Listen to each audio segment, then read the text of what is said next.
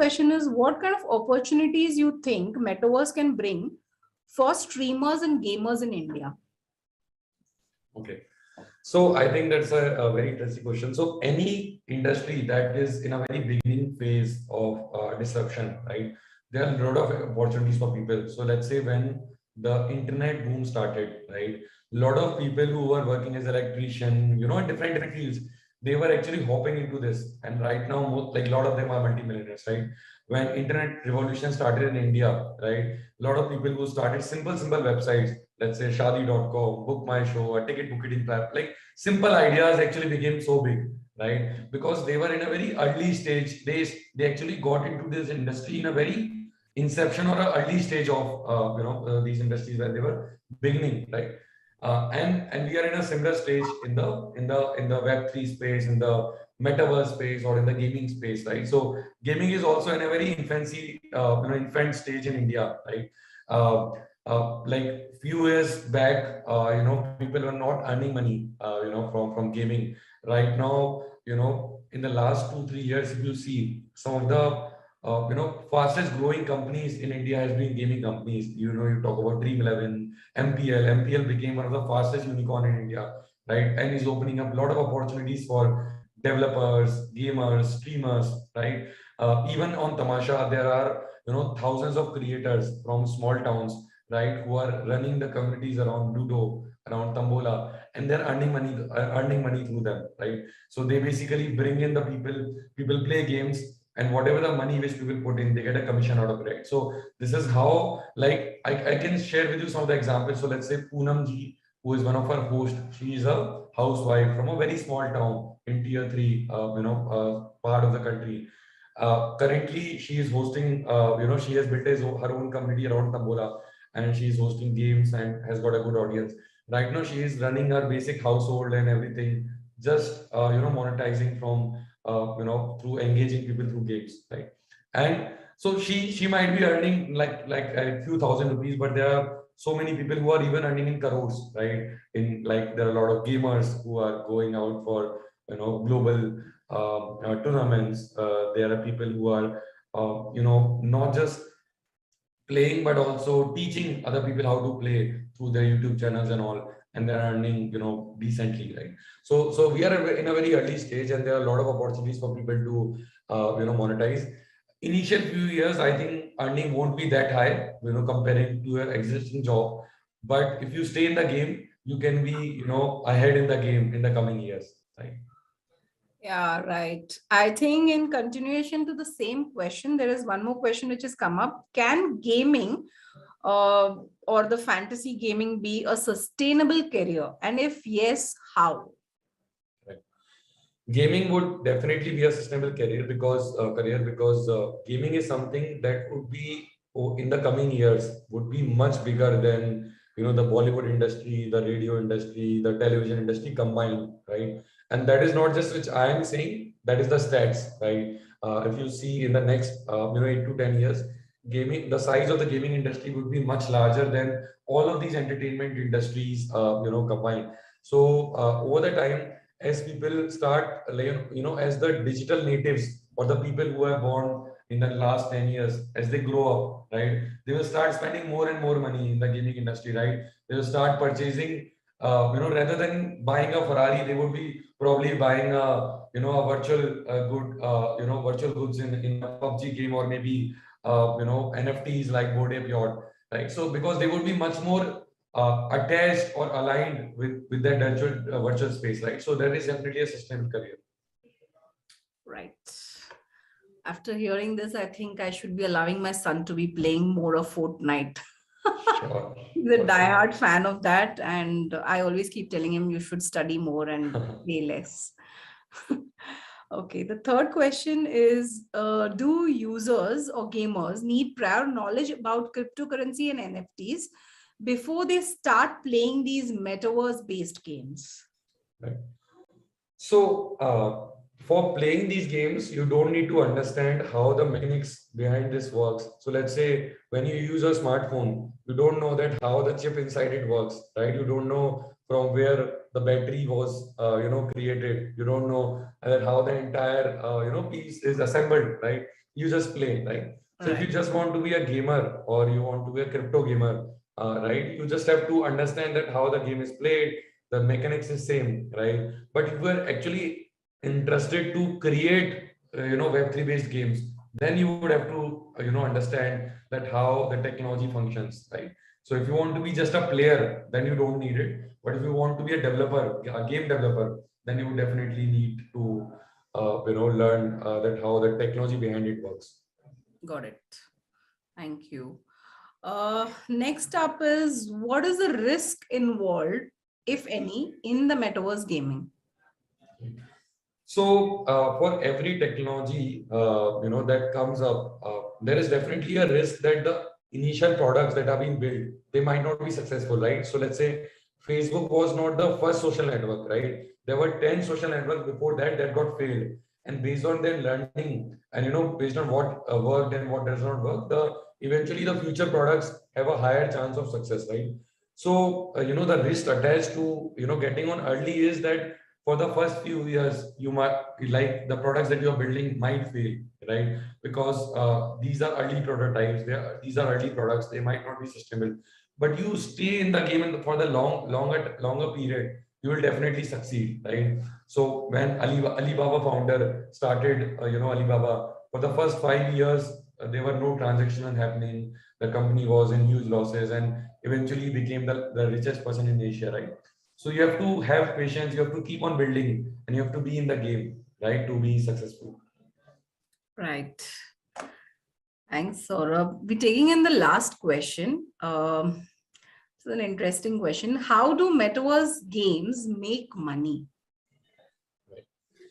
So the interesting part of the metaverse is that the currency which runs in the metaverse has its value in the virtual world only, right? So let's say if you are in a metaverse, the value which you create, you will eventually utilize that value, mostly in the virtual world only, right? So you should not be too much inclined towards creating, turning that value into a real world value, right? Then the true value around the metaverse loses out. So let's say it should not be like, so currently it's happening like that only, where you are creating some value in the metaverse, you are building some NFT in the metaverse, but you are eventually looking to convert that into real money, right? But how the future is, right, where people will find value in the virtual world only, right? So you won't, like, it won't be like that you would be comparing that how much this particular, virtual t-shirt that I have bought should be valued in the real world. You will actually start valuing that thing in the virtual world only, right? So that's how the economy of the future, like in the metaverse would work, where you will work hard in the metaverse to earn something, and you will start spending that money which you have earned in the virtual world only, right? You will buy virtual t-shirts and virtual jeans or virtual shoes and things like that, right? But currently it's like that, where you are, putting your effort in the virtual world, but you are trying to extract the value in the real world around it, right? So that's the present and the future around, how the economics around which it will work. Yeah, thank you so much. That was a very interesting session, Saurabh, I must say. I really enjoyed the session. I welcome all the crypto buddies to download the CryptoWire app today and be a part of the global learning. We also appreciate your valuable feedback on the session. Thank you, Saurabh. It was good knowing you and understanding your field well. And a lot of apprehensions we had in this. Being a mother, I had a lot of, doubts in terms of gaming and does that have a future? No, yes, no. So I think quite a bit of that has got cleared today. We'll, connect with you offline to know more about it. Sure. And thank you very much for hosting such a lovely session. And thanks CryptoWire for, arranging these kind of sessions for the community, right? So that's really a great initiative. Thank you so much. Thanks, Saurabh. Thanks to all of you all for being patiently listening and getting inquiries. And yeah, thank you. Okay. Thanks, Saurabh. Bye. Bye.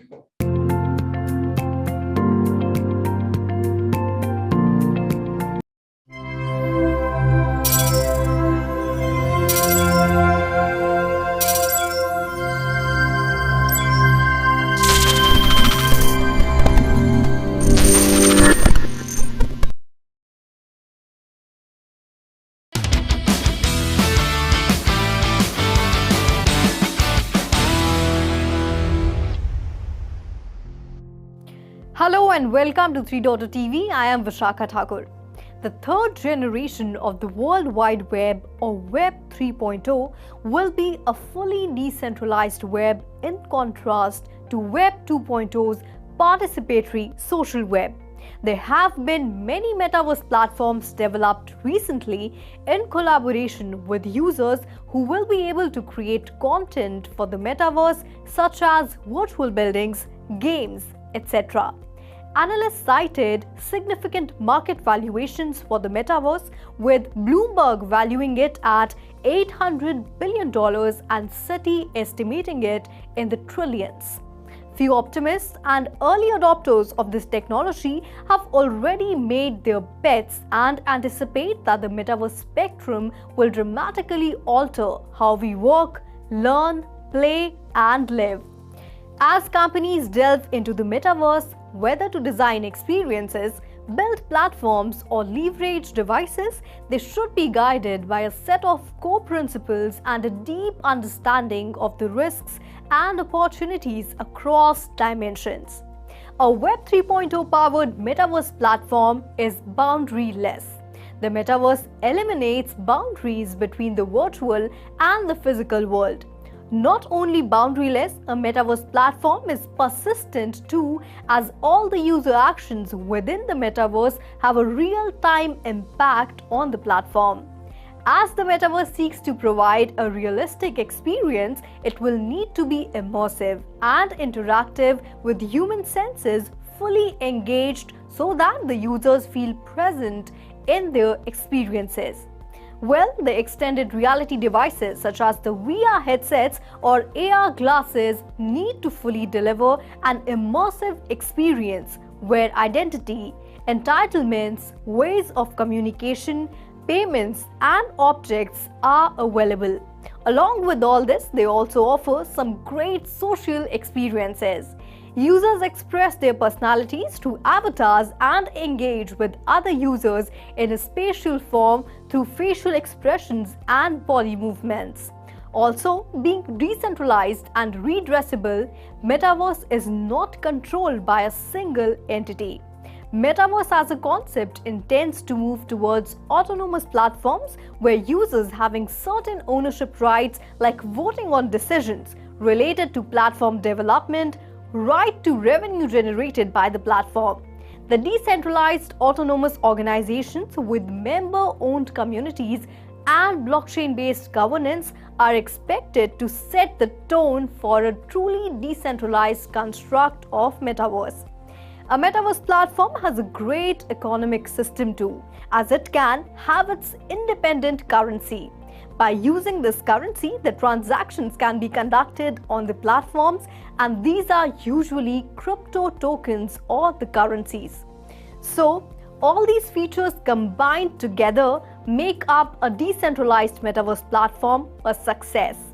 Well, that's all in this story. This is me, Vishakha, signing off. For more such stories, keep watching 3.0 TV. Do like, share, and subscribe to our channel. And for instant updates, do not forget to hit the bell icon.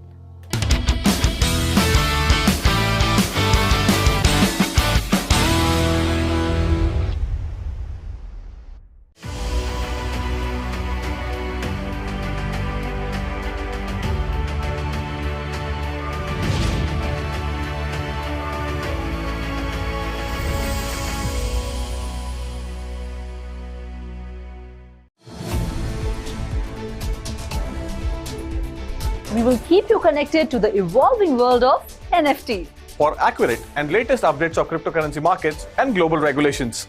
Metaverse and Web3. 3.0 TV covers the latest crypto crimes. Keeps you updated about the global crypto events and exhibitions.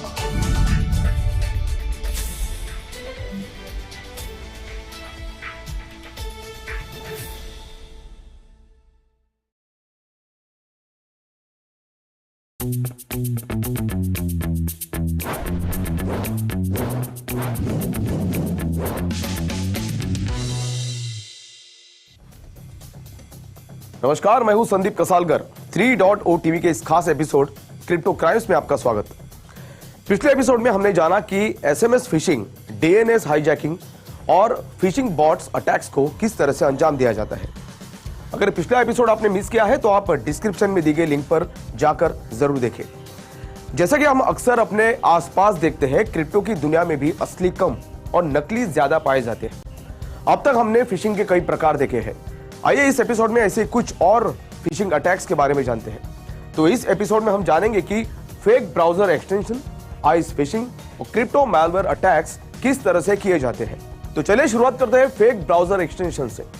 Fake browser extension internet users के लिए बेहद ही खतरनाक साबित हो सकता है।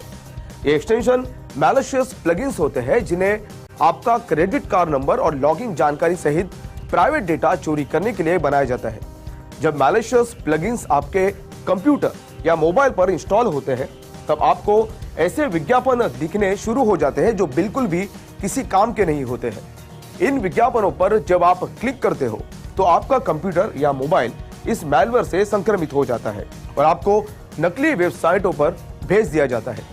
देखा जाए तो अधिकांश समय इन फेक वेबसाइटों या फिशिंग ईमेल का उपयोग नकली ब्राउजर एक्सटेंशन फैलाने के लिए किया जाता है। अगर आप नकली ब्राउजर एक्सटेंशन को इंस्टॉल करते हो तो उसे निकालना आपके लिए बहुत ही ज्यादा पेचीदा हो सकता है। ये एक्सटेंशन विशेष रूप से फिशिंग साइटों के रूप में कार्य करते हैं जिनमें आपके डेटा को टारगेट किया जाता है, जिनमें अधिकांश रूप से प्राइवेट कीज, मेमोनिक फ्रेजेस और की स्टोर फाइलें भी शामिल होती है। आइस फिशिंग अटैक में अटैकर आपको ट्रांजैक्शन पर सिग्नेचर करने के लिए मजबूर करता है, जिसकी वजह से अटैकर सीधे आपके टोकन पर कब्जा कर सकता है। इस अटैक में आपको एक फॉल्स ट्रांजैक्शन ईमेल किया जाता है जो एक रिलायबल सोर्स से आया हुआ प्रतीत होता है। फिर आपको अपनी प्राइवेट कीज का उपयोग करके ट्रांजैक्शन पर सिग्नेचर करने के लिए कहा जाता है। Crypto malware attack. अगर आप क्रिप्टो मैलवेयर अटैक के शिकार होते हैं तो आपको क्रिप्टो फिर से पाने के लिए फिरौती देनी पड़ सकती है, जो आपके लिए एक नई मुसीबत खड़ी कर सकता है। क्रिप्टो मैलवेयर अटैक को फिशिंग ईमेल, फेक वेबसाइटें और फर्जी ब्राउजर एक्सटेंशन के माध्यम से फैलाया जाता है। ये मैलवेयर आपके कंप्यूटर या मोबाइल पर इंस्टॉल होने के बाद सबसे पहले आपको आपके फाइलों को इंक्रिप्ट करना शुरू कर देता है और जब ये फाइलें इंक्रिप्ट हो जाती है तब अटैकर आपसे उन फाइलों को अनलॉक करने के लिए फिरौती की मांग करता है। ये फिरौती भरा मैसेज आपके कंप्यूटर या मोबाइल स्क्रीन पर दिखाया जाता है। अगर आप इन सारे फिशिंग अटैक से बचना चाहते हैं तो सबसे पहले किसी भी अनजान लिंक पर क्लिक न करें। आपकी प्राइवेट इंफॉर्मेशन इंटरनेट पर स्टोर न करें। किसी भी ब्राउजर प्लगइन को इंस्टॉल करने से पहले उस प्लगइन के बारे में अपनी खुद की रिसर्च जरूर करें और हाँ, अपने कंप्यूटर या मोबाइल का एंटीवायरस जरूर अपडेट करें। अगर आप इन छोटी छोटी लेकिन बेहद महत्वपूर्ण बातों पर ध्यान देंगे तो आप इस तरह के अटैक से बच सकते हैं। फिलहाल बस इतना ही। मैं संदीप कसालकर आपसे विदा लेता हूं। आप देखते रहिए 3.0 टीवी और इसी तरह के महत्वपूर्ण अपडेट्स पाने के लिए हमारा यूट्यूब चैनल सब्सक्राइब करना न भूलें। सतर्क रहे, सुरक्षित रहे। नमस्कार।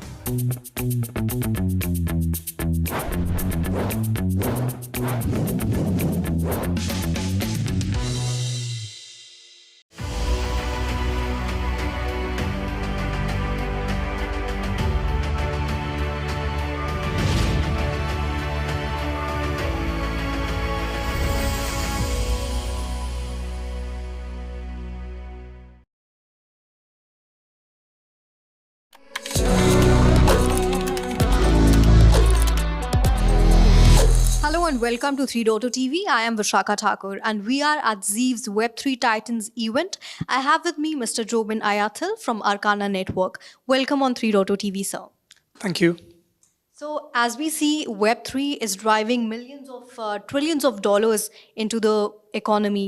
So what do you think is going to be the future, and in future, what impact will Web 3.0 have on the economy?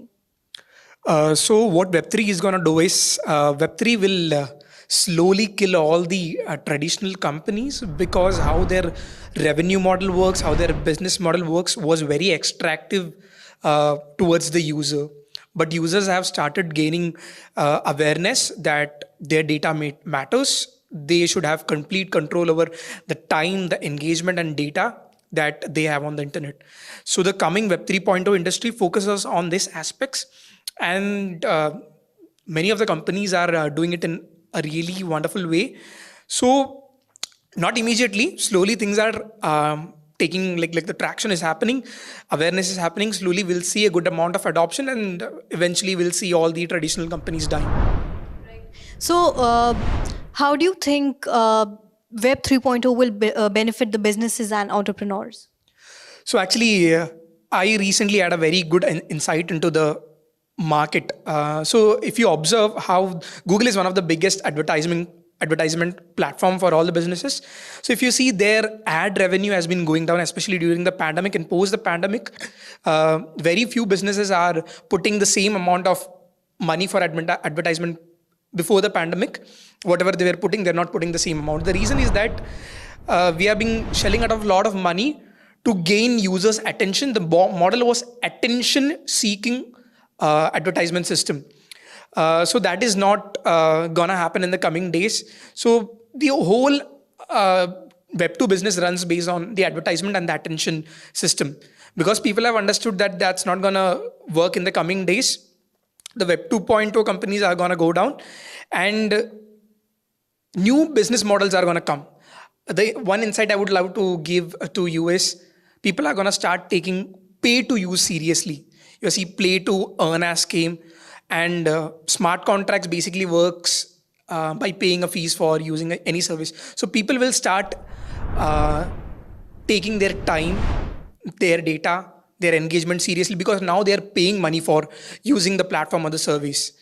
And so this is gonna affect the consumers' thought and mentality, how they will use a service, how to buy a product. So you will no longer be forcing people, bombarding them with constant advertisements to buy a product. Rather, these people will be paying for watching content. So they'll not be seeing advertisements that they don't wish to see.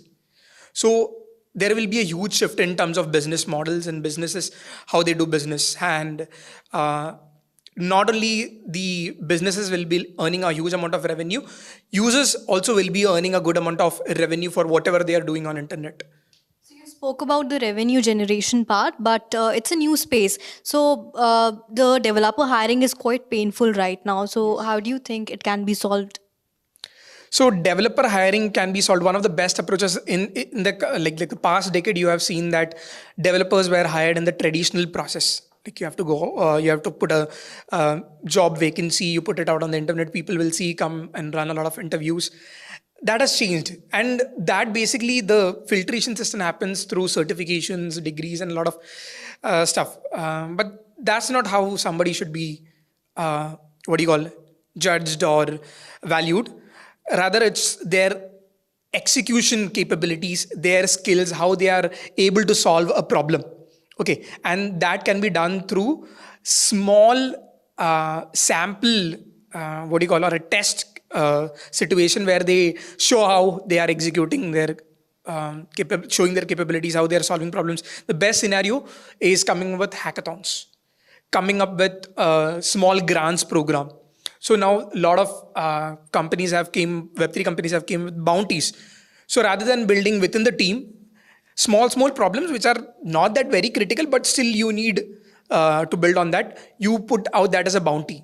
So external developers come and contribute to their project, they build and they get bounty. That way you can verify whether these people have really good skills, they are able to actually solve problem, rather than coming up with some 9 CGPA certificate and not eventually able to solve problems and build for the company. So hackathons are a very good place for that. And that is why you see Web3 companies sponsoring a lot of hackathons, engaging with developers through a lot of hackathons, fellowship programs, ambassador programs, hackathons, and one very important program that is guilds.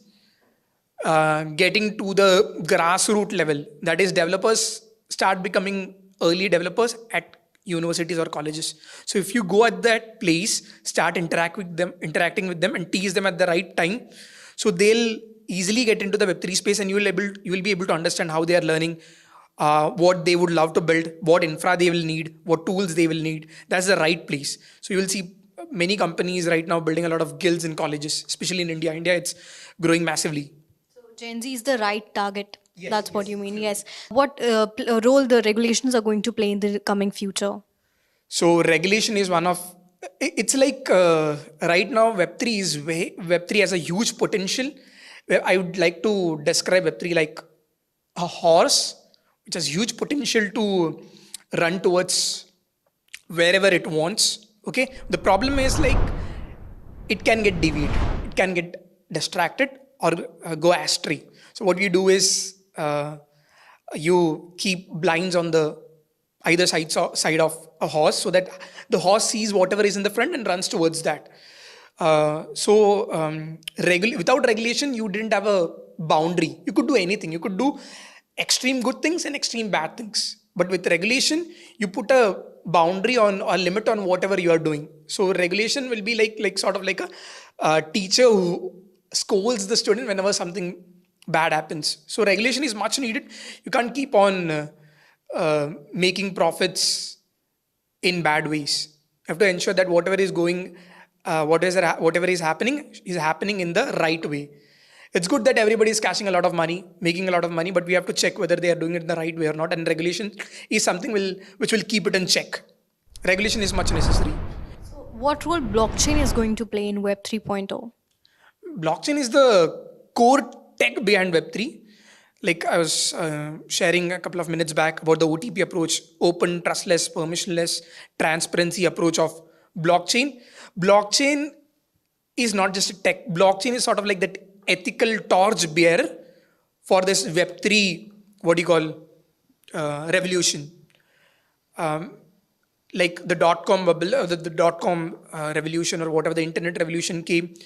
It was good. People were making a lot of money. Businesses were coming up, new businesses were building new products. Everything was happening, but something that lagged was ethics. But Web3 with blockchain is like business, products, everything with ethics, because blockchain is making everything like good for everybody. So blockchain is needed. Blockchain is the torch bearer for, especially if you see Ethereum. Ethereum is the torch bearer when it comes to blockchain's ethics. They're ensuring that everybody gets equal opportunity to access internet. It's secure. Nothing bad happens. So blockchain is going to be the one who leads this revolution. So since you also spoke about the NFT sector, what future do you see of the NFT sector? So right now NFT is like everybody's hype riding in this NFT wave. You see a lot of art which doesn't make sense getting sold for millions and millions.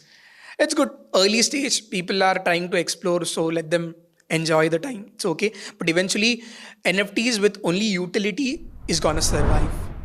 NFT is not here to just sell art. NFT is here to make the lives of people easy by providing them with utility. Like the best examples can be the common scenario. Anybody who is coming out of college, they can have NFT certificates. COVID certificates, vaccination certificates, this can be made out of NFT. So utility is the only thing that will help NFTs survive. If you are gonna run, we have NFT only because it is selling out for millions, not for long. Alright, so thank you so much for sharing your insights and knowledge with our viewers. Thank you so much for being on 3.2 TV. Thank you.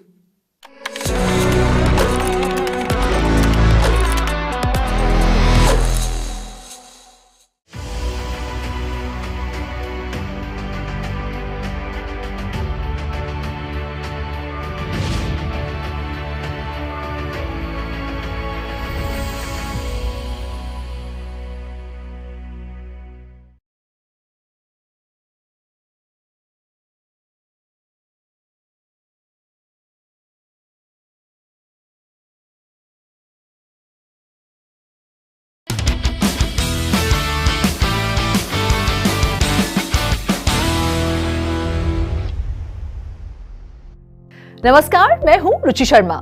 Bharat हमेशा से एक कृषि प्रधान देश के नाम से जाना जाता रहा है, लेकिन अब टेक्नोलॉजिकल इनोवेशन में भी भारत तेजी से आगे निकल चुका है। भारत की स्टार्टअप इकोसिस्टम दुनिया भर में तीसरे नंबर का स्थान अर्जित कर चुकी है। इस स्टार्टअप इकोसिस्टम में भारत के 118 से ज्यादा accelerators, 26,500 active angels, 150 venture Capitals के साथ तरक्की की राह पर है। भारत ने भले ही क्रिप्टो का स्वागत नहीं किया है, लेकिन क्रिप्टो की इकोसिस्टम देश में बढ़ रही है। ब्लॉकचेन टेक्नोलॉजी के इनोवेशन से कमाई का जरिया बढ़ रहा है। क्रिप्टो करेंसी के अलावा भी ब्लॉकचेन टेक्नोलॉजी का इस्तेमाल कई एप्लीकेशंस में किया जा रहा है। भारत की 80% से ज्यादा आबादी असंगठित अर्थव्यवस्था में काम करती है। यही बड़ी आबादी फ्रॉड का शिकार होने की संभावना बनी रहती है। भारत के लिए ब्लॉकचेन टेक्नोलॉजी नई नहीं है। भारतीय बैंकिंग और इंश्योरेंस सेक्टर के अलग अलग एरियाज जैसे trade finance, cross border payments और लॉयल्टी एंड डिजिटल आइडेंटिटी में ब्लॉकचेन की टेस्टिंग को कुछ वर्ष पहले ही शुरू कर दिया गया था। भारत में सरकारी क्षेत्र ही नहीं बल्कि निजी क्षेत्र में भी बड़े पैमाने पर ब्लॉकचेन को अपनाया है।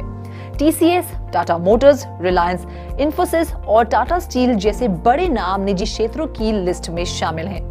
Telecom regulatory authority of India, Indian tea board, cotton industry, coffee board of India जैसे सरकारी क्षेत्रों ने भी ब्लॉकचेन को अपनाया है। कई भारतीय कंपनियां ब्लॉकचेन डेवलपमेंट के साथ दुनिया को आशाजनक परिणाम दे रही हैं।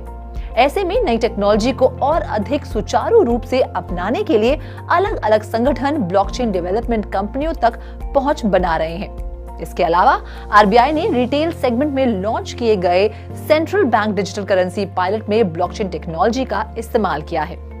बीते साल प्रधानमंत्री नरेंद्र मोदी ने दावा किया कि ब्लॉकचेन जैसी डिसरप्टिव टेक्नोलॉजी का लोगों के जीने और काम करने के तरीके पर गहरा प्रभाव पड़ेगा।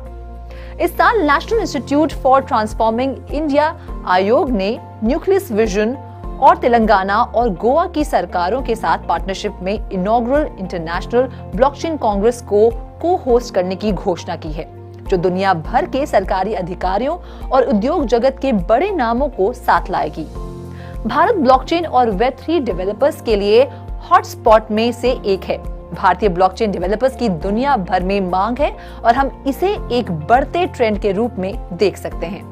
इस खास स्टोरी में फिलहाल इतना ही। ऐसी और दिलचस्प स्टोरीज हम आपके लिए लाते रहेंगे। मैं हूं रुचि शर्मा, आप देखते रहिए 3.0 TV।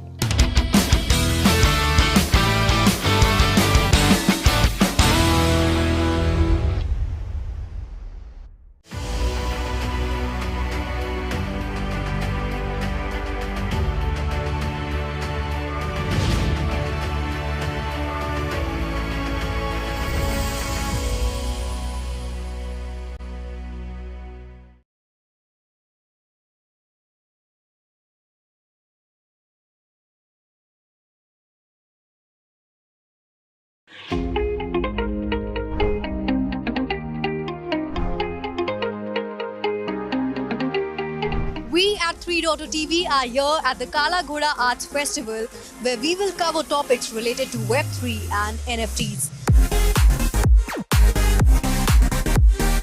We will also take a street view on how much people know about the world of Web3.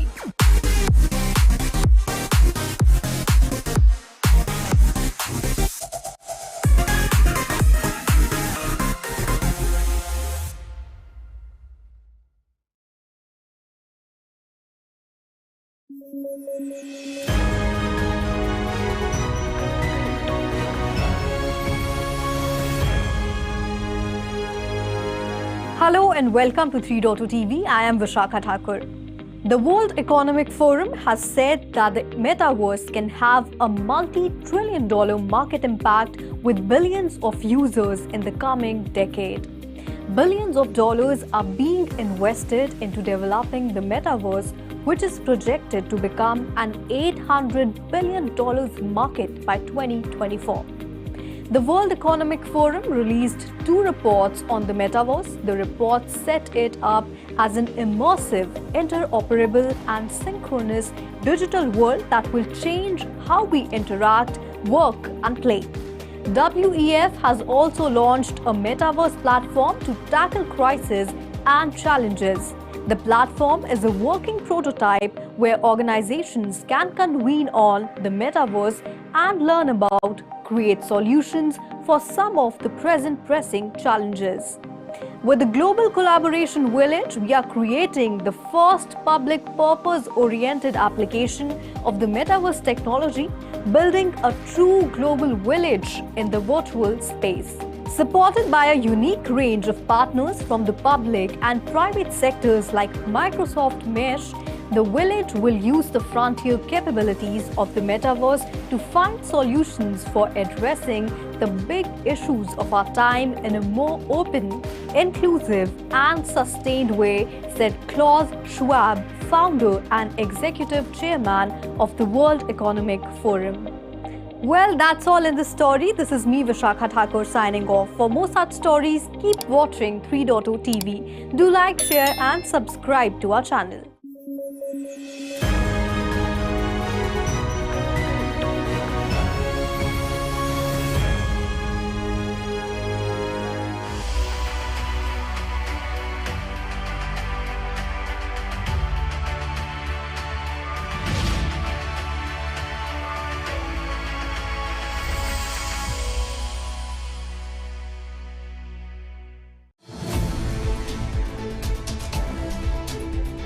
We will keep you connected to the evolving world of NFT. For accurate and latest updates of cryptocurrency markets and global regulations.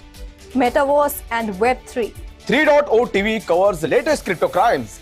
Keeps you updated about the global crypto events and exhibitions.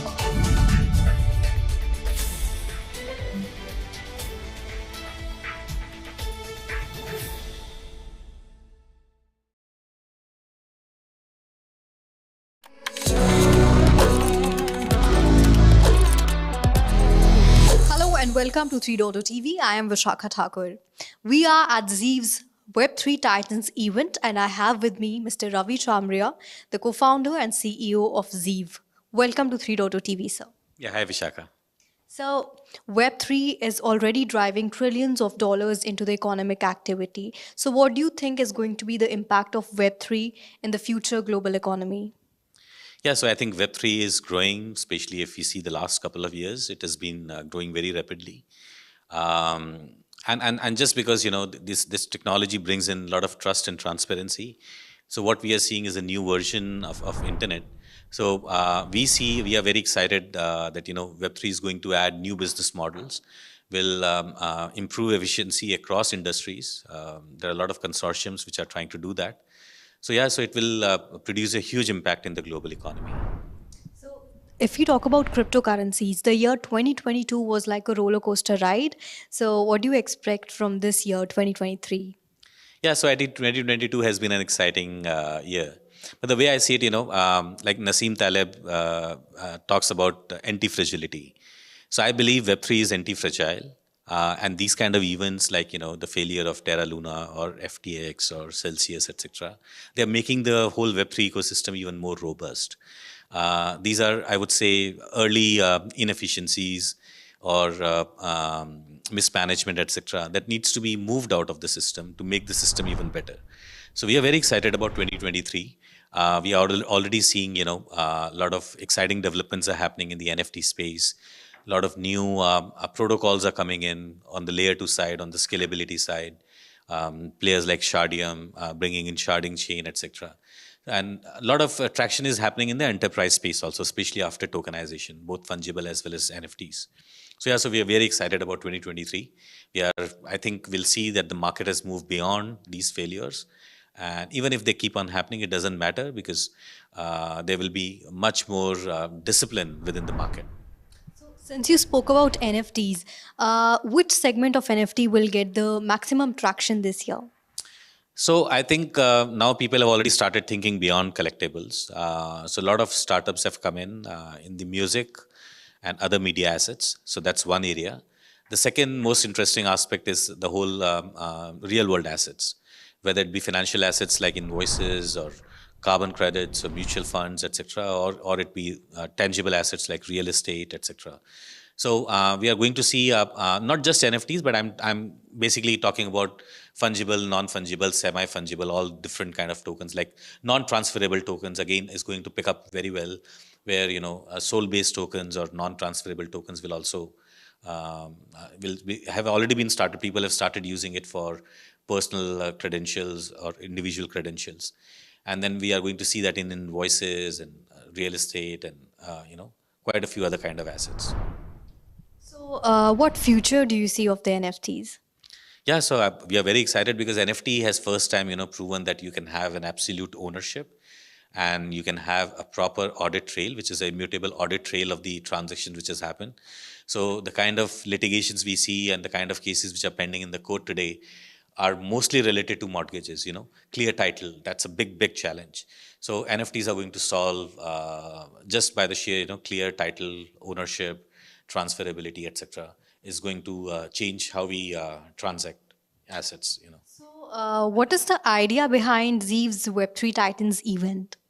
Yeah, so our idea is to, this whole event is geared towards evangelism, building community, and increased adoption of Web3 among the users. Most of the meetup participants are either students or early builders, and who wants to learn, who wants to understand what Web3 is. So whole idea of these meetups is to interact with more and more people who are interested to know about Web3, who are planning to build in Web3 or who are already building in Web3. And we, as one of the leading infrastructure players in the Web3 space, would like to help out more and more developers to be part of Web3 ecosystem. So, developer hiring is quite painful. So, how do you think it can be solved in the near future? One of the interesting aspects is hackathon, where you can actually give a challenge, you can see how developers have been building, and based on that you can do a selection. And then there are few interesting startups coming in the Web3 space where they are democratizing the whole hiring piece also with proper privacy. So that I think again is going to make some changes in the HR or the hiring space. If we talk about metaverse, countries and companies are betting big on it. So is the future of metaverse bright? Yeah, 100%.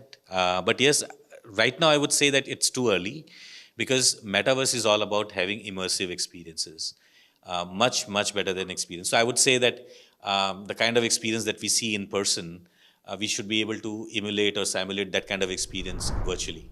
So there's a huge gap, moving from Zoom videos to those immersive experiences where we actually feel no difference. So yes, necessary ecosystem components are being built. AR, VR, other technologies are maturing. The different kind of headsets, etc., are becoming more affordable. Once this happens, and then blockchain is playing a role to bring in digital identity, financial transactions, token-based assets, etc. A lot of interactions will start happening in a much more trusted manner using blockchain. So combine, VR, AR, and other technologies, immersive technologies, plus blockchain. Metaverse is definitely very promising, and I think it's a natural extension. So we have seen, how in Web2, virtual interactions have improved business processes, right? And we have seen, during COVID, a lot of digital transformation took place. People who are already digitally transformed, they actually took benefit of the lockdowns, right? So people have realized that, as the world moves more, international borders are getting diluted. So you require digital transformation, and metaverse is just a natural extension of that. So what are the advantages for early adopters of Web3? Yeah, so early adopters, because right now these are early days, and you can be part of Web3 means you are building the, early startups in this space, early components, and you can be the top players of tomorrow. Absolutely. So, all right. Thank you so much, sir, for being on 3.2 TV and sharing your knowledge and insights with our viewers. Thanks, Vishaka.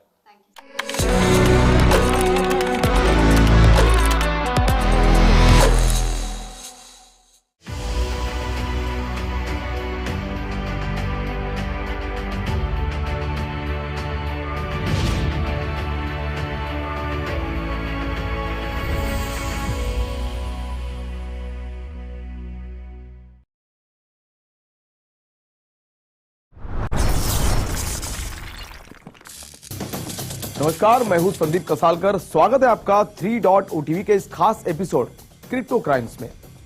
Replay attack, इस नाम को अगर आप दोहराओगे तो आप समझ जाओगे कि रिप्ले यानी बार बार होने वाला अटैक। यह एक नेटवर्क अटैक का रूप है।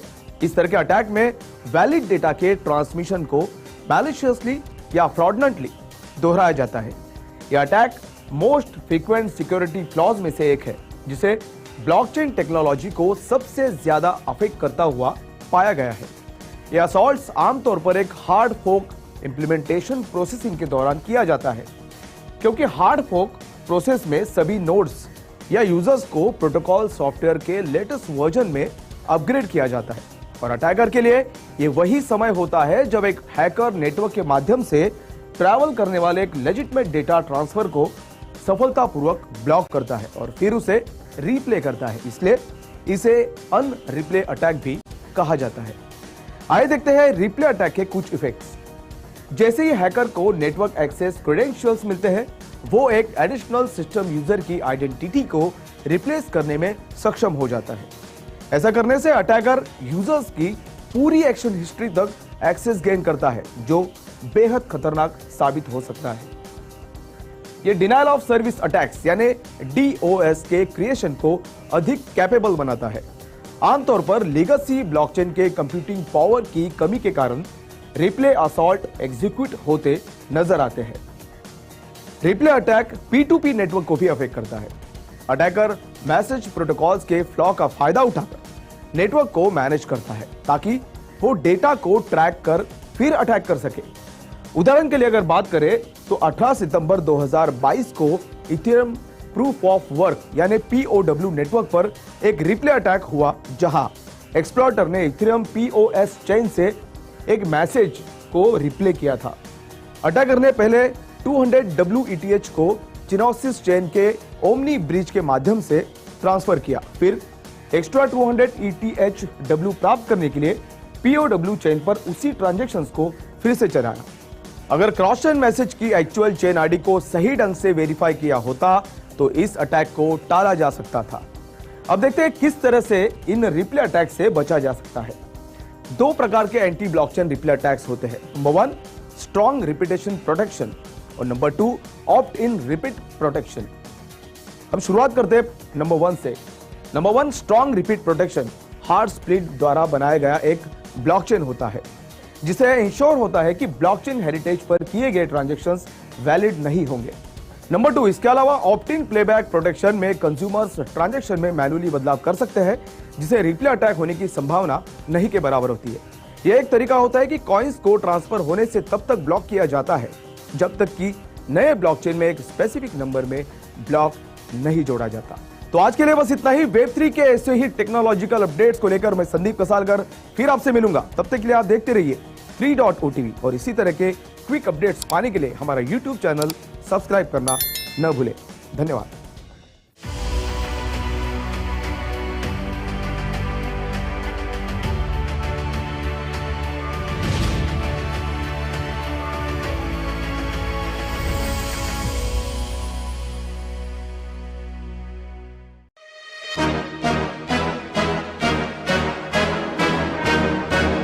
The music industry is all set to be disrupted yet again. Of course, this disruption is going to be music to the ears of all music lovers, including stakeholders like song artists and craftsmen whose talent and skills give us memories for generations to last. Let's begin the lyrical journey of music on blockchain with 3.OTV. Look at you now, look at me. How you like that now?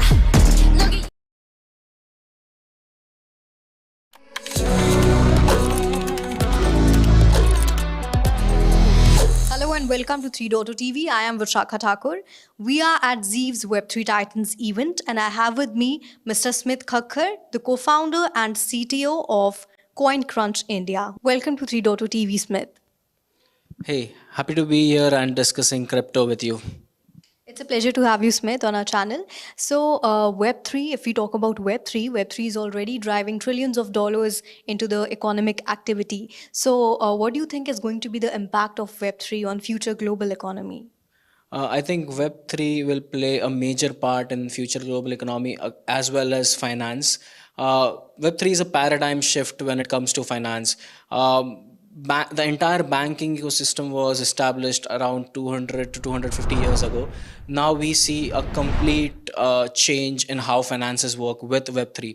So though Web3 is at a nascent stage right now, but going forward in the next decade, I think going forward the next decade would be of Web3 and crypto. We will see banks, financial institutions adopting blockchains. So a lot of banks have already started doing POCs, issuing loans on top of blockchains, credit letters on top of blockchains. So going forward, we might see a lot of financial companies integrating blockchain solutions in their processes, and going forward also move entirely to the blockchain.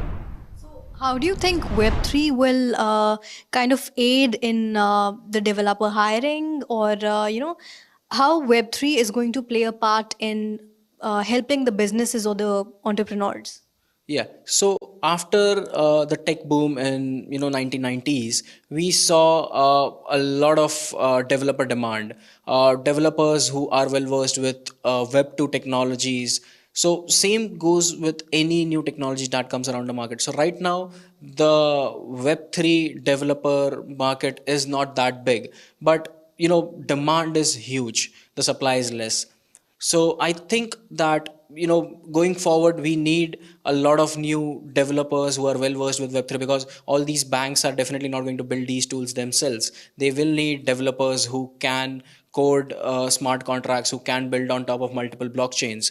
So this is why a lot of companies, a lot of Web3 companies these days have something called as DevRels, who build these developer communities, educate them, organize events, and help with onboarding developers from Web 2 to Web 3. So the year 2022 was like a roller coaster ride for cryptocurrencies. So what do you expect from this year, 2023? First of all, I think 2023 will be not that of a roller coaster ride compared to 2022, because there was a lot of noise in 2021, 2022. This year we will see a lot of noise, reducing a lot of noise, and only serious companies, serious startups that are actually building for the growth of Web3 surviving. And we'll see a lot of Web3 founders who are serious enough will put their heads down and build for the next decade of Web3. So this year we'll see a lot of tech advancements, like we already are seeing a lot of Web3 companies, multiple Web3 companies coming out with ZK EVM. So the ZK tech will mature, like ZK for privacy will mature in a year or two. ZK for scalability will also pick up. So technically this year would be good, as there is less noise, so founders can focus on building. So would you like to comment on the recent FTX collapse? Yeah, so FTX collapse has further added to the filtering out of noise. We see that as FTX went down, a lot other companies which were associated with FTX in some or the other way, these companies had to go for the betterment of Web3. As it happened sooner than later. If this would have happened like a few years down the line, a lot more companies would have blown up. So I think in a way, I feel bad and I feel sorry for the people who lost money in FTX. But I think after the FTX has gone, in the next coming months, we might see a lot more, not exchanges, but companies that are not financially sound, who didn't have good risk management policies. So we might see these companies going down, and any company that had good financial management, good policies in place might survive. So investors are quite optimistic. So any message you would like to give to the investors? So investors, first and foremost, do not invest into anything that you don't understand. First. Second is, when you invest into anything, not only crypto, be it stocks or land or any asset class, even gold, do your due diligence before investing. Understand what you are investing into, what the underlying asset class does, what is it backed by, what are the future prospects, and do not just speculate because you see returns. Your every investment should be backed by logic. Any industry, not only crypto, but any investment decision should be backed by logic. So that's what I would like to say to the investors. All right. So thank you so much, Smith, for sharing your knowledge and insights with our viewers. Thank you so much. It was a pleasure talking about crypto and developer ecosystem, FTX and everything. Thank you so much for being on 3.2 TV.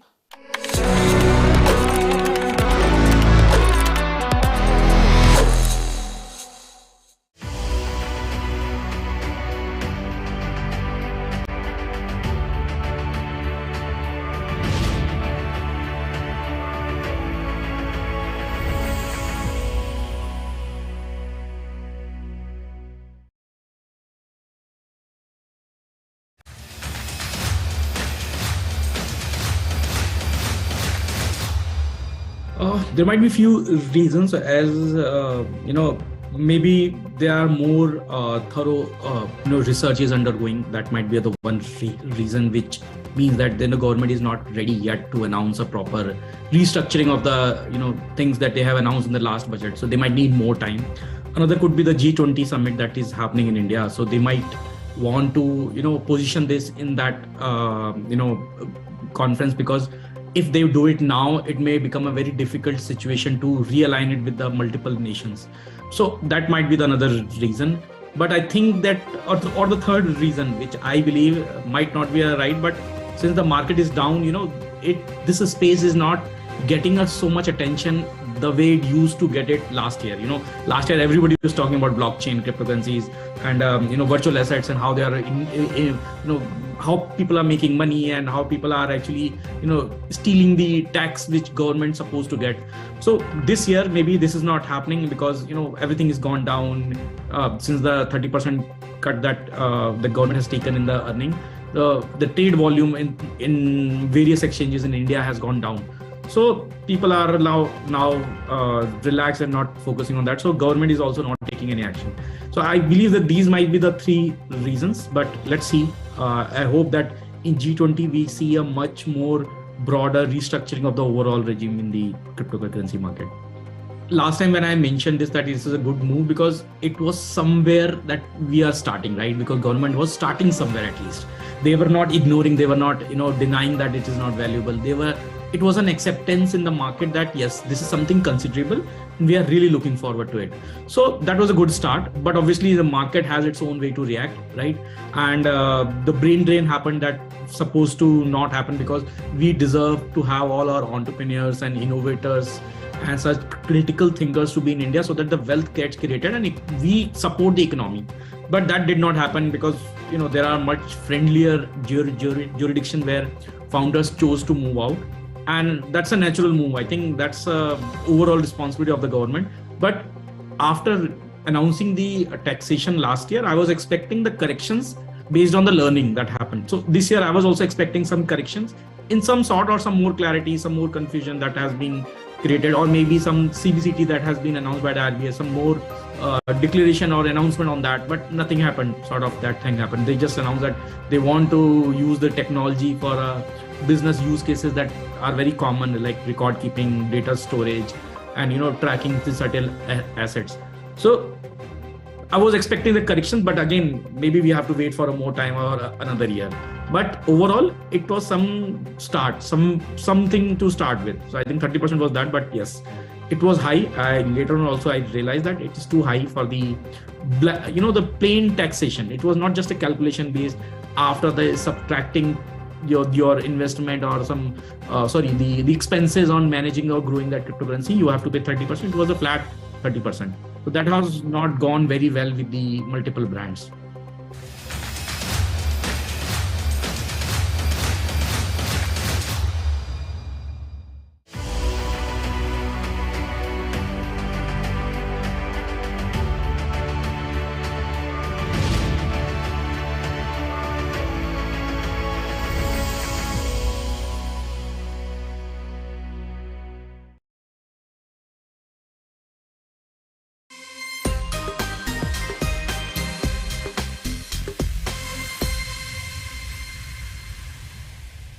नमस्कार, 3.0 TV में आपका स्वागत है। मैं हूं रुचि शर्मा।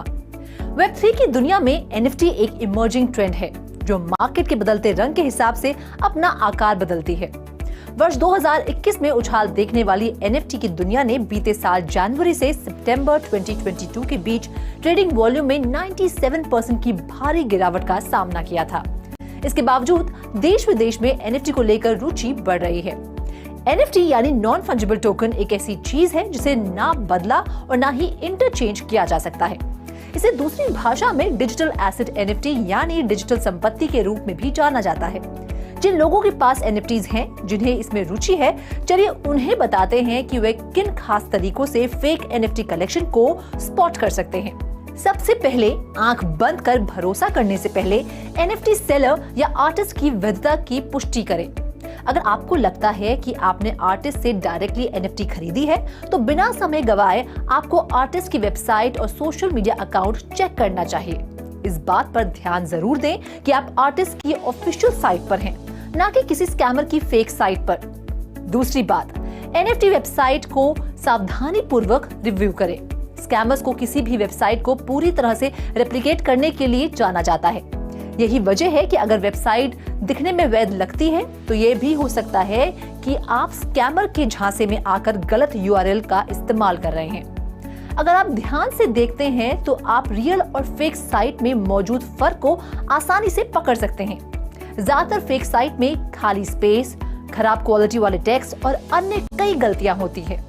इसके अलावा NFT खरीदने से पहले आपको सेल्स वॉल्यूम की पुष्टि करनी चाहिए।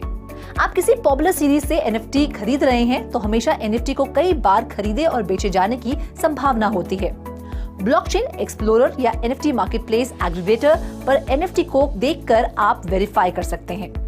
फ्रॉड से बचने के लिए हमेशा ब्लॉकचेन पर होने वाली NFT ट्रांजैक्शन को 2 बार चेक करने की जरूरत होती है।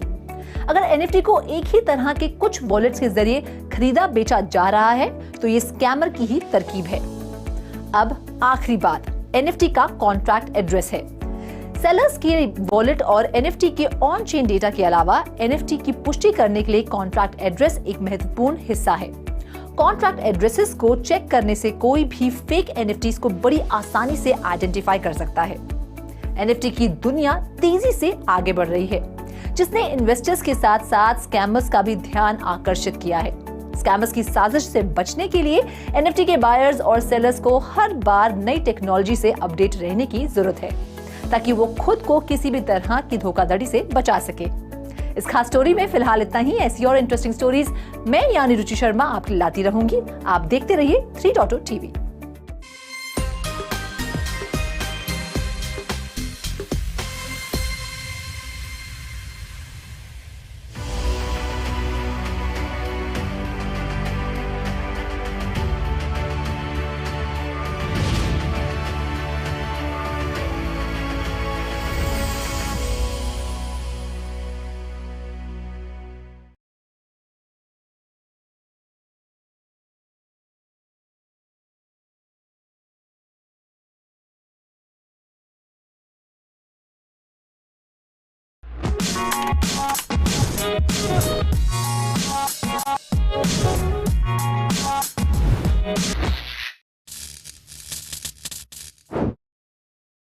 Hello and a very warm welcome to all the viewers of 3.0 TV. This is Manoj Dara. So, as per the latest Fitch report on stablecoins, the overall capitalization of the sector has shrunk significantly since the collapse of Terra in the May 2022, falling from around USD $189 billion at the end of April to around $144 billion at the end of December.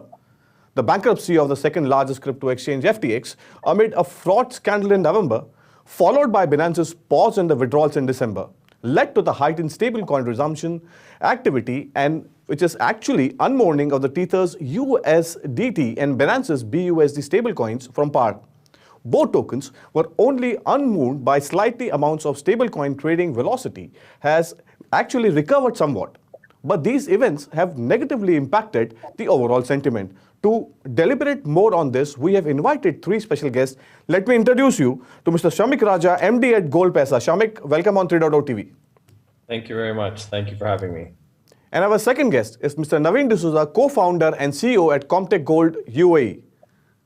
Naveen, welcome on 3.0 TV. Hi Manoj, thank you. Thank you for having me. And our third guest is Mr. Oliver Marco. He's a co-founder and CEO of Global Alliance. Oliver, welcome on 3.0 TV. Hello, welcome for having me. All right, so we'll start with Shamik. Shamik, since we're talking about stable coins and road ahead, you all operate in this space. So how do you, there is one recent announcement which has come for this sector, wherein the World Economic Forum, which has decided to launch the Universal Digital Payment Network, UDPN, and this announcement, how excited are you about this announcement and what is the way forward? Yes, so I think that the ease of transferring CBDC into stablecoin through a global network, I think is fantastic. I mean, it makes it easier to go in and out of stablecoin assets, which is really what all of us are speaking about here today and are involved with in some shape or form. So I think this is a fantastic thing that they're doing. And I think that as the market increases in the crypto space, people need an asset class where they can invest and go in and out of their risky asset classes into a stable form without having to remove their funds off the blockchain and into fiat when they're looking for a safe haven before they make their next investment decision. And I think that the ability to do this with CBDC into a stablecoin and vice versa is absolutely fantastic for the industry, and it makes it much easier for customers to reach our asset class and the stable coins that we're involved with. So Oliver, Shamik is talking about customer more towards customer centric. This announcement is. So what is your first reaction on the UDPN and how this will change the game for the retail sector? If you can just highlight, because actually this announcement goes much deeper. The blockchain company who has actually launched this is, we will not say this is the direct competition to the SWIFT, but this intends to take on this segment on a big scale. What's your opinion? Right, yeah. So what I wanted to say first is that actually with SWIFT, we have something which is kind of international system. It should work in principle the same way, but still it doesn't reach anyone at the stage in the world. So if there's a new solution to come, yes, we need just to see how will be the adoption and if it really works out that everyone on this planet can be reached. I mean, that's also one of the missions of our company. We try to reach everyone on this planet and connect them with financial solutions. So yes, we welcome any way to achieve that, and to what protocols we use at the end, it doesn't matter, but it has to be something which can be rolled out to the masses. At the moment with current stablecoins, I mean, we have a lot of protocols, but it's a little bit cumbersome for the clients. So now, for example, they have USDT, they have BUSD, then they have USDT on Tron.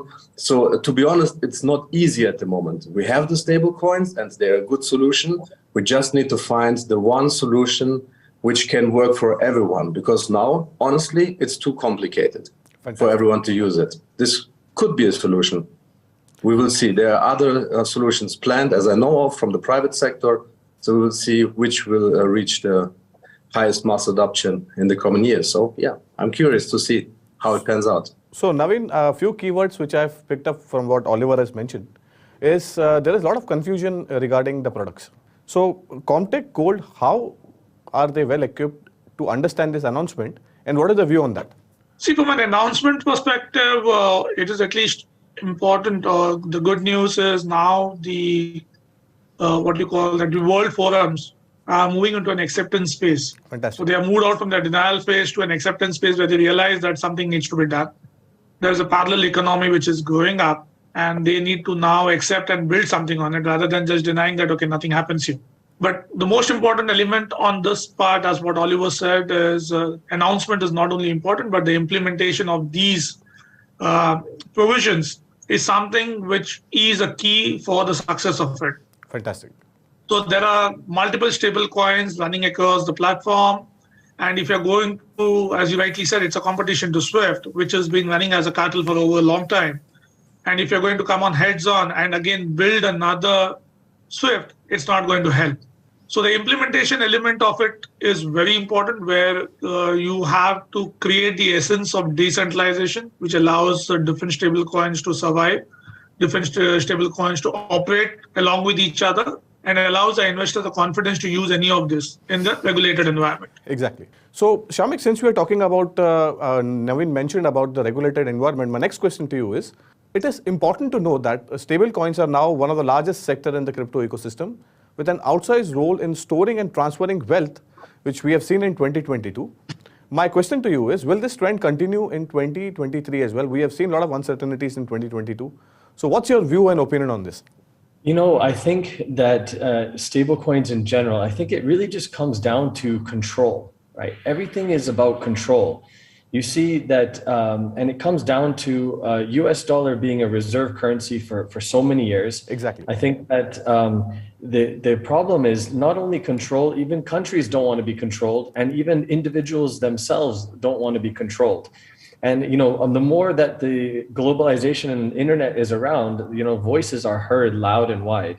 And it seems a lot of times that controls are being put in place for a select few who are bad actors in the environment, and it affects all the main guys who are trying to do business, all the smaller guys who are trying to do what they want to do, and it's a small segment of bad actors that are abusing the system. And then it comes down to trade, right? How countries trade with each other. And again, it comes down to control. As soon as you know that you're dealing in dollars and that your dollar tap can be turned off in a minute, you're going to have countries that are going to come out with more stable coins in order to do their business, because they cannot be controlled.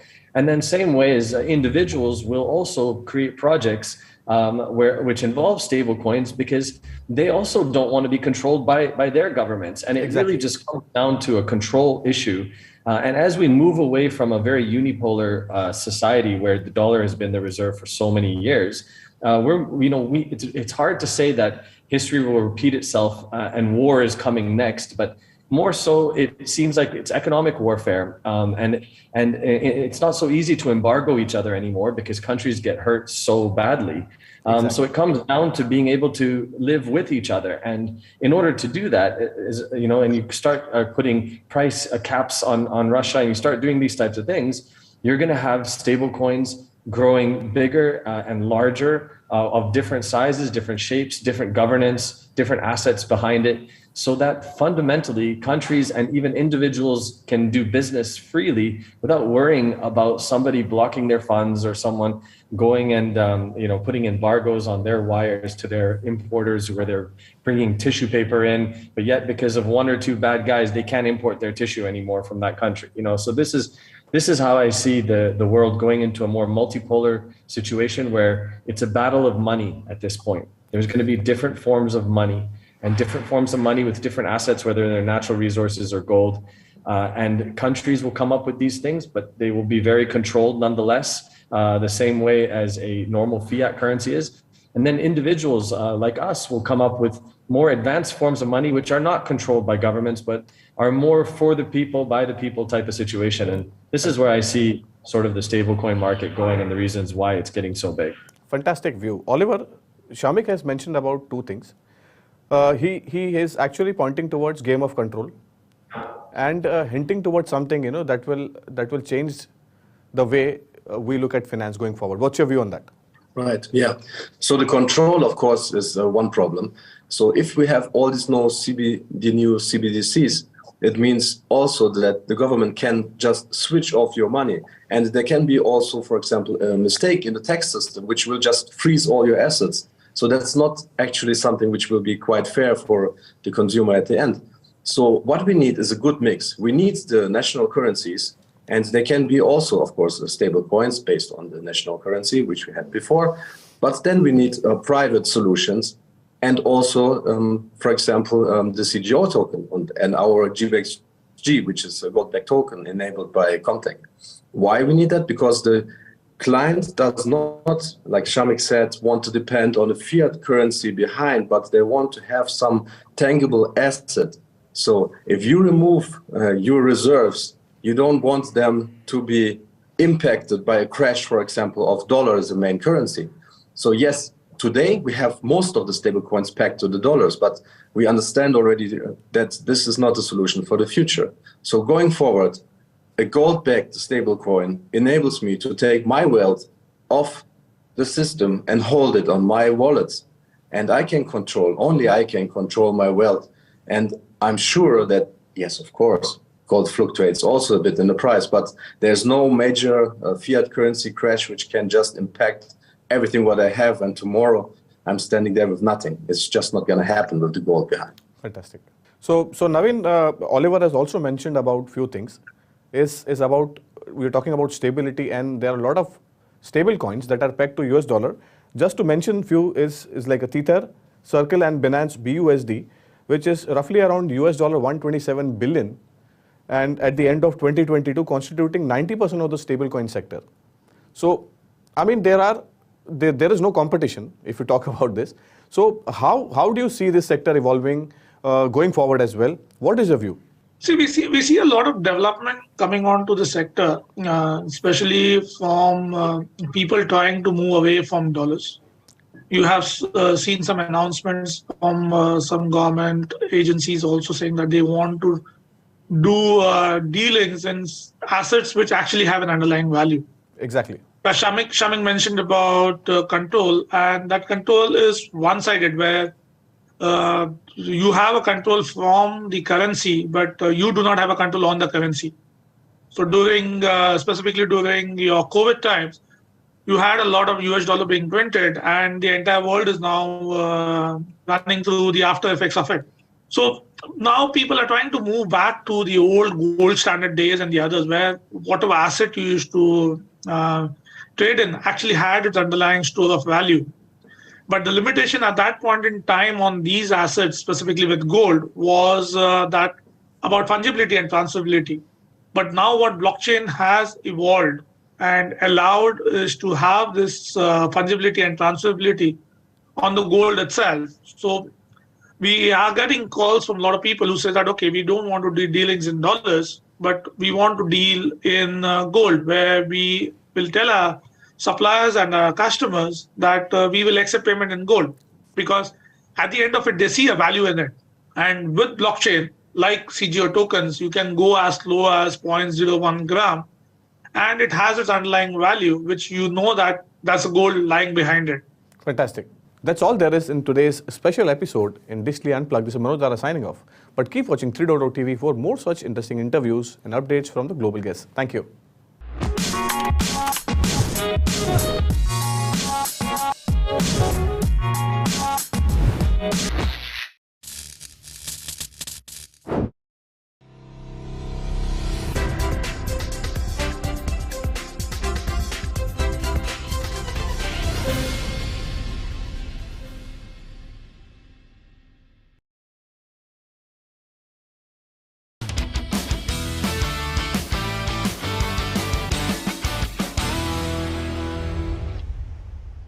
Hello and welcome to 3.0 TV. I am Vishakha Thakur. In today's metaverse, gaming is at the core, and tech giants are placing significant bets there. A research by Valuates estimates that the gaming-driven global metaverse business will top $28 billion by 2028. Despite being in its infancy, the metaverse is now home to a number of platforms that provide a range of experiences. Therefore, today's topic will be Star Atlas, one such platform.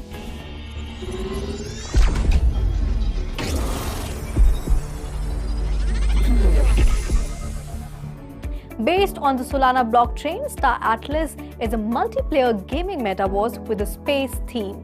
Automata created it, and players can cooperate, plan and engage in combat to advance into uncharted territory. To begin the game, players purchase ships and NFT-based spacecraft from the internal market. The capacity to battle opposing groups and locate resources placed around the Star Atlas metaverse depends on a player's ability to use these spaceships with various details, personnel and components. Star Atlas began its first token creation event in August 2021. It has gaming components that incorporate the idea of non-fungible tokens. Each and every item in Star Atlas is also a blockchain-based NFT transaction. Star Atlas has two tokens, Polis and Atlas, that drive all game operations. Polis is the governance token and Atlas is the payment token. The Star Atlas team released its gameplay in modules, and the only available module to play is their mini-game titled Score Tier 0. In Score, players can stake their assets and earn Atlas by enlisting their spaceships to aid their faction side of the conflict. Star Atlas's best feature is its community, as the community on Discord has thousands of members who are willing to chat at any time of the day. Star Atlas combines 4 genres for a stimulating experience, which includes grand strategy, exploration, role-play and space flight simulation. Other activities include building lands and cities, selling merchandise and creating factions and regional DAOs to rule the various institutions in the universe. Sometimes you will play defense to protect your territories, while other times you will create offensive strategies to expand your regions in the Star Atlas universe. Since the game is decentralized, you can also vote on governance issues via the Star Atlas DAO if you own Polis, the governance token. Therefore, it will be interesting to see how Star Atlas unfolds in the days to come. Well, that's all in this story. This is me, Vishakha Thakur, signing off. For more such updates, keep watching 3.0 TV. Do like, share and subscribe to our channel.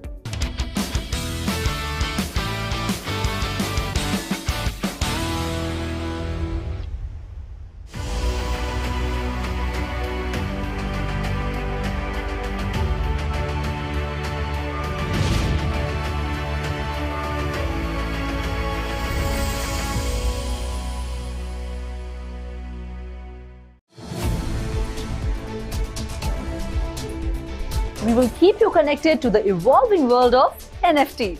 For accurate and latest updates of cryptocurrency markets and global regulations. Metaverse and Web3. 3.0 TV covers the latest crypto crimes. Keeps you updated about the global crypto events and exhibitions.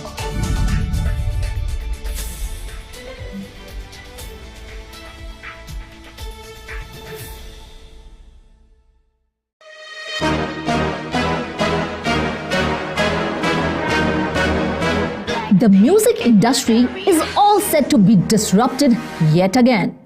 And this time, it's on blockchain.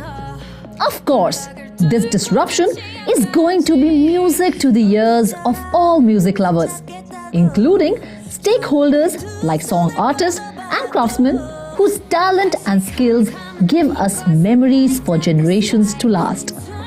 Millennials and Gen Z may have their ears plugged into streaming music all the time, but even they would love to know how we got here. How you like that?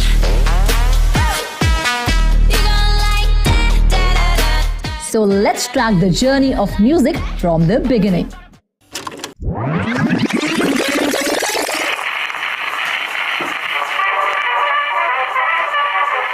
From the phonograph or gramophone, which started it all.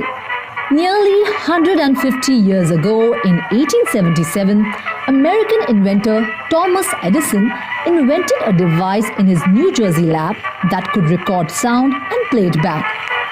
Mary had a little lamb, its fleece was white as snow, and everywhere that Mary went, the lamb was sure to go. It could be shared and sold too. In a way, Edison could be called the creator of modern music business. Over the years, the phonograph took different forms, from the cylinder shape to flat disc, until finally being replaced by the vinyl disc.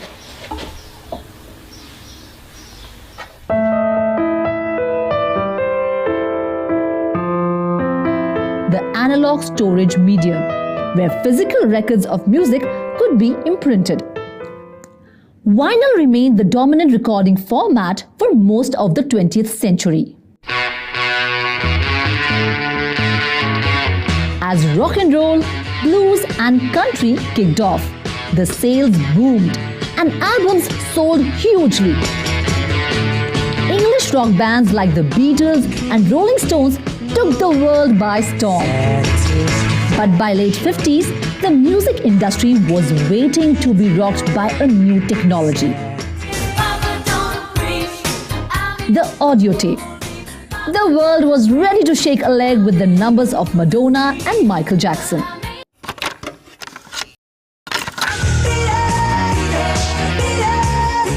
When introduced, the auto cassette tapes wasn't a game changer, but being able to record music on a smaller device for greater portability. Tiny stereo cassette player with truly incredible sound.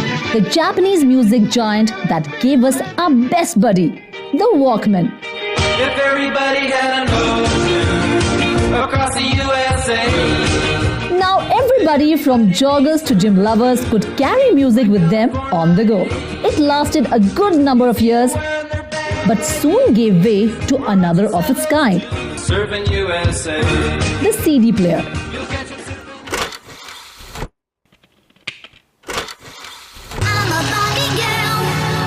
The CDs became instantly popular, with business zooming past tens of billions in the US alone.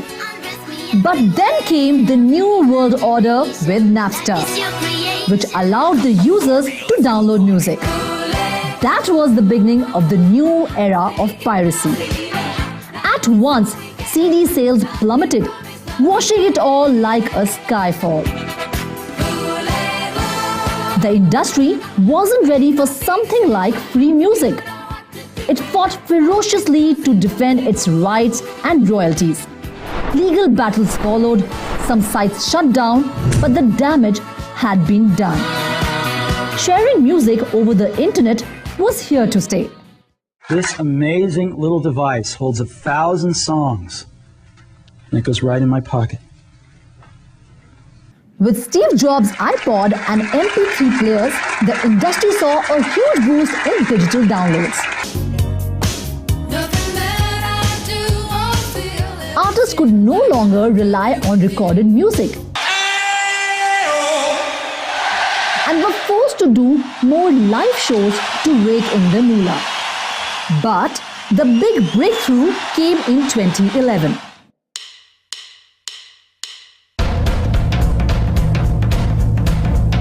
This time, it was called Spotify, a streaming app. The Swedish startup managed to do what others could not. Simply license a big fat library of music so that instead of buying and owning the songs and albums, the world would simply latch on to listening to music. Advertisements and subscription drive the business for platforms like Spotify. The free version of Spotify has 50 million subscribers, of which 12.5 million pay $120 per year. It has so far paid over $23 billion in royalties to rights holders, who are distributors or record labels who in turn pay artists for the royalties they earn. The global music streaming market size is pegged at $34.3 billion. Spotify has now become the biggest aggregator of streamed music. With blockchain, it is now set to disrupt the music industry yet again, so that it can preempt and contest competition from the likes of Apple Music, YouTube, and others.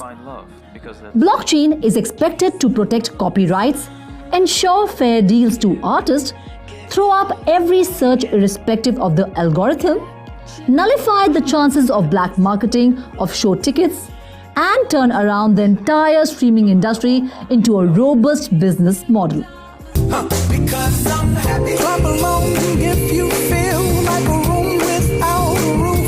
After all, music transcends all layers of our existence, be it psychological, physical, or even causal.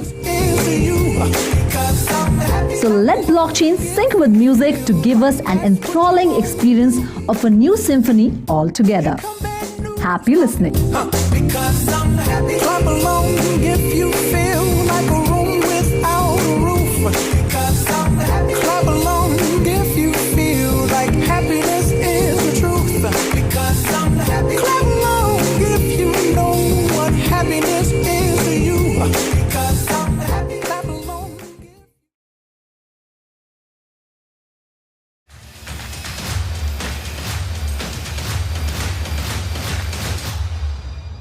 It would have been nice if there was some announcement regarding this, but I think the writing has been on the wall for a while. I think this is just like a stamp of sorts to say, okay, virtual currencies, digital currencies are more a play of the rich, so to say, and they've literally made this more of a luxury play than a regular mass play in a way by basically just being very non-committal about it and keeping the tax slab as is at 30%. And so it's, I think, literally that, but yeah, so I mean that's the way I'm looking at it. So it will stay, it looks like more of a niche / regulatory kind of a move at this point. But yeah, that's my sense of this. How would you want to look at that? So I do believe, like I said, that this is there's a very simple stand that I think has been taken in this budget on technology. They're very clearly stating that we are not really looking at digital currency, virtual play as such as the main play. They're looking at AI and education or edtech as the main play. and they're basically focusing on the core, using technologies for digital literacy and mass problem solving, right? And the center of excellence that are being set up for AI, all of that is great move for technology or digital literacy per se, but to kind of not comment on an entire segment which was raring to go in a country which does have the appetite. On an enterprise / corporate level, definitely there is, like you said, people who have the aspiration in this space would look at setting up companies legally, at least in other countries like Singapore, Dubai for sure, and UK, etc. But Dubai maybe will end up becoming a hub for this. It already is. But that push will continue, because it's not like people will not do what they want to do in the space. They will just figure out different legal mechanisms to be able to enable the growth of the industry.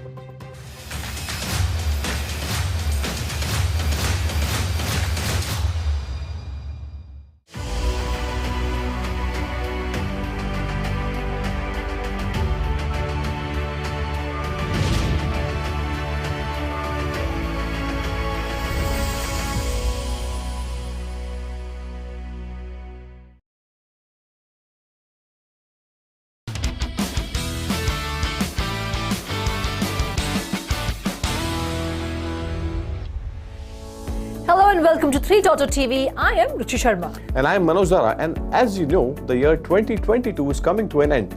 So we have decided that in this special segment, we are going to shed some light on the top 5 influential people of 2022 in the crypto space. So let's get started, and who better to start with the list with none other than Changpeng Zhao. Well, the past half year in the crypto has been one of the bankruptcies, layoffs and steep losses. But two supremely powerful players stood in the stark contrast to this wreckage. One was Sam Bankman-Fried, the CEO of bankruptcy exchange FTX, and the other was his competitor, Binance CEO Changpeng Zhao, better known as CZ. With FTX's dramatic collapse, now we are down to one. Exactly. As of October 2022, Changpeng Zhao's net worth was over $33 billion, having over 8 million followers on Twitter and devoted fans all over the world. Binance had actually announced to invest $500 million in Twitter, ensuring the exchange has a seat at the table during the reign of the Elon Musk. Yes, Manoj. Binance has also committed $2 billion towards recovery fund that aims to buy distressed assets and support the industry for FTX-like collapse. Exactly, there was a broader concern that time as well, and now, as we are saying, the markets are currently trading lower. There are other contributors to the fund such as Aptos Lab and Jump Crypto, but CZ is very much the face of it. There is no doubt that in 2023, CZ is going to emerge even stronger force to reckon with in the crypto industry. Exactly. Next name on the list is BitStrange. It's not a name of the person, but rather a pseudonym. The name is Zach XBT. Well, the nascent crypto industry has often been compared to a digital Wild West, a lawless place where fortunes can just as easily be made as broken and black hat-clad bad guys roam the frontier unchecked by the law. Exactly, but however, in this Wild West, the regulators are often outnumbered by outgunned by tech-savvy scammers and fraudsters. That's where Zach XBT steps in, more like a pro bono bounty hunter or a scam-busting vigilante than a sheriff. The pseudonymous Twitter sleuth has been working to expose crypto scams since May 2021. Exactly. Zach XBT doesn't detail on-chain research, tracking wallets and transactions associated with hacks, phishing scam and other attacks, and shares his knowledge in Twitter threads naming and shaming bad actors. Twitter users aren't the only ones taking notice of Zach XBT's threads. The online sleuth's research has led to real-world consequences for some scammers, including the alleged phishing scammers who orchestrated the theft of $2.5 million worth of Bored Ape Yacht Club non-fungible tokens. Well, French authorities have arrested 5 individuals allegedly behind the crime ring and gave Zach XBT a shout-out in a press release which was released in October. Next name on the list is Rishi Sunak, who clearly stood out as the crypto crowd favorite. The UK Treasury, with Sunak at the helm, ushered in Britain's post-Brexit financial strategy earlier this year, which includes measures to bring crypto stabilized against sovereign currencies, collectively known as stablecoins, into the scope of local payments regulations. The Financial Services and the Market Bill is now moving towards Parliament and was recently injected with the rules to regulate crypto broadly as financial instruments. The proposed regulations could solidify the UK's crypto agenda in the wake of the European Union's own sweeping markets in crypto assets framework targeting digital assets, service providers and stablecoin issuers. So this was actually considered to be, Rishi Sunak's appointment was considered to be a big positive as far as the crypto and market participants are concerned, because of his theory and ideology towards regulating this space was actually, it has actually got a double thumbs up from the market participants. And under Rishi Sunak's leadership, the Treasury set in motion a public consultation on the crypto taxes. He also ordered the country's coin maker, the Royal Mint, to issue a collection of non-fungible tokens, although nothing has materialized from the initiative yet. But these are the positive steps. Right. Sunak too will eventually have to address his plans for crypto, and the industry is sure to be paying close attention. Now let's move on to the next name on the list.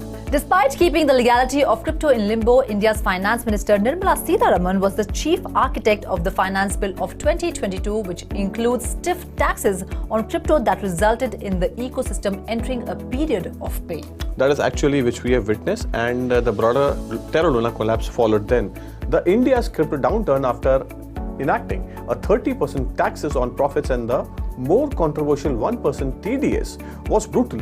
Within 10 days of April 1st imposing of the 30% taxes, trading volumes nosedived for more than 50% on some exchanges. This was exacerbated by rising inflation, Russia's war on Ukraine, global crypto contagion, and investigations against at least 10 crypto exchanges. Exactly, but recently, however, as crypto investors around the globe reeled from the sudden collapse of the crypto derivative exchange FTX implosion, in the aftermath was relatively seen less severe because of the measures announced by the government. In this chaotic crypto economy, Sitharaman is gaining power to lead the worldwide debate on crypto regulation. Starting in December, India will host the G20 summit in 2023. However, India holds the presidency, gets to seek three priorities, and Finance Minister has already indicated that framing crypto regulations will be an international priority during India's term. In 2022, she imposed harsh crypto taxes in India. Next year, she is positioned to frame crypto regulations for the world. That's a big news. But last but not the least, the next name on our list is Jerome Powell. In a perfect world, crypto wouldn't be influenced by fiat-based monetary policy, and Jerome Powell, chairman of the US Federal Reserve, wouldn't be one of the most influential people in the industry. But as proven by the latest crypto meltdown, Powell has driven the market narrative more often than not in 2022 because of the inflation measures, and to control the inflation, he has increased interest rates more than 7 times in the year. Right. 4-decade high inflation has been the focus of economic policy leaders around the globe this year. But that has been particularly true for Jerome Powell and his colleagues at the Federal Open Market Committee, the body that has raised interest rate at a rapid pace since March from net zero levels to the current 3.5 to 4%. Though the correlation has since weakened, macroeconomic uncertainty is likely to persist into next year. Fed officials have signaled further rate hikes are coming in 2023, dashing the hopes of Bitcoin maximalists and crypto believers. Powell's impact on crypto assets will continue. Well, that's all there is in this special segment. We will meet again with exciting update about the cryptoverse. Till then, keep watching 3.0 TV. This is me, Manoj Dara, signing off. And this is me, Ruchi Sharma, signing off. Please like and share our video, subscribe to our channel, and press the bell icon to get instant updates. Thank you so much.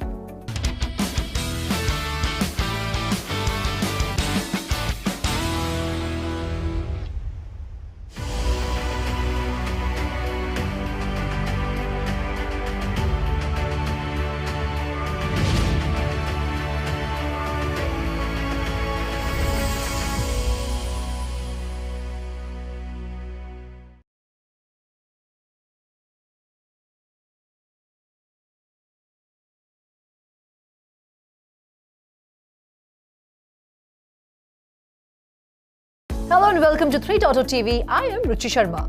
And I am Vishakha Thakur. For the past few years, the word metaverse was most popular among science fiction fans. And and now the entire world is discussing its uses, functionality, and so on. I agree, Ruchi. Various companies have started their metaverse journey by recognizing and understanding their target demographics. According to various reports, the global metaverse market is expected to reach $427.9 billion by 2027 with a compound annual growth rate of 48.2%.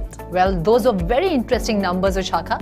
With the growing demand for the metaverse around the globe, many business owners are turning their projects into metaverse technology with the assistance of metaverse development companies in India. And Ruchi, interestingly, various businesses choose to work with Indian companies due to factors like increasing domestic markets, a dynamic startup ecosystem, and a huge skill pool. Wow, the future of the metaverse in India looks really bright. So let's get to know about the top metaverse development companies in India. Yes, let's start with Hyperlink Infosystem, which has become leading and most popular metaverse development company for global clients. Yes, Vishakha. Hyperlink Infosystem is headquartered in India and has offices in the United States, the United Kingdom, France and Canada. The firm has worked with around 2,700 plus clients globally since its beginning. They have started working on latest technologies including AI, NFT and metaverse. It also has the ability to provide secure, efficient, transparent and permissionless transactions. Well, not only Hyperlink Infosystem, but the most valuable IT services brand, Tata Consultancy Services, is also on the list. TCS is ranked among the most valuable IT services brands globally and is one of the most well-known IT firms in India. The company provides a variety of services including enterprise apps, metaverse solutions, cloud solutions, blockchain, the Internet of Things, mobile apps, and much more. And Vishakha, how can we forget global software development firm Finjit? Whether it's sports, fashion, art, healthcare, film, or technology industries, Finjit can offer you customized metaverse projects. Their services include web development, mobile app development, metaverse, IoT, and enterprise software development. Ruchi, Deloitte, the company which helps in clients and society using next generation technologies, is too on the list. Deloitte professionals leverage today's technologies such as AI, blockchain, Internet of Things, metaverse to develop the most advanced computational infrastructure for the clients. That's right, Vishakha. These factors are the reason that various businesses choose to work with Indian companies. Yes, Ruchi, the Indian companies such as Tech Mahindra transforms the consumer experience while producing tangible business results. And to create business-to-business metaverse-based solutions, they provide industry-leading network and technology capabilities such as ubiquitous artificial intelligence, blockchain, 5G, augmented reality, virtual reality, and quantum computing. Well, that's interesting, and there are many more such companies in the list such as Travancore, Analytics, Infosys, Accenture, Capgemini and Edge Data Systems. Well, that's all in today's special segment. We will meet again with more exciting updates from Metaverse sector. Till then, keep watching 3.0 TV. Please like and share our videos, subscribe to our channel and press the bell icon to get instant updates. This is me, Ruchi Sharma, signing off. This is me, Vishakha Thakur, signing off. Have a great day.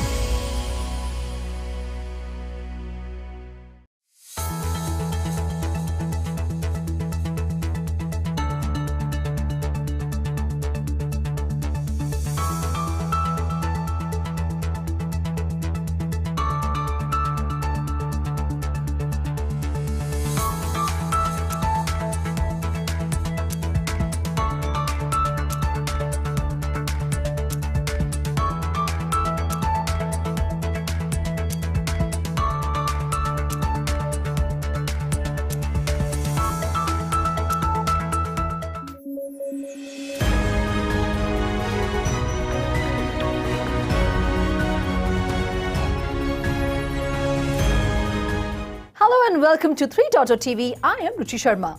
In today's special bulletin, we will be covering the entire gamut surrounding the CBDCs.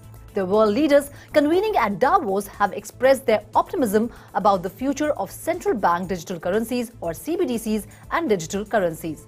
Many have voiced their belief that CBDCs can be a useful tool in supporting fragile financial markets. More than 100 countries are exploring CBDC as a tool to implement the innovation in a way that will have the best macroeconomic and societal impact. Global leaders as well as central bank governors have identified the importance of CBDC during the period of macroeconomic fragility and, more importantly, heightened pressure on central bank to improve economic conditions. Nevertheless, their steadfast commitment to CBDC exploration remains in place because of the potential benefits during this turbulent period. Raghuram Rajan, the ex-governor of Reserve Bank of India, has his take on the CBDC and the future of digital currency. He spoke out his mind on pros and cons of digital currency. And I think the Fed is not at this point contemplating substituting them with a central bank digital currency. Some of the pressure for a US dollar CBDC comes from other central banks putting in place, a digital renminbi. It's not about displacing fiat currencies, but it's about offering a much easier way of payment, much easier way of digital transactions, in a sense, a base for doing a lot more. Yeah. And I think if we focus on what these digital currencies, whichever stable, crypto, whatever you take it, what additional activities they can promote. Brimming with opportunity from the blockchain technology-led digital assets, Shyam Nagarajan of IBM expressed his views on the CBDCs, stablecoin and host of Web3 technology. About 90 different central banks around the world are in some form engaged in pilot, exploration, advisory, all kinds of things around CBDC. So CBDC has a potential to change the way how we interact with all transactional payment systems. So I do think it's the future. I also think stablecoins, which are very widely available now, are really a stopgap until the CBDCs are available in the market. So next on the bulletin, we have the Reserve Bank Governor of South Africa. He details the progress the African country is making in CBDC adoption and challenges he foresees. Enough people to solve the technology problem. The big issues are about public choice, they are about regulation, and more importantly, about the governance arrangements that are going to be put. Finally, we are moving to the US representative. She spells out the nascent stage of the country's CBDC project and the development so far. So we've seen a couple projects come out of the Federal Reserve System. The Federal Reserve Bank of New York last year announced Project Cedar, which was a wholesale CBDC experiment. They also are acting as an observer to the Regulated Liabilities Network pilot. We have Project Hamilton, which we all know and have tracked for several years now out of the Federal Reserve Bank of Boston. And more recently, we've seen action to build out a central bank digital currency research team for the Federal Reserve System. At the same time, we're seeing a shift in leadership on Capitol Hill, a development of a digital currency subcommittee under the House Financial Services Committee and Chair McHenry's leadership. So I think this year is where we're going to start to see a focus on how we can both legislate and experiment around CBDCs. Next on the list is global expectation on metaverse, which is tipped by WEF to become $800 billion market by 2024. To give more update on this, we have been joined by my colleague Vishakha Thakur. Over to you, Vishakha. Thanks, Ruchi. The World Economic Forum has said that the metaverse can have a multi-trillion-dollar market impact with billions of users in the coming decade. Billions of dollars are being invested into developing the metaverse, which is projected to become an $800 billion market by 2024. The World Economic Forum released 2 reports on the metaverse. The reports set it up as an immersive, interoperable and synchronous digital world that will change how we interact, work and play.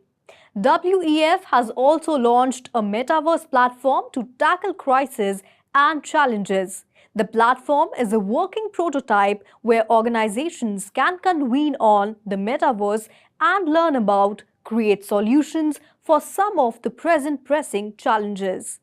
With the Global Collaboration Village, we are creating the first public purpose-oriented application of the metaverse technology, building a true global village in the virtual space. Supported by a unique range of partners from the public and private sectors like Microsoft Mesh, the village will use the frontier capabilities of the metaverse to find solutions for addressing the big issues of our time in a more open, inclusive and sustained way, said Klaus Schwab, founder and executive chairman of the World Economic Forum.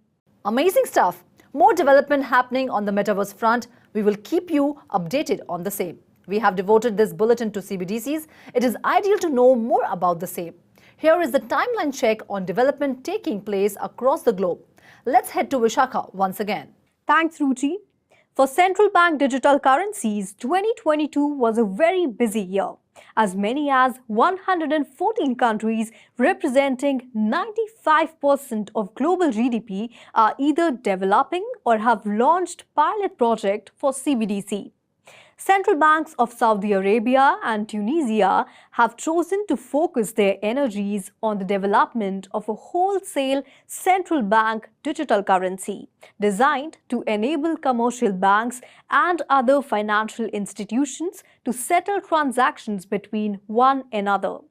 Others, such as Norway, Turkey and Russia, have opted for the more ambitious target of a retail CBDC designed to be used at entry level of the consumer economy.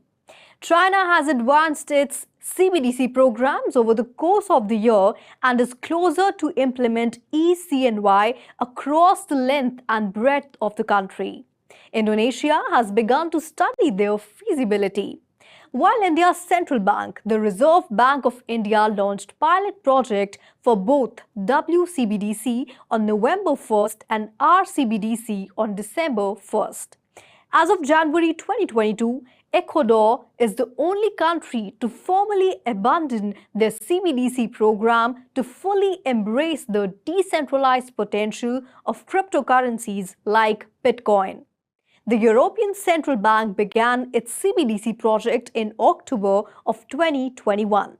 The project is currently in the investigation phase, which will last until fall of 2023. Finance ministers for the European Union said the group will unveil the high-level design for the digital euro before July 2023. Prime Minister of United Kingdom Rishi Sunak has spoken very positively about the possibility of a CBDC for the UK, while Economic Secretary to the Treasury Andrew Griffith told Parliament that they plan to launch public consultations on a digital pound in the coming weeks. Japan has also reaffirmed its intention to continue exploring the creation of its own CBDC, the digital yen. Nigeria has taken a step forward after carrying out the most aggressive implementation of a CBDC to date. It has set a limit on cash withdrawals from ATMs in December.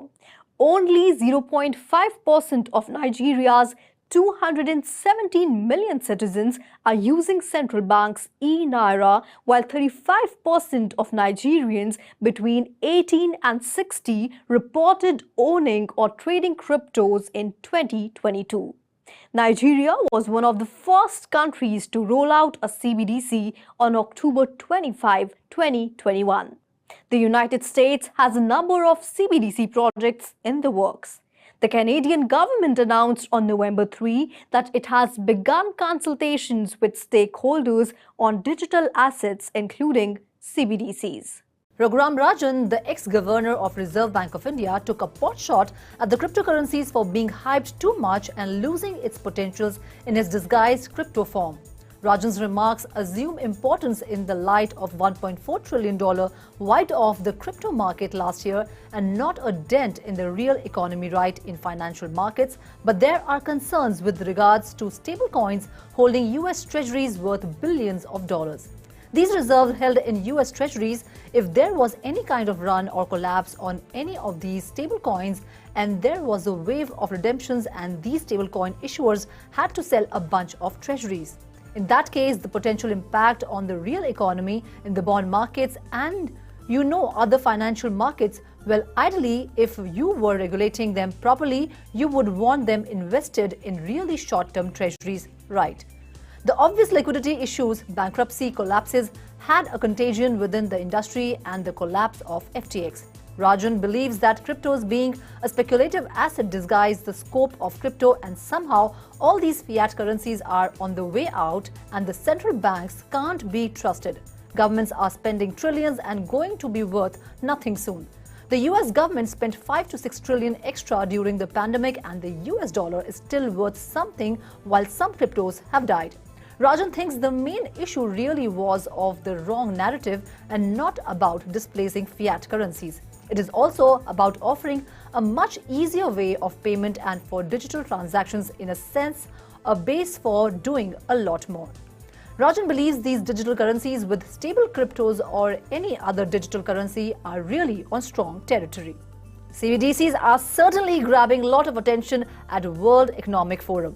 Well, that's it for today's special episode on World Economic Forum. We will keep you updated on the latest development in the Web3 space. This is me, Ruchi Sharma, signing off. Thanks for watching.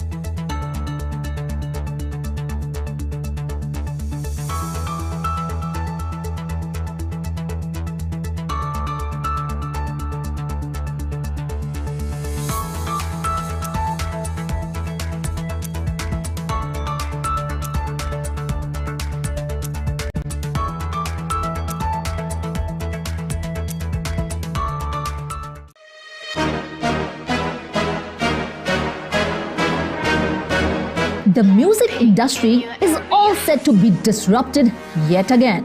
Of course, this disruption is going to be music to the ears of all music lovers, including stakeholders like song artists and craftsmen whose talent and skills give us memories for generations to last. Let's begin the lyrical journey of music on blockchain with 3.0 TV. Look at you now, look at me, how you like that now.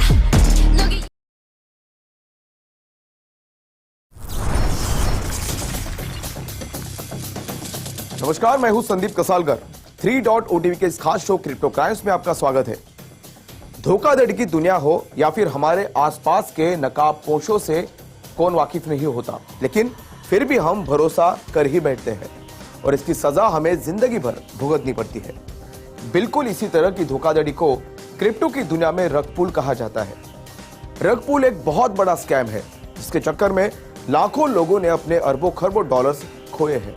इस तरह के scams में एक अनजान development team नया project शुरू करती है, फिर सोशल मीडिया और माउथ पब्लिसिटी से लोगों को भारी भरकम मुनाफे का लालच देती है। कुछ महीनों तक हाई रिटर्न्स दिया भी जाता है ताकि और लोग प्रोजेक्ट से जुड़े। एक बार बड़ी तादाद में लोग जुड़ने के बाद ये टीम अचानक सपोर्ट देना बंद कर देती है और पूरी लिक्विडिटी बेचकर गायब हो जाती है। रग पुल स्कैम ज्यादातर डिसेंट्रलाइज्ड फाइनेंस यानी DeFi पर होता है, जो डिसेंट्रलाइज्ड एक्सचेंजेस यानी DEX को लिक्विडिटी प्रोवाइड करता है। चूंकि सेंट्रलाइज्ड एक्सचेंज यानी CEX आमतौर पर DeFi टोकन को लिस्ट नहीं करता है, इसलिए नए प्रोजेक्ट्स के DeFi टोकन के लिए DEX की लिक्विडिटी का एकमात्र सोर्स होता है। अब देखते हैं DeFi पर किस तरह से रग पुल को अंजाम दिया जाता है। सबसे पहले एक DeFi स्टार्टअप अपना टोकन प्रोड्यूस करता है और एक सर्टेन क्वांटिटी DEX को लिक्विडिटी के रूप में देता है। इसे एक इनिशियल डेस्क ऑफरिंग यानी IDO में बेचा जा सकता है या फिर लिक्विडिटी पूल यानी ETH या BNB जैसे अन्य टोकन के साथ संयुक्त में जोड़ा जा सकता है। फिर इन्वेस्टर्स इनिशियल डेस्क ऑफरिंग में कॉइन खरीदते हैं और एक पर्टिकुलर लिक्विडिटी इंश्योर करने के लिए अमाउंट निर्धारित समय के लिए लॉक्ड कर देते हैं। एक बार जब उस प्रोजेक्ट को इन्वेस्टर्स के फंड्स का एक्सेस मिल जाता है, साथ ही हाइप लेवल हाई हो जाता है, तो रग पुल स्कैमर्स के पास दो विकल्प होते हैं। वे या तो अपने टोकन को हाई प्राइस पर बेचकर सभी लिक्विडिटी को हटा दे, या वे इन्वेस्टर्स के पैसे चुराने के लिए स्मार्ट कॉन्ट्रैक्ट्स के बैकडोर्स का उपयोग करें। इसके बाद इनसफिशिएंट लिक्विडिटी होने पर इन्वेस्टर्स अपने टोकन बेचने के लिए संघर्ष करते रहते हैं या फिर उन्हें नुकसान में बेचने के लिए मजबूर भी किया जाता है। इस तरह क्रिप्टो प्रोजेक्ट्स की गुमनामी के कारण एक डेवलपिंग टीम या ओनर के लिए अपनी पहचान के बारे में चिंता किए बिना किसी भी चाल को अंजाम देना बेहद आसान होता है। इस रग पुल स्कैम से अपने आप को खुद को सुरक्षित रखने के लिए हमें कुछ चीजें करनी होगी।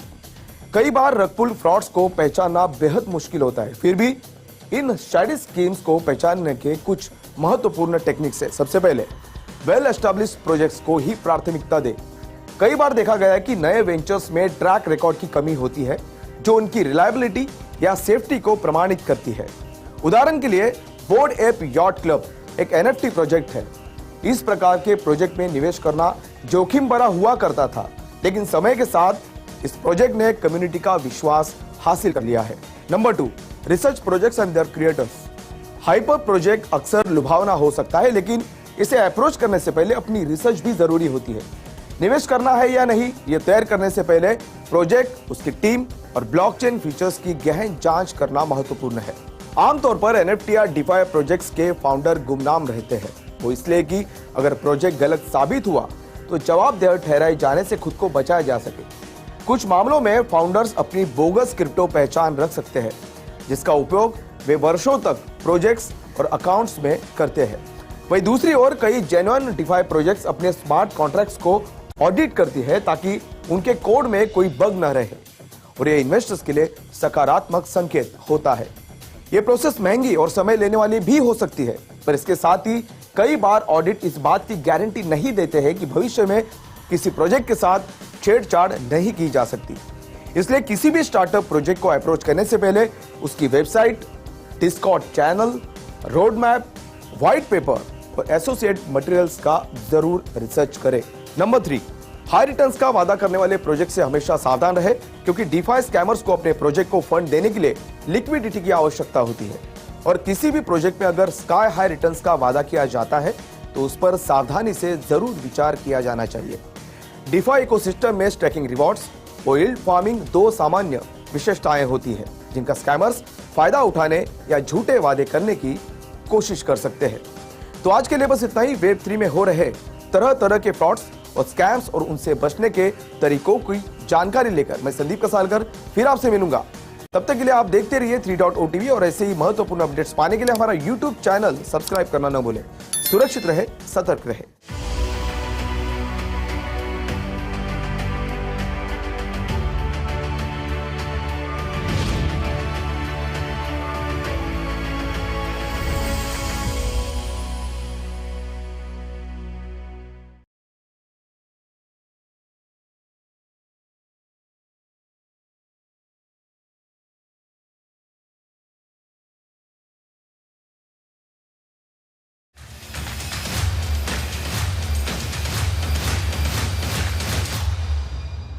It would have been nice if there was some announcement regarding this, but I think the writing has been on the wall for a while. I think this is just like a stamp of sorts to say, okay, virtual currencies, digital currencies are more a play of the rich, so to say.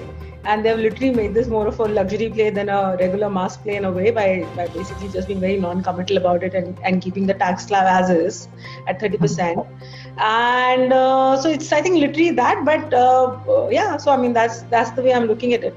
So it will stay, it looks like more of a niche / regulatory kind of a move at this point. But yeah, that's my sense of this. How would you want to look at that?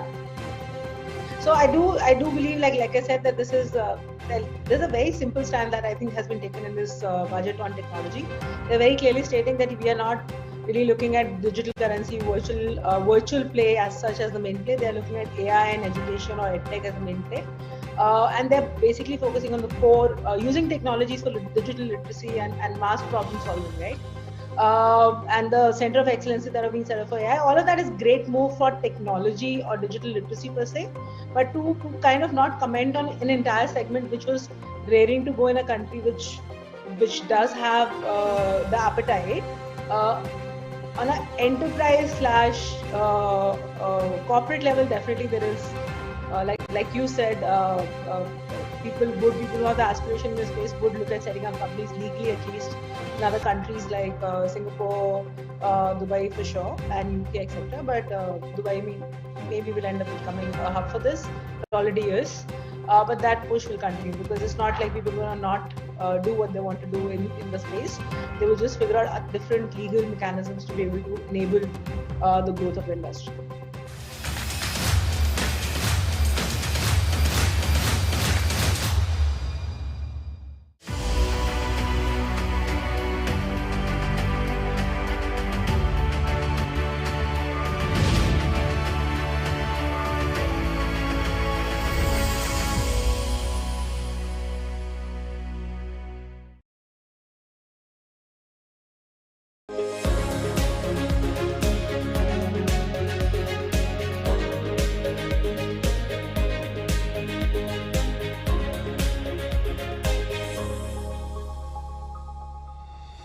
Hello and welcome to 3.o TV. I am Vishakha Thakur. Leading cryptocurrencies leaped higher during the past 24 hours following the remark by the Federal Reserve officials, which was not less than claiming victory in its fight against rising price levels. Jerome Powell's post-meeting press conference last week was notable for sending both traditional markets and Bitcoin sharply higher when he said the disinflationary process has started. On the whole, it's hard to read Powell's comments as dovish, but markets may have been expecting a more hawkish tilt given that this was the Fed chair's first chance to make public remarks following Friday's jobs report. Nevertheless, Bitcoin is ahead by about $300 since the interview began, now trading at $23,300. Traditional markets are also reacting, with the Nasdaq up 1.5% and the S&P 500 by 1.1%. The 10-year Treasury yield is lower by 4 basis points to 3.61%. The global crypto market cap has grown by 2.85% over the last day, now standing at $1.09 trillion. The total crypto market volume is in the last 24 hours is $59.72 billion, which is a 20.59% increase. DeFi, the decentralized finance sector, currently makes up 11.73% of the total crypto market 24-hour volume with $7.01 billion. Stablecoins, on the other hand, account for 90.17% of the total crypto market 24-hour volume with $53.85 billion. Bitcoin's dominance has decreased by 0.32%, now at 41.24%. Meanwhile, the US Securities and Exchange Commission has once again underlined the risk involved in crypto assets on Tuesday by stating that these are often unregistered securities being traded on unregistered exchanges, issuing an investor alert warning that people should be wary of crypto in individual retirement accounts.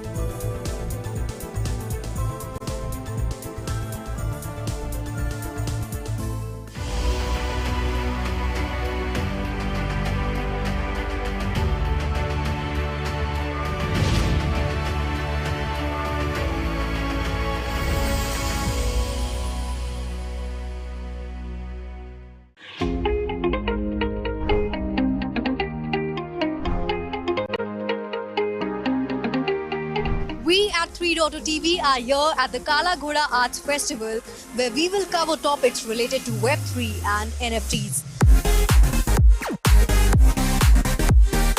We will also take a street view on how much people know about the world of Web3.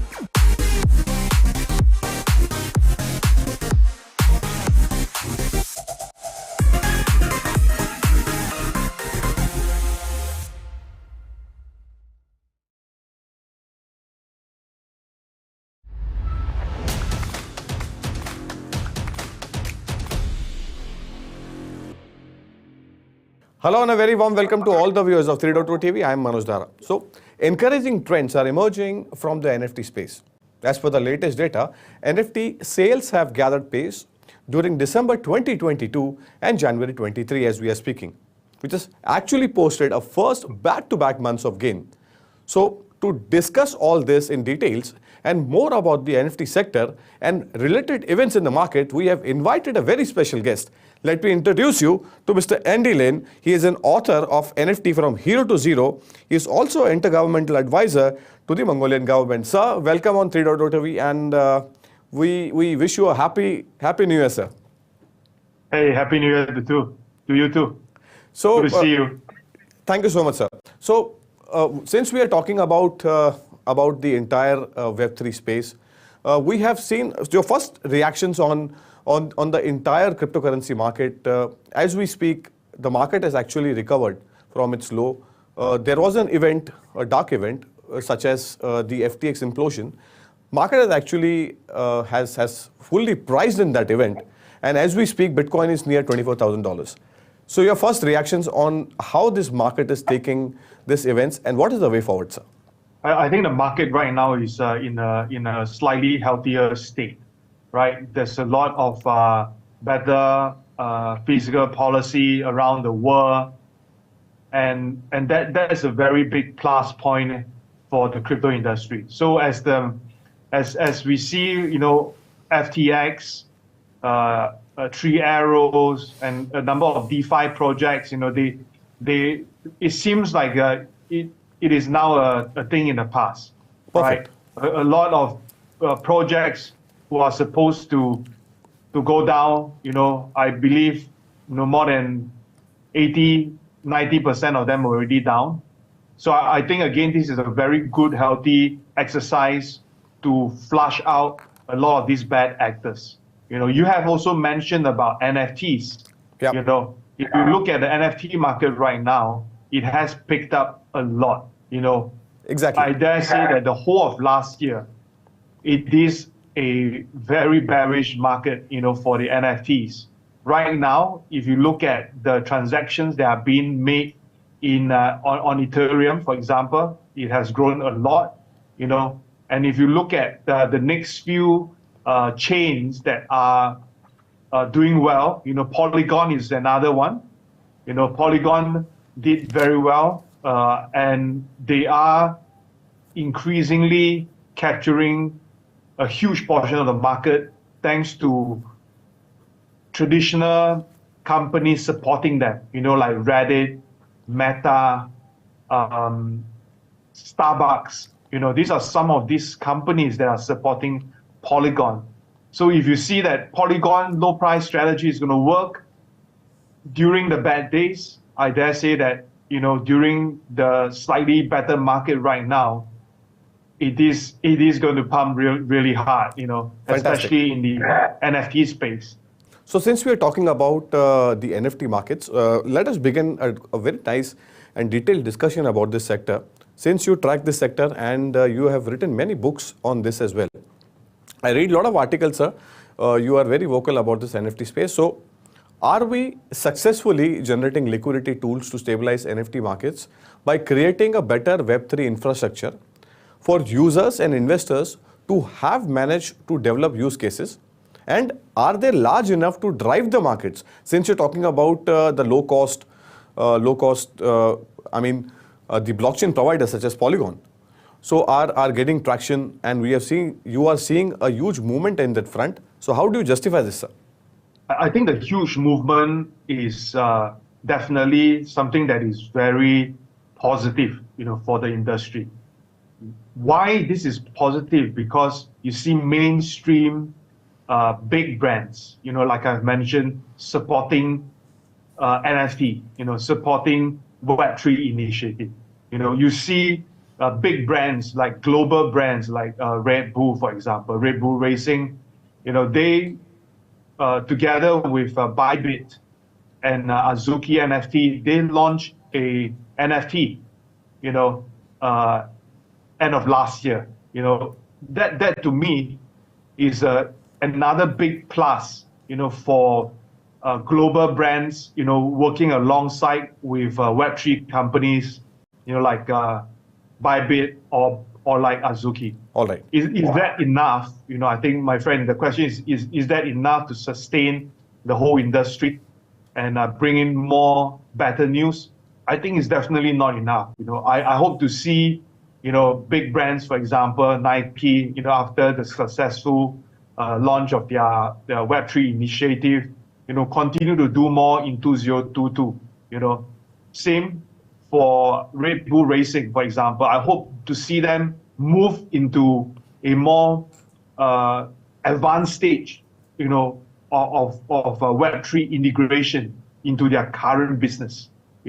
So these are a lot of things that I think would drive liquidity, would drive more buzz in the NFT space. And again, these are just the very, very beginning. We have to see more, and we have to see more collaboration, within the Web3 industry, and also within the Web3 industry and the traditional players. Sir, that is a big plus. Perfect. Sir, since you are a big advisor for many exchanges, and since you are advising Mongolian government as well, you have been working very actively with all the HNIs as far as this segment is concerned. We're talking about non-fungible tokens. So can we just explain this for our viewers or for those entrepreneurs who are looking to enter or take this NFT route to promote their business? How is that possible, and how you can help them? I think for businesses to embark into a NFT journey or Web3 integration journey, there must be a very good business case for them to get into it. I give you another example. I know of some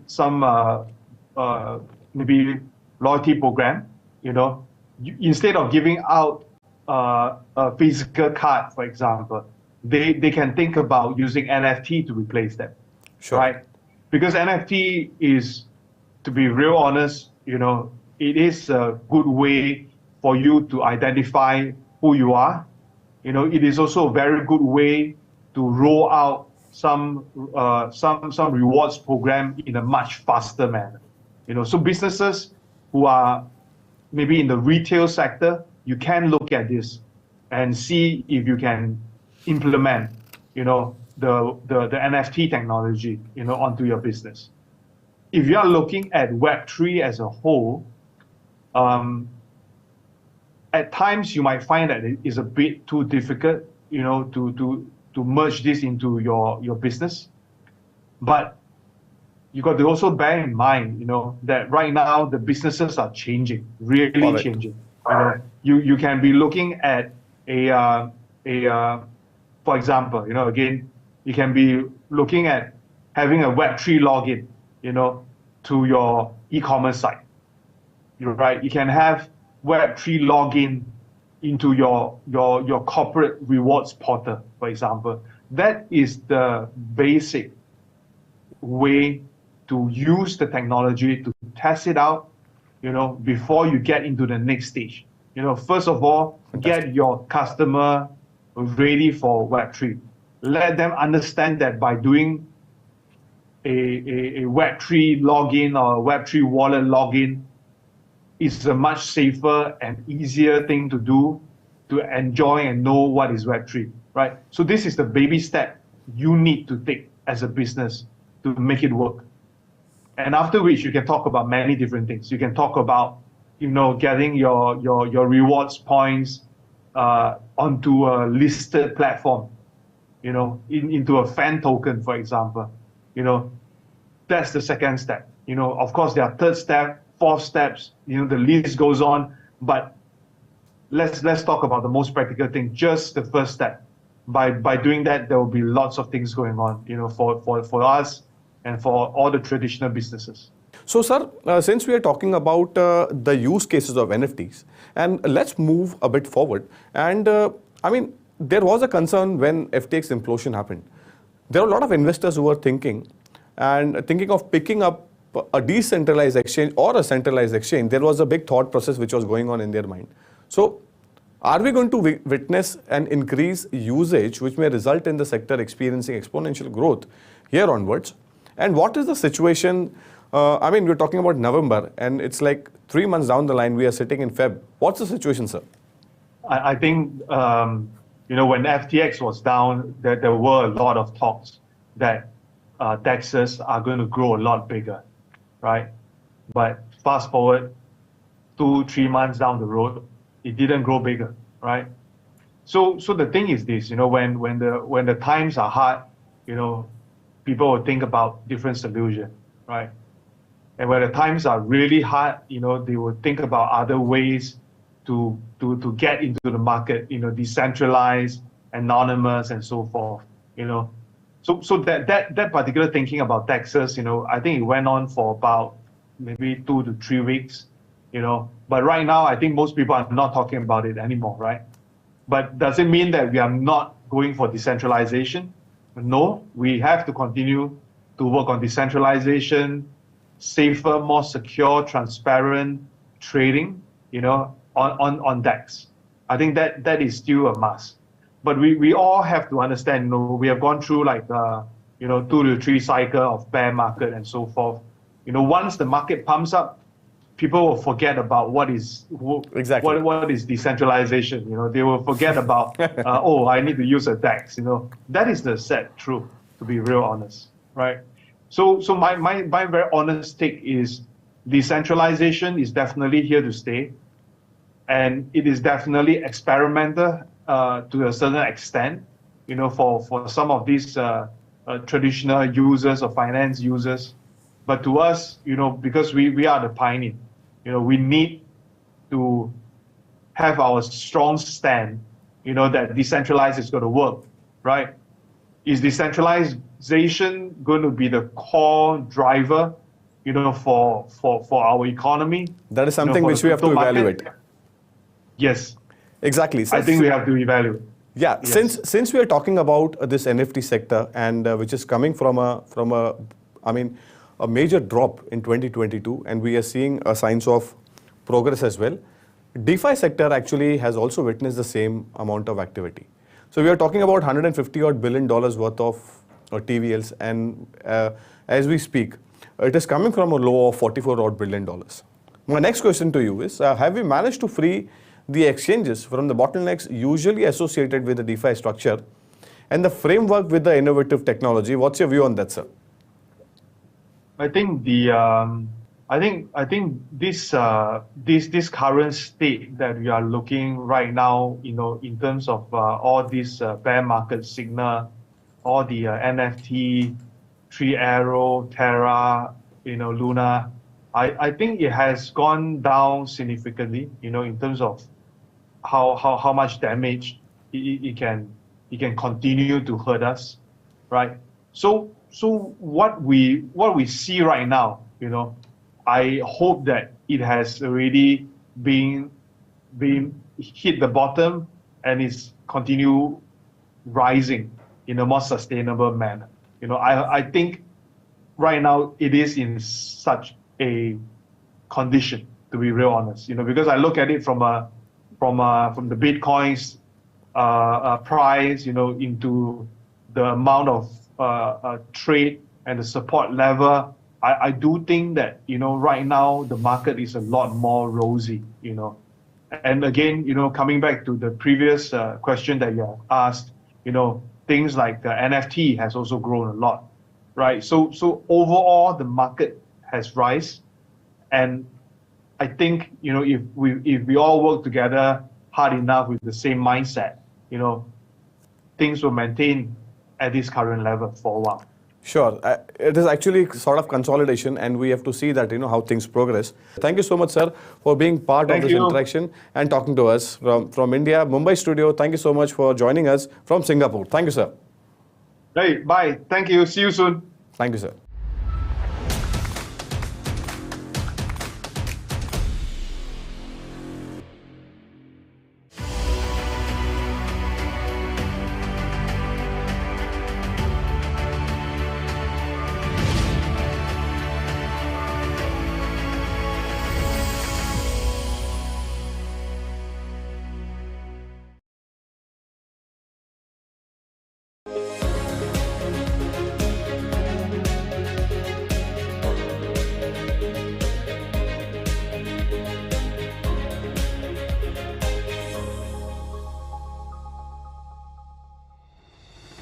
Hut 8 Mining and US Bitcoin Corp have agreed to merge, creating a company with access to approximately 825 megawatts of energy capacity. The two companies will be wholly owned subsidiaries of Hut 8 Corp, which was recently formed. According to a press release issued on 7th of February, the two companies' shareholders will own roughly half of the merged company. While the boards of both companies unanimously approved the transaction, equity holders and court approval are still pending. Hut 8 will provide US BTC with secured bridge financing in the amount of up to $6.5 million, subject to the completion of definitive loan documentation. While the boards of both companies unanimously approved the transaction, equity holders and court approval are still pending. As of February 7, DeFi Protocols in Cardano, a proof-of-stake smart contracting platform, had logged in over $100 million in user assets. Cardano DeFi Protocols command a total value logged of slightly more than $103 million, which is more than double the amount on January 1st. Cardano TVL was valued at $48.95 million earlier this year.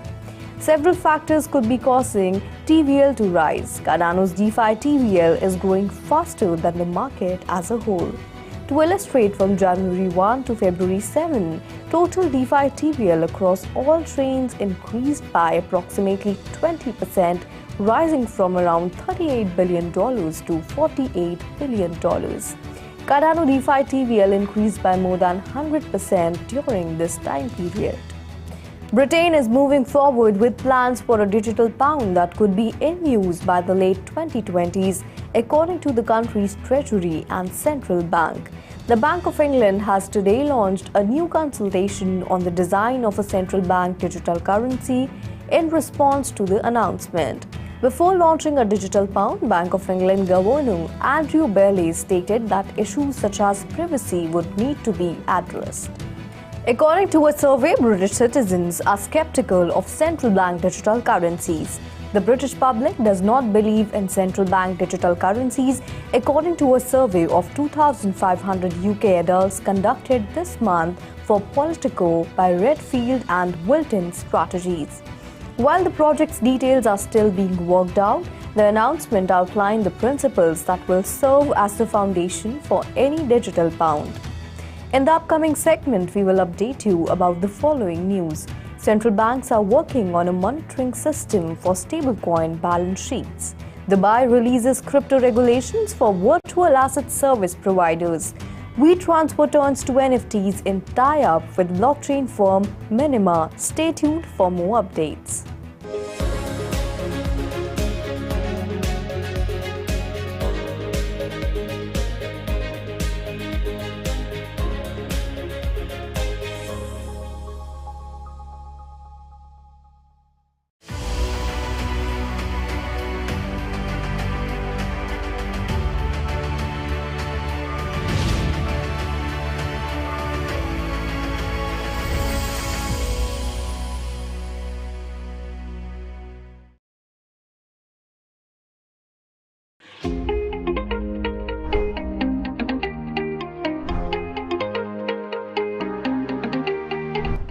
Hello and welcome to 3.2 TV. I am Vishakha Thakur. We are at Kala Ghoda Art Festival and Web3 is already driving trillions of dollars into the economy. So let's see what the youth has to say about the evolving digital segments such as blockchain, NFTs, metaverse, etc. So, hi, do you know the full form of DeFi? DeFi? No idea. D5. D5. I've got a little bit of idea. I have some cryptos in the DeFi space. I own a few cryptos just as investment and dangle in between sometimes when the market's rising, maybe. Do you know the full form of DeFi? I really don't know. I know what it means, but I don't know. What? Full form of CBDC. CBDC? No, I'm not aware of that. No. CBDC. CBDC. Could you tell me the full form? Oh yeah. What is blockchain? Don't know. Blockchain technology is social media technologies. Blockchain is basically stacking of data in a continuous manner. Just like if you remove a file and then you can just locate it right from it. It has certain tags and numbers associated with each one of it. So the data can't be lost basically in blockchain technology if you are just saving it in that format. E-rupee? It's matlab. Nahin. I mean, intuitively it sounds like maybe an electronic way of handling money. Do you know about NFTs? हाँ NFT fund हाँ है वो मालूम लेकिन पूरा क्या है मालूम नहीं ये तो टफ ही लगता है कुछ तो Full form of NFT? I'm not sure. Non-fungible token. What do you have to say about metaverse? I don't know much, but it is complicated, very complicated. Metaverse ना Metaverse Facebook नहीं ना Facebook. No, God, please, no! It's got something to do with Facebook and Mark Zuckerberg, but I don't know what it is. Hey! No idea. Only I know Kala Ghoda.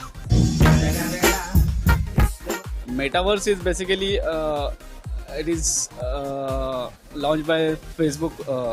I think Facebook, Instagram, and WhatsApp. Parent company of all these three things. No! God, please, no! What do you have to say about cryptocurrency? I have read some articles about cryptocurrency, but not that. No idea. हाँ वो मैंने सुना है crypto currency, जो अमिताभ बच्चन ने वगैरह कुछ invest किया था ऐसा पढ़ा था न्यूज़ में. Thank you very much. Cryptocurrency. Unique question है but. I think kind of digital currency. Yeah, I think there are different type of cryptocurrencies. I think even India has launched their own currency. I don't know exactly name, but RBI has allowed us. Nice. Another value besides money that we can use to offer exchange and trade. Nice. I think it has different ideas to it. If we're talking about Bitcoin, then that's a specific work set. But if you're talking about like the Ethereum chain or like Solana or stuff like that, where we get into the NFT space and stuff like that, that's really interesting. That I think that's a good way of art to be a part of the virtual world in a interesting way. Bingo!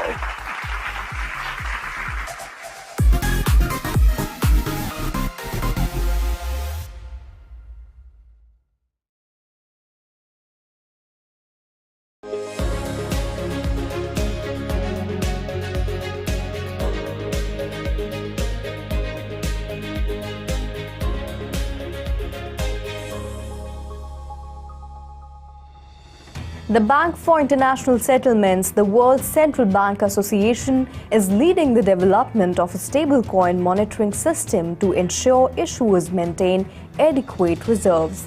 The program, dubbed Project PixTrial, will also investigate tech tools to assist regulators in developing data-driven policy frameworks, according to BIS, which unveiled its work plan for 2023 on February 7th.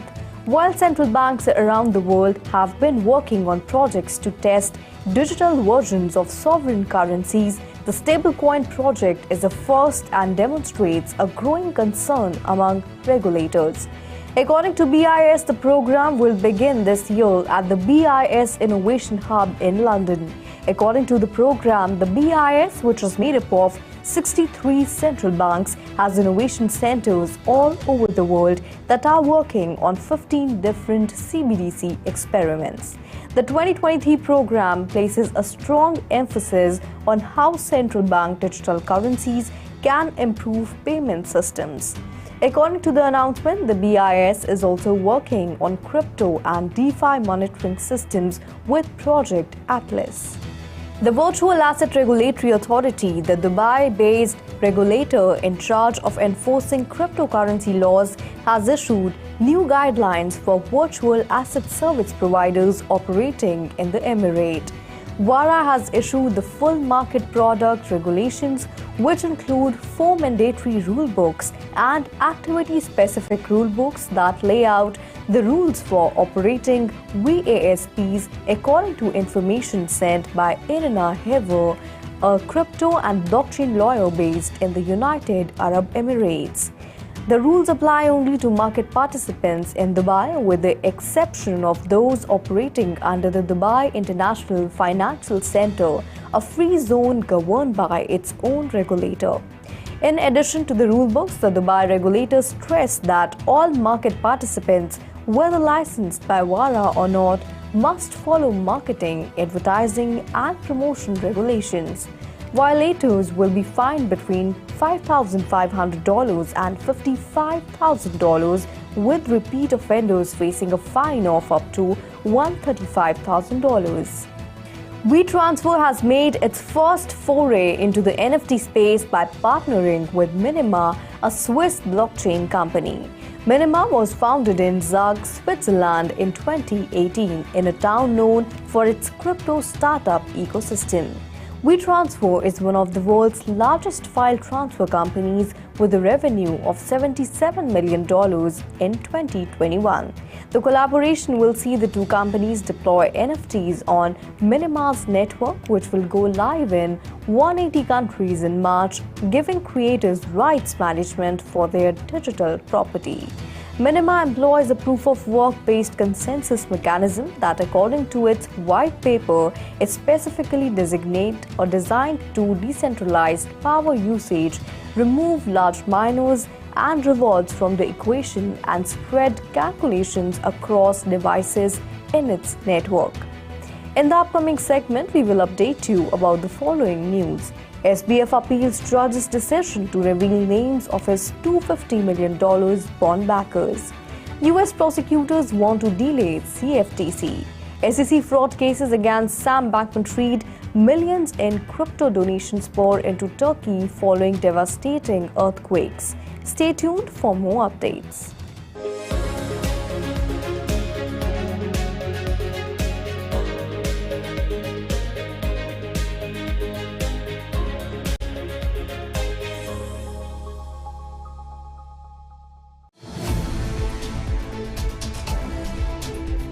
We will keep you connected to the evolving world of NFT. For accurate and latest updates of cryptocurrency markets and global regulations. Metaverse and Web3. 3.0 TV covers the latest crypto crimes. Keeps you updated about the global crypto events and exhibitions.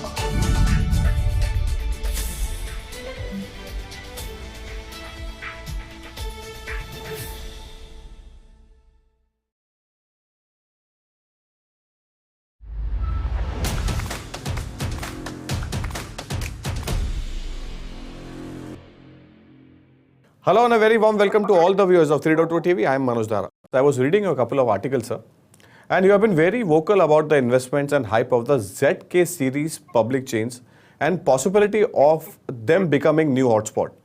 So, can you just simplify this for our viewers about this new technology and what is the way forward, how this will help and change the game going forward? I think that's very correct. ZK rollups, are a promising solution to scalability problems, faced by many Web3 developers. As these allow faster and cheaper transactions on the Ethereum network, and still maintaining the security and decentralization of the blockchain. So by aggregating multiple transactions into a single compressed transaction, ZK Rollup can significantly reduce the burden, on the Ethereum network and increase the overall efficiency in the system itself. So the value of such a tool for crypto is that it greatly reduces cost, like I mentioned, cost of processing data, and again, like I mentioned, without compromising the security or decentralization that makes this monetary network unique. So the application of ZK Tech, allows blockchain networks to prove its authenticity of its operations in the most efficient way, using the fewest possible steps. This has the power, to be the transformational tool for Web3 development, and I really see that the potential in many use cases, as we move on. So 2023 will definitely be a year that we should really pay attention to ZK Rollup. Thank you. Fantastic. I mean, this is something which is we are learning as you are explaining it to us. But sir, you have been actually advocating artificial intelligence strongly and supported its various use cases, particularly in the Web3 growth.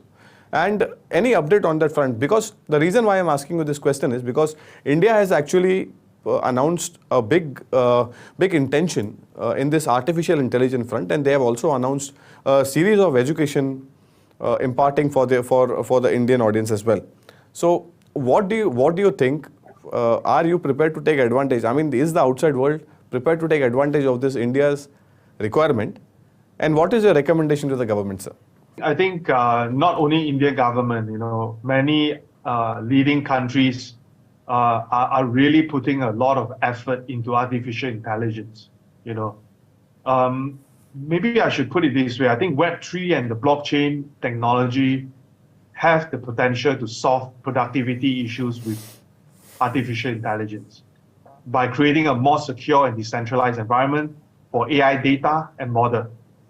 In a more traditional centralized setting, there are often concerns about privacy and security of sensitive AI data and model, as well as issues around data ownership and control. So if you use the blockchain technology, you use Web3, these issues can be addressed through greater transparency, security, accountability in the AI ecosystem. Let me put an example to this, right? For example, AI model can be trained on decentralized data sources. Oh, okay. And the ownership and control of the data can be managed through blockchain-based smart contracts. Additionally, Web3 and blockchain can help to create a more equitable and inclusive AI ecosystem by enabling greater participation and collaboration across organizations and communities. So in an overall sense, I think the integration of Web3 and blockchain with AI has the potential to create a more quantitative leap, in productivity by addressing some of the key issues faced by AI and enabling a more secure, transparent, and inclusive AI ecosystem. I also want to add on, I have been writing quite a fair bit about Web 4, right? Some people might think that I'm crazy, right? No, absolutely but fine, because, sir. You can go ahead, sir. But because I think that the current Web3 decentralization is not so decentralized. So I thought maybe Web 4 would be more appropriate. And in some of my articles that I've shared, I think Web 4 itself, will encourage a lot of new innovations. You will encourage, more automation. And I think definitely for Web 4 to be creating a more decentralized environment, artificial intelligence will be one of them. Again, the word that I want to use is a more secure, transparent, and inclusive AI ecosystem. That is how I look at AI, in the next level. So more secure, transparent, and AI solution. That's what you are recommending, sir. But there has been a concern as far as the hacking activity is concerned. So in 2022 alone, $3.7 billion were siphoned off, and roughly around $1.7 billion. That's what the reports have suggested. Has been actually the main reason is the North Korean group. So are you recommending there can be a preventive measures against hacking? And what will be your advice to exchanges to, just to avoid such kind of activities?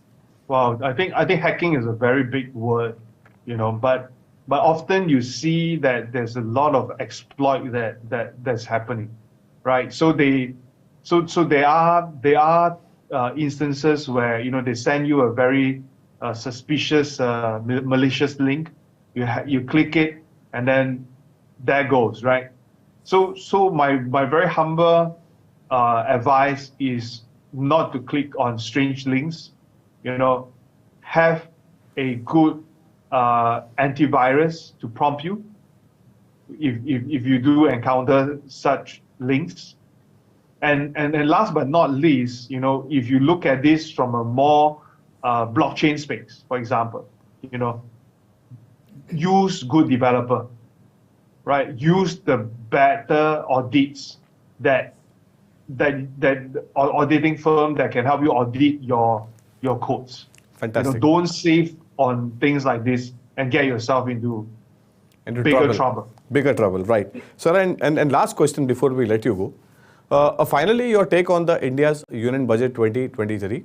So, leaving aside offering concession to the VDA investors in terms of reduction in taxes, as we are aware, the government nudged the issue by not even mentioning the name virtual digital currency assets or the crypto. Your quick take on that, and how do you see this? The adoption level in India going forward. I think the adoption of Web3 and crypto, I've seen it grown a lot, in India, to be honest. But pertaining to this VDA industry, I think the industry stakeholders are kind of disappointed by finance minister's not mentioning, the sector in her union budget speech, on 1st of February. So I think if you read between the lines and so forth, what I would like to see as a foreigner and also a advocate in cryptocurrency is that I think the budget for 2023 is established, right? This means for all these kind folks, I would just want to say that this is like don't try to avoid TDS by using offshore and not exactly. Yeah, you may be penalized as per Section 271C, of the Income Tax Act. If you are investing in a crypto, try to use a tax compliant platform. Again, the words used are fairly ambiguous. I had another discussion with another friend of mine who is based in India this morning, my time. So same thing. We both agree. That if you want to trade crypto, pay your tax. That's the only way out. Pay your taxes or we will come and catch you. That's the word coming in from our government. But that is something, which we have to adhere to if you are in India. And if you are outside India, then you have to adhere to all the rules and regulation as per the country you are residing in. One last question, sir. We had a discussion in early 2022. We spoke about Ethereum when it was moving to its 2.0 version. You mentioned about some of your friends that are unhappy because of their mining activity or the mining rigs they were having because of the technology moved to the proof of stake. So there were a lot of friends of yours that were unhappy. Are they still unhappy with the current situation, or do you have a different idea? Well, you look at the Ethereum price has gone up. So again, the unhappiness are a lot lesser, to be real honest. A lot lesser, but some of them who are more stubborn and they really believe that POW is the way to go. They have some of them, including some miners and so forth. They have in fact moved into a Ethereum Fair network. So it's like an Ethereum fork, and they call themselves Ethereum Fair, and they are still on the POW mining network, right? So those guys have gone there to create their own kingdom, So there's no right or wrong, how the whole thing is shifting. But what I dare say is that whether it's POS or POW, everyone is working hard. They are all working hard to make sure that we all create some buzz for the crypto industry. And that's another very promising outcome, based on what I see translating into 2023. So everyone is working hard and there is no substitute for hard work. That's a word coming in from Andy Lin. Sir, thank you so much for joining on 3.0 TV and sharing your perspective. You spoke really well about various aspects such as NFTs. You spoke really well about the cryptocurrency markets, the DeFi sector, artificial intelligence, the current hacking situations and the way forward, and the India Union Budget. Thank you so much, sir, for being part of this interaction and talking to us from India, Mumbai studio. Thank you so much for joining us from Singapore. Thank you, sir. Hey, bye. Thank you. See you soon. Thank you, sir.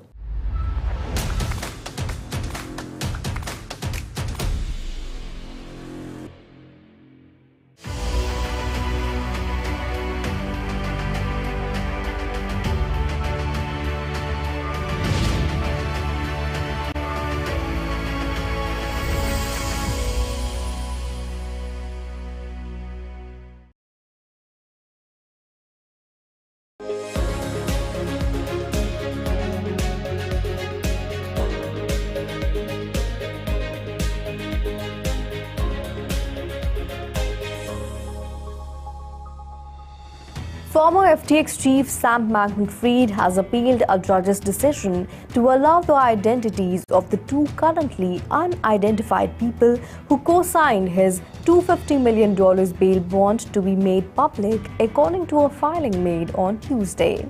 It was already known that Bankman-Fried's parents also co-signed the bond, but the other names were kept private. U.S. District Judge Lewis Kaplan ruled early last week in favor of 4 separate petitions by a number of news organizations seeking the names of these individuals who signed onto the bond earlier this month. Now that an appeal has been filed, Kaplan's ruling has been stayed until at least February 14th. U.S. prosecutors have asked the fraud cases against FTX founder Sam Bankman-Fried not proceed until the conclusion of government's criminal case against him, according to court documents. Damian Williams, the main prosecutor overseeing the criminal case against Bankman-Fried, wrote that the Commodities Future Trading Commission and the Securities and Exchange Commission had both consented to the stay. Bankman-Fried, former Alameda Research CEO Caroline Ellison, and FTX co-founder Gary Wang have also agreed to stay, according to the court filing. The outcome of the criminal case will likely have a significant impact on the civil cases, he said in the Tuesday court filing. Williams also said he was concerned Bankman-Fried's legal team could use the civil case's discovery process to bolster its defense in the criminal case. The SEC has charged Bankman-Fried with scheming to defraud FTX investors. Meanwhile, the CFTC charged Bankman-Fried, FTX, and Alameda Research with fraud and material misrepresentations. Several cryptocurrency companies, including Binance, Tether, Bitfinex, OKX, and KuCoin, have pledged over $9 million in donations to aid the victims of massive earthquakes that hit Turkey and Syria early Monday morning. As the number of casualties continues to rise, more than 7,000 killed and over 20,000 injured, the collective effort demonstrates that the crypto community is again ready to step up to support humanitarian efforts. Joining in the fundraising efforts, Avalanche Foundation donated $1 million in AVAX tokens. Time to take care of our users, CZ tweeted, adding that the crypto exchange would airdrop $100 in BNB, totaling $5 million to users in the region.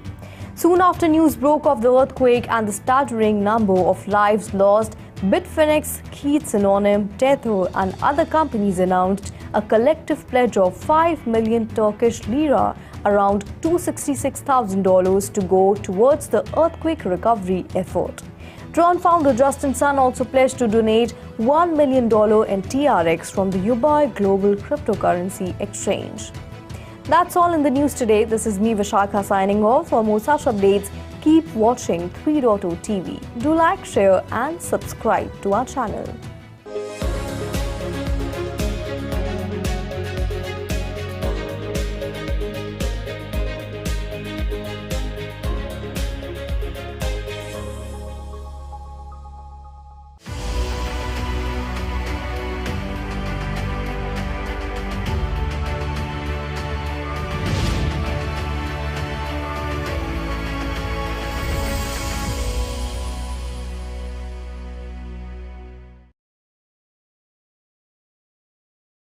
Hello and welcome to 3.0 TV. I am Vishakha Thakur.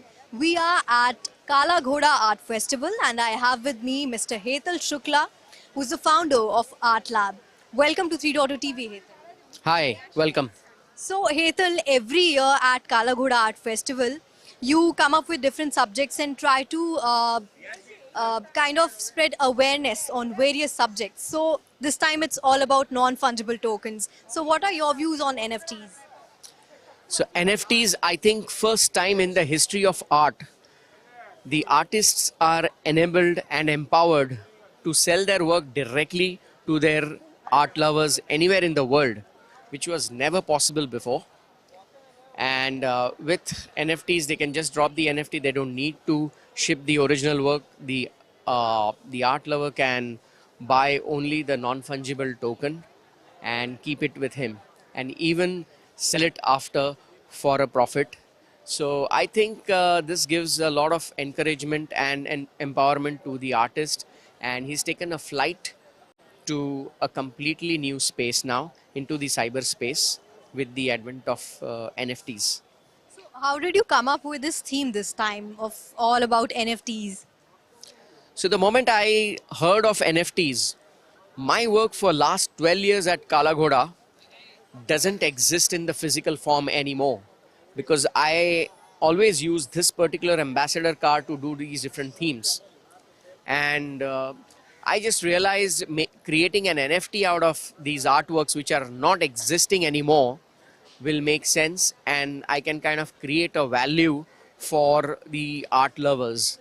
And so I thought maybe before creating an NFT, let me create an awareness about this NFT on a very democratic platform like Kala Ghoda Street Art Festival. The conversations about NFTs probably are happening at a much elite level, art collectors and galleries, but not on the street art festivals. So I think this was a kind of a unique opportunity for me to introduce this idea and have this conversation going about the NFTs on the streets of Mumbai. So, something you would like to tell our viewers about your Kalakar? So Kalakar is an idea that I came up with in 2008. 2008, I bought my first ambassador car and I created it into an art because that was the best thing I could do with it. In fact, I couldn't drive a car that time, so I created an artwork. So the wings on the car here are showing my 12 years of work at Kala Ghoda Festival. Every year on the ambassador car itself, I do different themes. For example, one car is covered with, it's called Lal, it is covered with Kumkum. So it is dedicated to the story about Lal Bahadur Shastri's wife. She paid the loan that Lal Bahadur Shastri had taken when he had bought a car. And that is why it is saluting her bond between her husband and herself. And that's why Kumkum is something we've used. Kumkum is red in color and that's why Lal. So the other one is themed on the green idea. You have green grass, which is the natural green, and a man-made green, which is the military green. So it talks about the war and the peace sort of a idea. In COVID, I had done this car covered with ashes. A lot of people we lost. In fact, I lost my cousin who had introduced me to Kala Ghoda Festival, much younger to me, 12 years younger to me. We lost him, so it was covered with ashes. Over years, I have found that people have loved this idea of creating art on the car. And in fact, I'm penning down a book called Kalakar, and that's how this term Kala in Hindi and Car in English. It talks about the artist as well as the art car.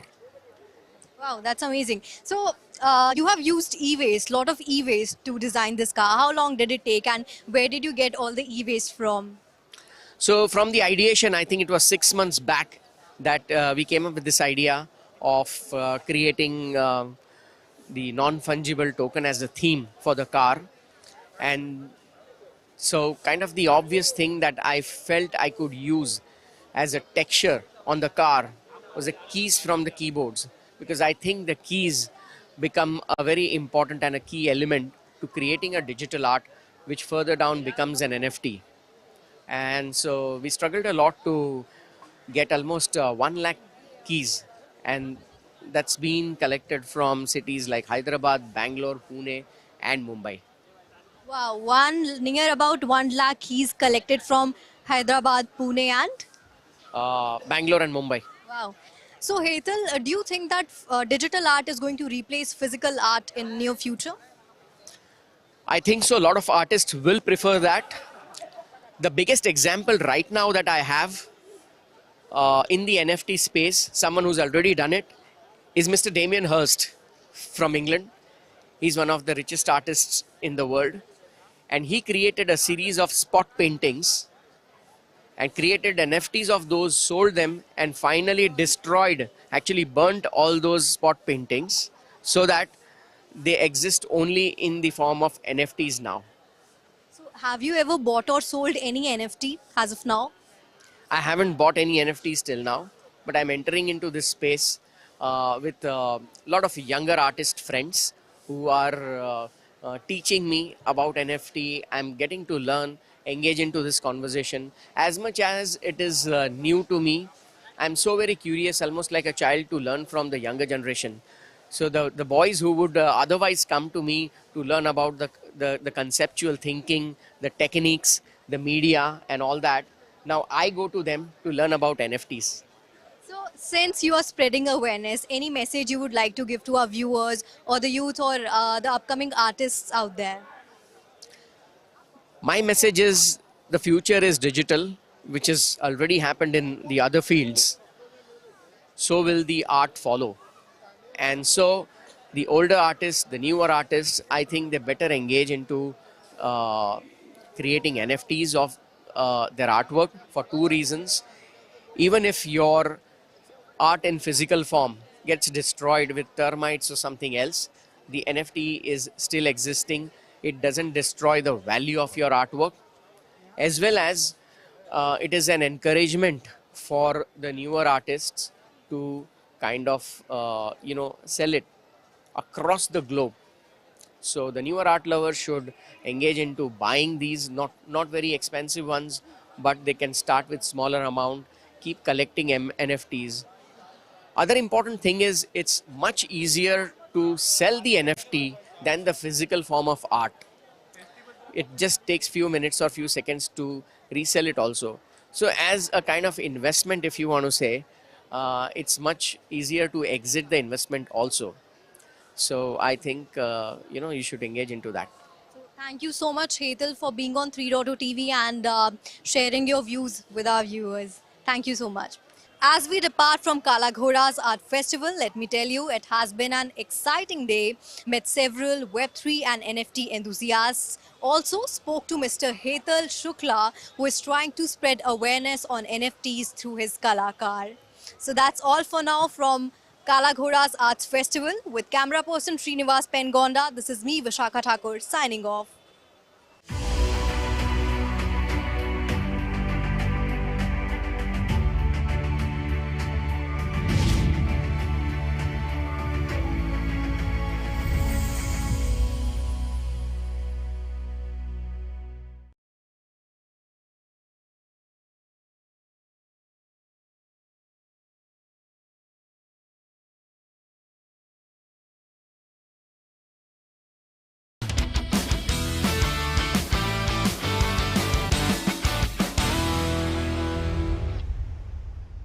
Hello and a very warm welcome to all the viewers of 3.0 TV. I am Manoj Dara. And I am Ruchi Sharma. So Manoj, we spoke to a lot of market participants and analysts, and let's see what they have opined. They have made some predictions. The top blockchain predictions for the 2023. Yes. Let's get started. But before we move ahead in the future, think back 1 year ago when Bitcoin traded at around $50,000, you couldn't watch sports without seeing a crypto advertisement. Yes. And you couldn't get rich, or at least it felt the way, by minting a non-fungible tokens of your kidney stones. You have extensively covered this sector. Actually, at the time, who could have predicted the collapse of Celsius Network and Voyager Digital, or that Matt Damon would become a crypto punchline, or that the space golden child, Sam Bankman-Fried, would turn from Nayak to Khalnayak? Exactly. This is all a preamble to say that there is no crystal balls. Predictions are often wrong. Trends can change on a dime. But then again, perhaps after the FTX flavored gloom of the last 2 months, speculating on 2023 is exactly what we are not going to do. But we have bring for our viewers what market participants think will happen in 2023. So let's get started, Ruchi. Yes, indeed. So without wasting any time, let's discuss what the outlook for blockchain and digital assets will look like in 2023. It is expected that more business will explore blockchain solutions in 2023. That is actually blockchain-based technology is something which is gaining a lot of traction as far as we have seen the market broadly collapse, but the underlying technology is still robust, and there are a lot of expectations in 2023 as well. Right. So according to a survey, 81 of top 100 companies are using blockchain technology, and 40% of top companies have already adopted blockchain, the underlying technology behind cryptocurrencies. Exactly. The cloud-based solutions are now the default for many businesses. but there are many challenges for the cyber securities as far as the cyber security concerned. Right. There are we have witnessed a lot of hacks in this space in 2022, but the blockchain technology, which is actually a decentralized yet secure by its nature, so it offers an important alternative when traditional database technologies cannot provide enough security, trust and transparency for a cloud-based solution. From private sector to world governments, everyone is adopting blockchain. So it's safe to say blockchain technology is here to stay. So if business across the world want to hop on the future wagon of development, then they would have to adopt the cutting edge of blockchain technology. But analysts Ruchi have believed, or they opined, that the use of dApps and Web3 will spread more than ever. This is what the second predictions for the 2023 Right. is. So businesses can take advantage of dApps providers that offer solutions or capabilities with APIs that enable larger solutions to achieve the reliability and trust of decentralized applications. So this can be especially important when business develop new proprietary solutions that need to be tapped in the decentralized capabilities. Decentralized finance will continue towards revolutionizing financial services in 2023. But you must have, we have extensively covered this episode of Celsius. Post Celsius, the DeFi segment has witnessed a collapse, Right. and the higher yields era is actually gone. And now they have come to a conclusion that 2023 will look forward as this space is concerned. Right. But only time will tell that how DeFi space is going to react. But for the next year, more meaningful Web3 social platforms and protocol will foresee growth in interoperability, identity, on-chain social graphs, and crypto abstract social experiences. That is what the market participants have expected. Right. Moreover, fashion will continue to lead the way when it comes to Web3 adoption. We will see further collaborations between Web3 personalities and consumer and luxury brands that want to explore new commerce models and customer touchpoints. And we have actually seen a lot of brands, Entering into the NFT right, space or the metaverse. And the metaverse, right. Exactly. With the rise of generative artificial intelligence, we might see blockchain play a significant role in helping us to distinguish between the content created by artificial intelligence and content created by humans. Of course it is. I mean, there is no match as far as the artificial intelligence is concerned, but they require human touch. Of course. There has to be human brain behind that. Exactly, yeah. Let's move on to our third prediction. Right. So market predicts in 2023 that cryptocurrencies will see more regulations. That is actually Very the need of the important hour. India, as we speak, that it is the G20, which is actually a big forum. They are advocating to regulate cryptocurrencies because of primarily the three concerns. One is terror financing, human trafficking, and drug. I mean, the route in which they are using this is actually not acceptable as far as India is concerned. Criminal activities, right. As recent failures are expected to drive the development of regulations and oversight in 2023, there are hopes that a clear framework and safeguards will re-establish trust in platforms, and the flow between fiat and the digital currencies will become more commonplace and effortless. We will see an increase in cryptocurrency guidance and regulation from regulatory agencies across the world. Indeed, you're talking about regulations, but there is a lot of traction NFTs and metaverse have got. I mean, Right. we have seen 2021 the era of the rise of metaverse and NFTs, Right. but we have seen the volumes come off highs broadly because of market making activity which these were indulged in. But as we say that when the tide the tide comes off, they will come to know that who is swimming naked. And this is something the metaverse, virtual reality and augmented reality and Web3 will foster use cases that could motivate businesses to engage with cryptocurrencies. That is what the need of the hour is. Right. So moving on, our fourth expectation for 2023 is that asset tokenization will become more practical. I mean, this is something which is tokenization is something, and blockchain technology, if put in place correctly, that will create wonders. And blockchain technology can be used to create a secure and unique digital asset or token that is representation of value. Right. We have seen a lot of Indian companies. I mean, we have seen this Mumbai Indians. The recently, they have adopted. This is for the first time Mumbai Indians have taken this route in this IPL, and let's see how it works. Right. So this allows the tokenization of assets that previously did not permit fractional ownership. Securities can be bought, sold and settled faster. In fact, I did speak to a sports-based NFT marketplace, and they are also into this fractional ownership, and I think it is actually a very big attraction for fans, sports fans. Yeah, of course, there is actually a means and measure to connect to your fans. Fans requires engagement with their clubs, and there is something that will take them closer to their favorite maybe franchisee or maybe teams or clubs. So if we're talking about teams, so real estate and other assets have fractionalized ownership, which asset classes that were not suitable to fractionalization before. And now, last but not the least, the fifth point that the analysts have highlighted is 2023 is less optimistic and more realistic. Next year, we will see more bleeding, more losses and more pain. I mean, that's what the ripple effect is. I mean, you have seen 2022 collapse, Terra Luna collapse, and then we have seen a larger the entire year. Exactly, FTX, and we have followed the collapse of NFTs. The volumes has dropped, and there is a broad concern as far as the market outlook is. You have seen volumes come up. Bitcoin was trading close to $16,000. Right. There were a lot many other cryptocurrencies who have lost roughly around 80-81% of their top. I mean, we're talking about the top 100 cryptocurrencies. They have lost roughly around 80% of their value. Right. And this analysts believe that this contagion impact is going to continue in 2022 for at least for the first half. Okay. But we have always been advising our investors that cryptocurrency markets are highly volatile. Consult your financial advisor before making any investment. So the contagion isn't over, and companies, banks and funds are desperately hoping that the market moves past the FTX and Alameda collapse.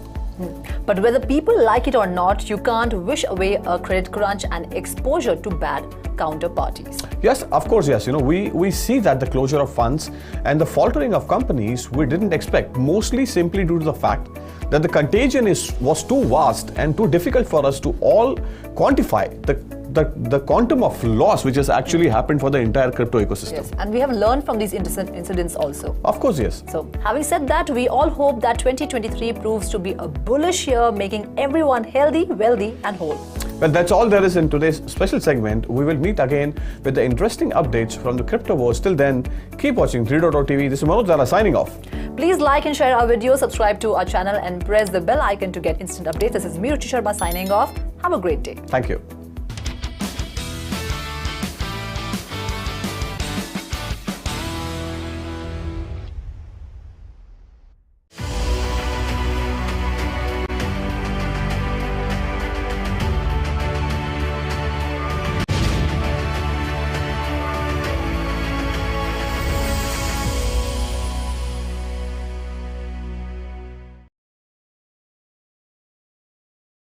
Hello and welcome to 3.0 TV. I am Ruchi Sharma. And I am Vishakha Thakur. For the past few years, the word metaverse was most popular among science fiction fans. And now the entire world is discussing its uses, functionality and so on. I agree, Ruchi. Various companies have started their metaverse journey by recognizing and understanding their target demographics. According to various reports, the global metaverse market is expected to reach $427.9 billion by 2027 with a compound annual growth rate of 48.2%. Well, those are very interesting numbers, Vishakha. With the growing demand for the metaverse around the globe, many business owners are turning their projects into metaverse technology with the assistance of metaverse development companies in India. And Ruchi, interestingly, various businesses choose to work with Indian companies due to factors like increasing domestic markets, a dynamic startup ecosystem, and a huge skill pool. Wow, the future of the metaverse in India looks really bright. So let's get to know about the top metaverse development companies in India. Yes, let's start with Hyperlink Infosystem, which has become leading and most popular metaverse development company for global clients. Yes, Vishakha. Hyperlink Infosystem is headquartered in India and has offices in the United States, the United Kingdom, France and Canada. The firm has worked with around 2,700 plus clients globally since its beginning. They have started working on latest technologies including AI, NFT and metaverse. It also has the ability to provide secure, efficient, transparent, and permissionless transactions. Well, not only Hyperlink Infosystem, but the most valuable IT services brand, Tata Consultancy Services, is also on the list. TCS is ranked among the most valuable IT services brands globally and is one of the most well-known IT firms in India. The company provides a variety of services including enterprise apps, metaverse solutions, cloud solutions, blockchain, the Internet of Things, mobile apps, and much more. And Vishakha, how can we forget global software development firm Fingit? Whether it's sports, fashion, art, healthcare, film, or technology industries, Fingit can offer you customized metaverse projects. Their services include web development, mobile app development, metaverse, IoT, and enterprise software development. Ruchi, Deloitte, the company which helps in clients and society using next generation technologies, is too on the list. Deloitte professionals leverage today's technologies such as AI, blockchain, Internet of Things, metaverse to develop the most advanced computational infrastructure for the clients. That's right, Vishakha. These factors are the reason that various businesses choose to work with Indian companies. Yes, Ruchi, the Indian companies such as Tech Mahindra transforms the consumer experience while producing tangible business results. And to create business-to-business metaverse-based solutions, they provide industry-leading network and technology capabilities such as ubiquitous artificial intelligence, blockchain, 5G, augmented reality, virtual reality, and quantum computing. Well, that's interesting, and there are many more such companies in the list such as Travancore, Analytics, Infosys, Accenture, Capgemini, and Edge Data Systems. Well, that's all in today's special segment. We will meet again with more exciting updates from Metaverse sector. Till then, keep watching 3.0 TV. Please like and share our videos, subscribe to our channel, and press the bell icon to get instant updates. This is me, Ruchi Sharma, signing off. This is me, Vishakha Thakur, signing off. Have a great day.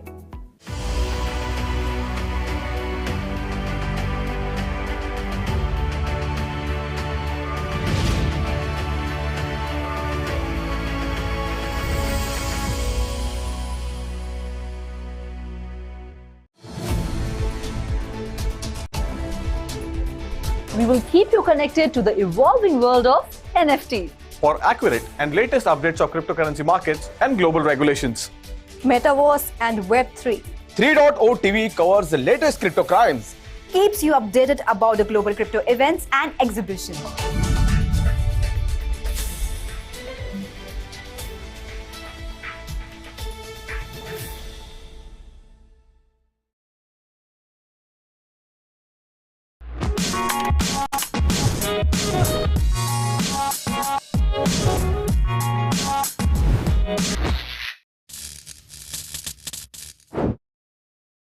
Hello and a very warm welcome to all the viewers of 3.0 TV. I am Manoj Dara. So, as we step in 2023, we have seen the market recover from its all-time low, which was actually made in the broader part of the 2022.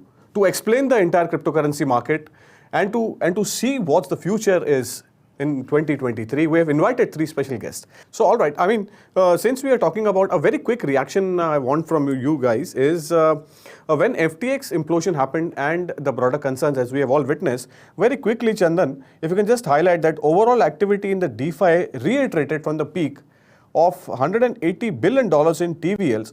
And since we are talking about a movement that actually happened, wherein we have seen that that movement towards self-custody and decentralized finance protocols, that is the decentralized exchanges or DEX, was likely accelerated.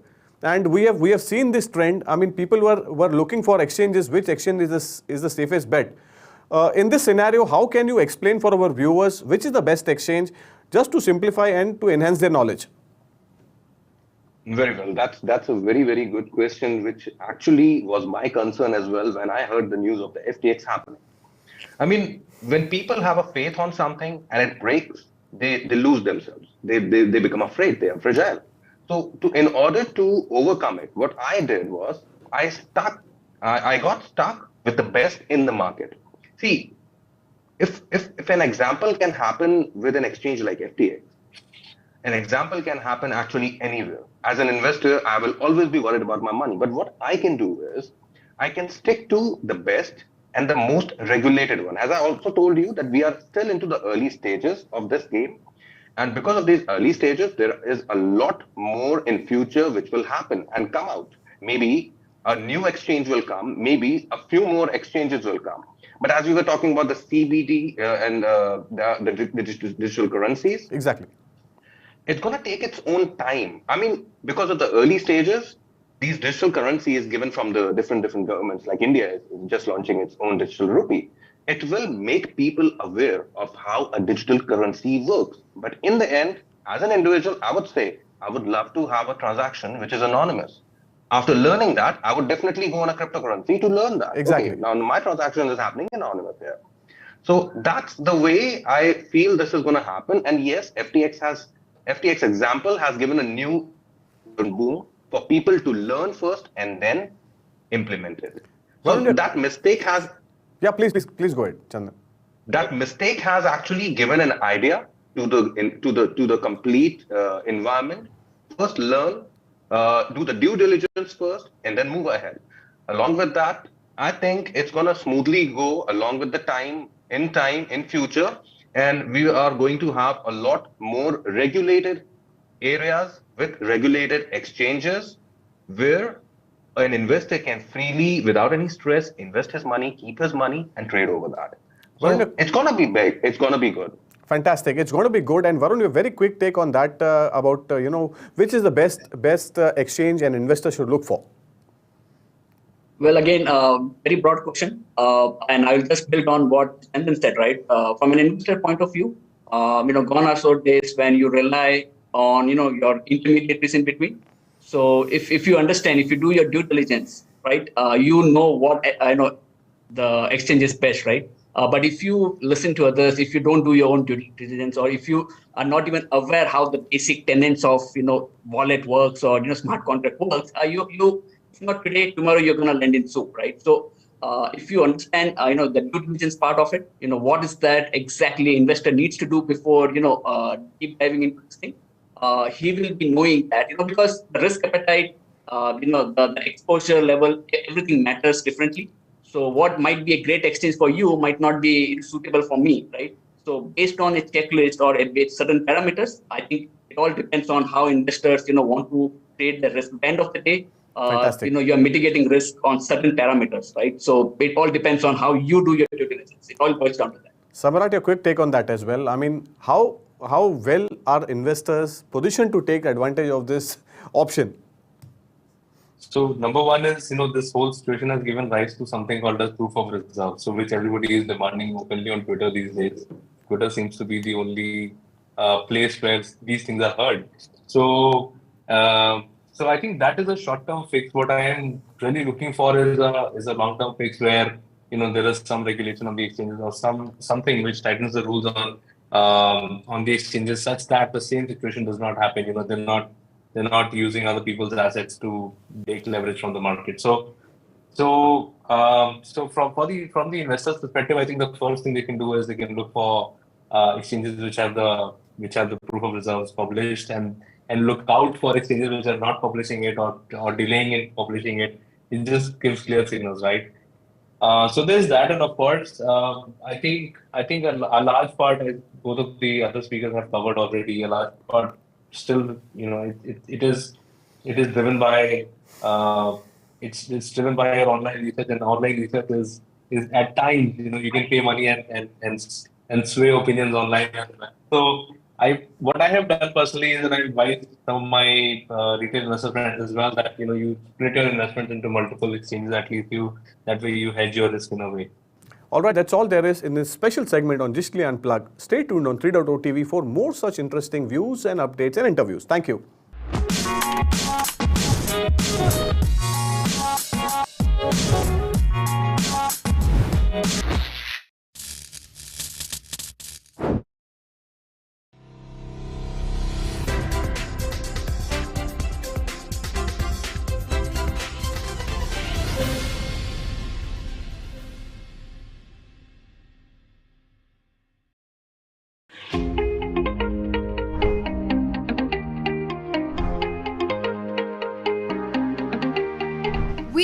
3.0 are here at the Kala Ghoda Arts Festival, where we will cover topics related to Web3 and NFTs.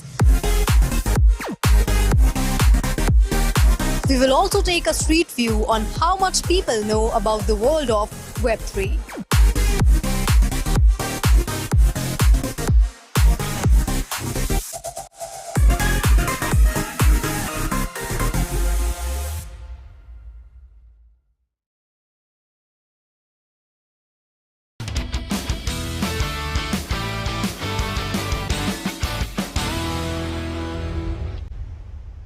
नमस्कार, मैं हूं संदीप कसालकर। स्वागत है आपका 3.0 TV के इस खास episode tip of the क्रिप्टोबर्ग में। तेजी से बढ़ रही वेब3 की दुनिया जितनी गहरी है, उतनी ही टेक्नोलॉजी से भरपूर है। इन्हीं टेक्नोलॉजी में से बेहद ही अहम टॉपिक यानी क्रिप्टोग्राफी के बारे में हम इस एपिसोड में बात करेंगे। क्रिप्टोग्राफी को ग्रीक वर्ड क्रिप्टोस से लिया गया है, जिसका अर्थ है हिडन यानी छिपा हुआ। कंप्यूटर विज्ञान में क्रिप्टोग्राफी एक मैथमेटिकल कॉन्सेप्ट है। इसके माध्यम से इंफॉर्मेशन और कम्युनिकेशन को सिक्योर किया जाता है। इस टेक्निक में कुछ set of rule based calculations होते हैं, जिसे एल्गोरिदम भी कहा जाता है, जिससे मैसेजेस ट्रांसफॉर्म इस तरह से किए जाते हैं जिसे इजीली डिकोड करना मुश्किल होता है। इन एल्गोरिदम्स का उपयोग क्रिप्टोग्राफी की generation, digital signing, verification to protect data privacy, web browsing और कॉन्फिडेंशियल कम्युनिकेशंस जैसे क्रेडिट कार्ड ट्रांजैक्शंस और ईमेल के लिए किया जाता है। साथ ही वेब3 की सबसे बड़ी टेक्नोलॉजी यानी ब्लॉकचेन में भी क्रिप्टोग्राफी का उपयोग सबसे ज्यादा किया जाता है। ब्लॉकचेन नेटवर्क में दो नोड्स के बीच ट्रांजैक्शंस को सिक्योर करने के लिए इस तकनीक का उपयोग किया जाता है। इस प्रणाली में एक यूजर फ्रेंडली इंटरफेस और रोबस्ट क्रिप्टोग्राफिक एल्गोरिदम होता है, जिसे इंडस्ट्री स्टैंडर्ड्स के अनुसार सेट किया जाता है। इस सिस्टम में एडवांस इंक्रिप्शन स्टैंडर्ड के साथ 128, 192 या 256 बिट जैसे सिमेट्रिक इंक्रिप्शन मेथड का उपयोग किया जाता है। कई बार इलिप्टिकल कर्व क्रिप्टोग्राफी यानी ECC और रिवर्स शमीर एडलमैन इंक्रिप्शन जैसे एसिमेट्रिक इंक्रिप्शन स्टैंडर्ड्स का भी उपयोग किया जाता है। तो आइए देखते हैं इन इंक्रिप्शन मेथड्स को कहां-कहां इस्तेमाल किया जाता है। नंबर 1, मैसेजेस और ईमेल। नंबर 2, सेंसिटिव और important files. Number 3, company information. Number 4, payment details. और नंबर 5, आइडेंटिफिकेशन इंफॉर्मेशन। आइए देखते हैं आप इन कीज को किस तरह से सेफ रख सकते हैं। अपनी इंक्रिप्शन कीज को प्लेन टेक्स्ट में या इंक्रिप्टेड मटेरियल के साथ कभी न रखें। स्ट्रॉन्ग एक्सेस कंट्रोल लिस्ट यानी ACL के साथ फाइल सिस्टम में ही अपनी कीज रखें और प्रिविलेज प्रिंसिपल्स को ध्यान में रखकर उतने ही लोगों को एक्सेस दें जिन्हें सच में जरूरत हो। आपके डेटा इंक्रिप्शन कीज को पासवर्ड बेस्ड इंक्रिप्शन यानी PBE जैसे टूल के माध्यम से ही इंक्रिप्ट करें। एक ऐसे tamper resistant hardware security model यानी HSM का उपयोग करें जो कीज को सुरक्षित रूप से स्टोर करे। इस टेक्निक से जब भी आपको डेटा डिक्रिप्ट करना हो, तब आप HSM के एप्लीकेशन प्रोग्रामिंग इंटरफेस यानी API को कॉल कर कोड को पा सकते हैं। तो आज के लिए बस इतना ही। वेब3 के ऐसे ही टेक्नोलॉजिकल अपडेट्स को लेकर मैं संदीप कसालकर फिर आपसे मिलूंगा।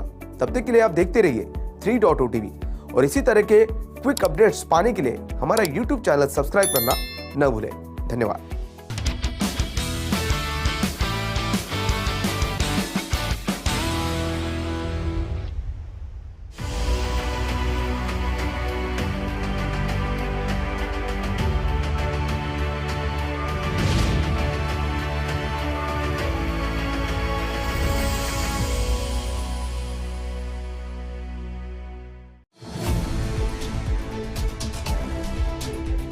We will keep you connected to the evolving world of NFT.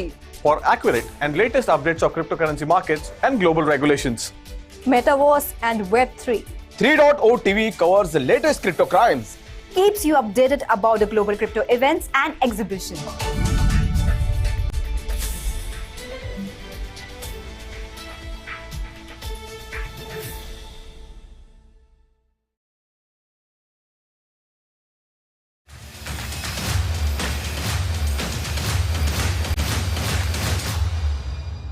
There might be few reasons, as maybe there are more thorough research is undergoing. That might be the one reason, which means that then the government is not ready yet to announce a proper restructuring of the things that they have announced in the last budget. So they might need more time.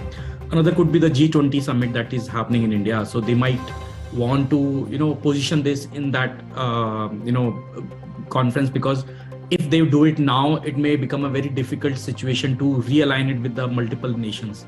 So that might be the another reason.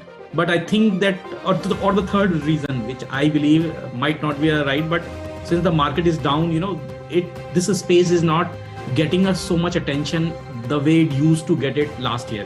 Last year everybody was talking about blockchain, cryptocurrencies, and virtual assets, and how they are how people are making money, and how people are actually stealing the tax which government's supposed to get. So this year maybe this is not happening, because everything is gone down since the 30% cut that the government has taken in the earning. The trade volume in various exchanges in India has gone down.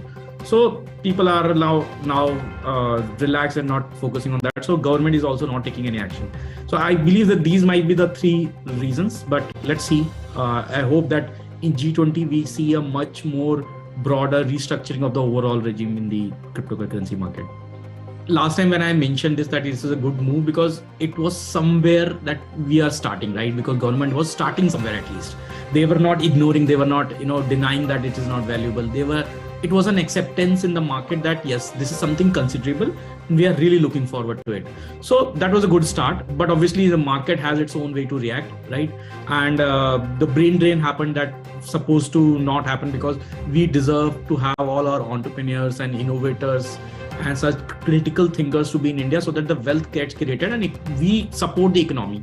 But that did not happen, because there are much friendlier jurisdiction where founders chose to move out. And that's a natural move. I think that's overall responsibility of the government. But after announcing the taxation last year, I was expecting the corrections based on the learning that happened. So this year I was also expecting some corrections in some sort, or some more clarity, some more confusion that has been created, or maybe some CBCT that has been announced by the RBI, some more declaration or announcement on that. But nothing happened, that thing happened. They just announced that they want to use the technology for business use cases that are very common, like record keeping, data storage, and tracking the certain assets. So I was expecting the correction, but again, maybe we have to wait for a more time or another year. But overall, it was some start, something to start with. So I think 30% was that, but yes, it was high. Later on also I realized that it is too high for the plain taxation. It was not just a calculation based after the subtracting your investment or the expenses on managing or growing that cryptocurrency. You have to pay 30%. It was a flat 30%. So that has not gone very well with the multiple brands.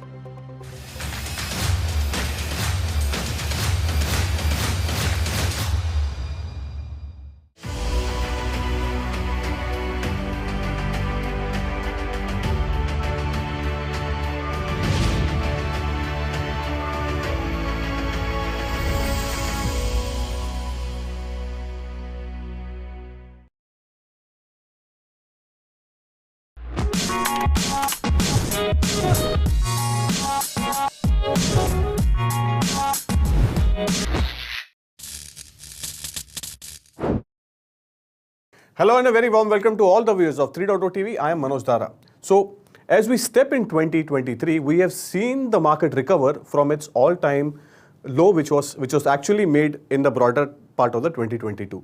To explain the entire cryptocurrency market and to see what the future is in 2023, we have invited three special guests. So very quickly, Chandan Samrat has mentioned about proof of reserve. I have a big question on proof of reserve actual functioning. That's my view. It can be different for you as well. So an Indian-based exchange has recently released its proof of reserve holdings, wherein it is actually having $285 million in actual assets, proof of reserve. It has actually declared. So my big question is, can an exchange declare something which is, they are holding, say for example, they are having their holding 6 trillion in Shiba Inu, 6 trillion tokens of Shiba Inu. They are having roughly around 8 to 9% of Ethereum. They are having roughly around 10% in Bitcoin. And The financial markets mein I am there in from last 20 years. I haven't seen such kind of mechanism work wherein ये ऊपर जा रहा है market तो बहुत अच्छा लग रहा है.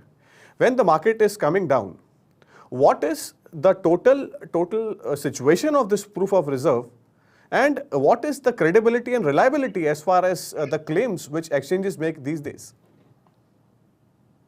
All right, that's a question which will always remain a question. The problem is this.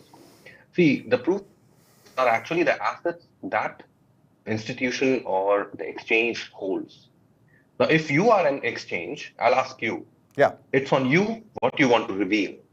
Fantastic. आप वही देखते हैं जो आप बताना चाहते हैं, वही दिख पाता है, ठीक है? So if on that note, an exchange is there, and it's showing that they have got $1 trillion of Bitcoin with them right now. And they say that we have also got $1 trillion of Ethereum with us right now. With no means, you can assume that they have also got $10 trillion of Shiba Inu with them. There is no chance of getting to know that.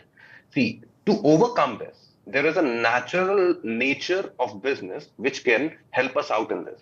More and more competition. When more and more competition in exchanges will come, this monopoly will always be there as a fear factor in them to be on the truth side always, because as soon as a scandal like FTX will even come into the ear of the investors now, they will remove their funds from there. And then, of course, then eventually the exchange will collapse. Moreover, of course, for DEX, for decentralized exchanges, I would never go as an investor, or I would never advise as well for people to go, because as an investor, you need a regulated thing. Fantastic. Taxes are not a problem. When people earn, they are eager to pay proper taxes because they're earning good. It's a very big opportunity with cryptocurrency exchanges. But regulations should be there. Complete knowledge should be there. If there are consultancies who are helping out people or who are helping out institutions as well, these should be licensed consultancies. If there are traders, they should be licensed traders. If there are, complete regulations should be there. Then only you can be, you can rely on the system completely. That's Varun, your quick take. Chandan has actually made a valid point. What's a quick take on the POR mechanism, which has actually currently been disclosed by all the exchanges? Since you are working for an exchange as well, if you can just simplify this for our viewers.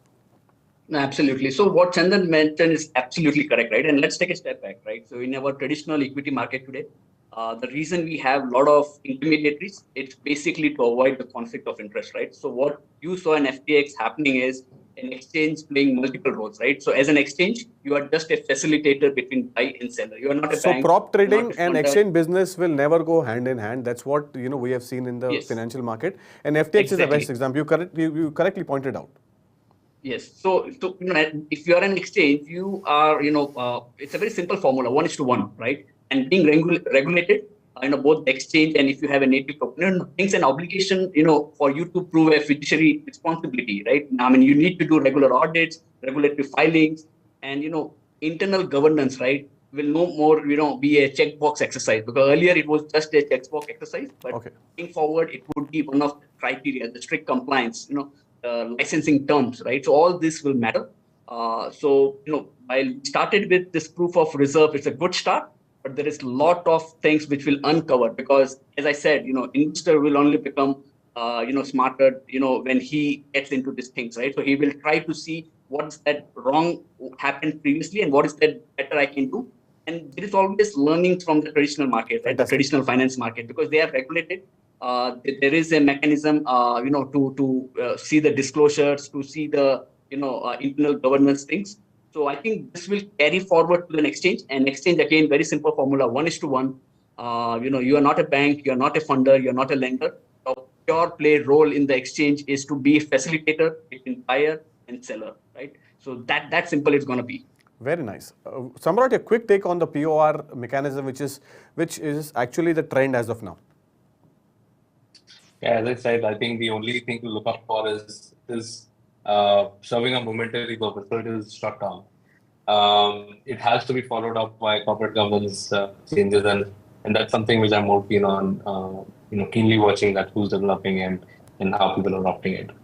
All right, that's all there is in this special segment on Digitally Unplugged. Stay tuned on 3.0 TV for more such interesting views and updates and interviews. Thank you.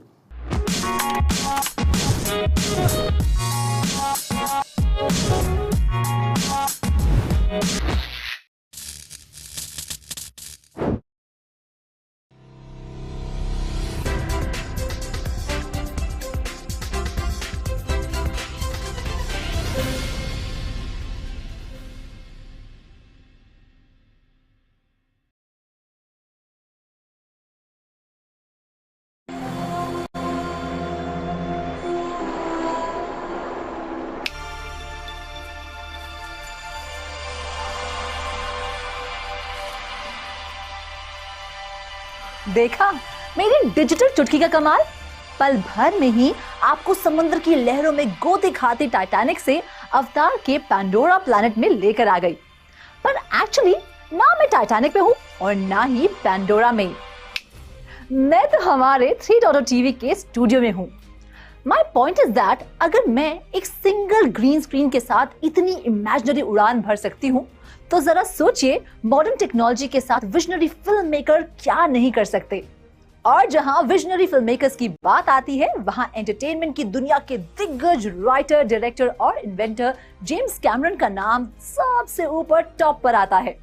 Terminator, terminator 2, aliens, total recall और Titanic जैसी breath taking movies बनाने के बाद वो दुनिया के सामने लेकर आए हैं ऐसी पेशकश जिसने सबका दिल नीला नीला कर दिया है। अब इस नीले नीले क्लू से आप समझ ही गए होंगे कि आज हम जेम्स कैमरन की अवतार फिल्म सीरीज के बारे में बात करने वाले हैं। 2009 में रिलीज हुई अवतार 1 ने breath taking new 3D technology के जरिए मानो हर तरफ सनसनी मचा दी थी। कैमरन ने इस फिल्म को 10 साल पहले ही अपने मन में आकार दे दिया था, लेकिन उसे दर्शकों के बीच लाने के लिए जरूरी टेक्नोलॉजी को बनाने में उन्हें लंबा समय लग गया। रिलीज के बाद सिनेमा की दुनिया को एक नया आयाम देने वाली फिल्म ने सभी का फिल्म देखने का नजरिया ही बदल दिया। फिल्म मेकिंग के तरीकों में क्रांति लाने के लिए कैमरन ने रियल फुटेज और मोशन कैप्चर्ड CGI को मिक्स कर 3D और CGI को नई ऊंचाई पर ले जाते हुए खुद टेक्नोलॉजी को डेवलप किया था। $237 मिलियन के भारी भरकम बजट से बनी अवतार ने वर्ल्ड वाइड $2.92 बिलियन की कमाई की थी। अवतार 1 आज तक की वर्ल्ड की हाईएस्ट ग्रॉसिंग ब्लॉकबस्टर है। The Abyss was the most physically taxing film I've made because we were underwater so much. I think Avatar was certainly the longest and the most complex film that I've ever made. More complex than Titanic or the Terminator films or anything else. It is just remarkable to be able to see the movements and the performance go straight into the character. And it's like, there's Kate and then, hey, there's Renard. So that has been fascinating to me. What is this? Don't know what it... अवतार ही नहीं बल्कि इसके पहले भी अपनी सभी फिल्मों में जेम्स कैमरन ने कंप्यूटर जनरेटेड इमेजरी का इस्तेमाल किया था, लेकिन अवतार को novel technology image based facial performance capture ने अलग बनाया, क्योंकि इस टेक्नोलॉजी के इस्तेमाल के दौरान एक्टर्स को कैमरे से लैस स्पेशल हेडगियर को सिर पर पहनना था। CGI के अलावा बड़े पर्दे पर अवतार को दर्शकों के सामने लाने के लिए digital animation, stereoscopic 3D fusion camera system, virtual camera और साइमल्कैम जैसी टेक्नोलॉजीज का भी इस्तेमाल किया गया था। कैमरन एक कहानीकार के रूप में समझाते हैं कि नई टेक्नोलॉजी को टूल किट के हिस्से के रूप में इस्तेमाल कर किस तरह से रियलिस्टिक टच दिया जा सकता है। कैमरन ने अपनी फिल्म मेकिंग से ये साफ कर दिया है कि आर्टिफिशियल इंटेलिजेंस किस तरह से अहम भूमिका निभा रही है। अब बात करते हैं रिसेंटली रिलीज अवतार 2 द वे ऑफ वाटर के बारे में। तो इस फिल्म में भी जेम्स कैमरन ने इसे अवतार 1 से भी विजुअली बेहतर बनाने में कोई कसर नहीं छोड़ी है। अवतार 2 में फिल्म मेकर ने सोफिस्टिकेटेड आर्टिफिशियल इंटेलिजेंस और मशीन लर्निंग एल्गोरिथम का इस्तेमाल किया है। आइए एक नजर डालते हैं कि इस फिल्म को उन्होंने कैसे शूट किया। तकरीबन $400 मिलियन के बजट में बनी अवतार 2 ने अपनी ओपनिंग वीकेंड में वर्ल्ड वाइड $1 बिलियन से ज्यादा की कमाई की है। ऐसे में देखते हैं कैमरन की टेक्नोलॉजी से बनी फिल्म में मेटावर्स और आर्टिफिशियल इंटेलिजेंस ने किस तरह से फिल्म को इन्फ्लुएंस किया है। सबसे पहला नाम वर्चुअल रियलिटी का आता है, जिसकी मदद से रियल अंडर वाटर एक्सपीरियंस को दर्शकों ने ऑन स्क्रीन अनुभव किया है। फिल्म की कास्ट और क्रू ने वर्चुअल रियलिटी हेडसेट की मदद से रियल टाइम में इमेजिनरी पेंडोरा को एक्सप्लोर किया है। इस लिस्ट में दूसरा नाम ऑगमेंटेड रियलिटी का आता है। पेंडोरा की दुनिया AR की वजह से ही रियलिस्टिक लगती है। जटिल शरीर वाले एलियंस की फिल्म में AR के प्रभाव को नजरअंदाज नहीं किया जा सकता है। तीसरी मोशन कैप्चर टेक्नोलॉजी है, जिसे परफॉर्मेंस कैप्चर के रूप में भी जाना जाता है। ये लोगों या वस्तुओं के मोशंस की रिकॉर्डिंग और उन मोशंस को एक वर्चुअल एनवायरनमेंट में एनिमेटेड वस्तुओं में ट्रांसफर करने में सक्षम बनाती है। इसके साथ ही खत्म होती है हमारी आज की स्पेशल स्टोरी, लेकिन अवतार मूवी सीरीज का सिलसिला जारी रहेगा। जेम्स कैमरन ने अवतार 3 पर काम शुरू कर दिया है, भाई मैं तो अवतार 3 के लिए बहुत एक्साइटेड हूँ एंड आई एम श्योर आप भी होंगे। This is me Ruchi Sharma signing off. ऐसी एक्साइटिंग स्टोरीज के साथ हम फिर मिलेंगे, तब तक के लिए देखते रहिए 3.0 TV.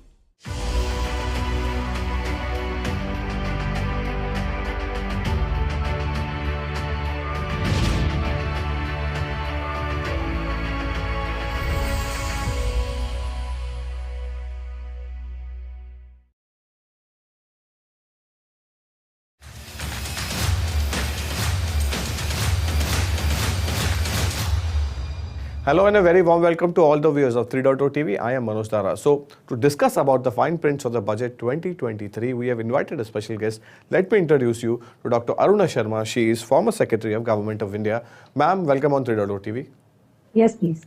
So, since we are talking about budget 2023 and you have gone through all the fine prints as well, there are a few talking points as far as the Web3 is concerned. Your first reaction on the budget announcements, ma'am? Okay, my first reaction is that one good thing that is happening, their focus on infrastructure and their emphasis on the spread of the digitization. So these two are very, very plus points because that will trigger the capital goods as well as manufacturing sector to some extent, which needs a more in-depth handholding. And an umbrella kind of a thing that digitization is going to be, or digital economy, to put it correct, will be the center stage. Needs to be further discussed and fine-tuned to the use cases, which will lead to Web 3.0. So that is the angle we will have to adopt when we are moving ahead with it. So there were a lot of expectations, as in the run-up to the budget 2023. I mean, are you disappointed with, no announcements which were expected on the tax front? Yeah, what you say is correct because, these days, budget is not end in all. Sometimes the withdrawal of taxation or imposing taxation can come en route, and which is the major concern for the virtual digital asset, that is 30% of taxation and 1% TDS. But on TDS, on e-gaming, there has been a good statement, and same should apply here, that what is good for one has to be good for the other. So that issue will have to be taken up. Because of the firm non-happy outlook towards virtual digital asset by the regulator, the movement is comparatively slow and it will have to be pursued with the Ministry of Finance. Ma'am, can you elaborate more on the e-gaming front? You have mentioned about the e-gaming aspect. Yes, in e-gaming front, yeah, please go ahead. That was there was a threshold of 10,000 rupees that was there and it was removed. If you can just clarify this for our viewers.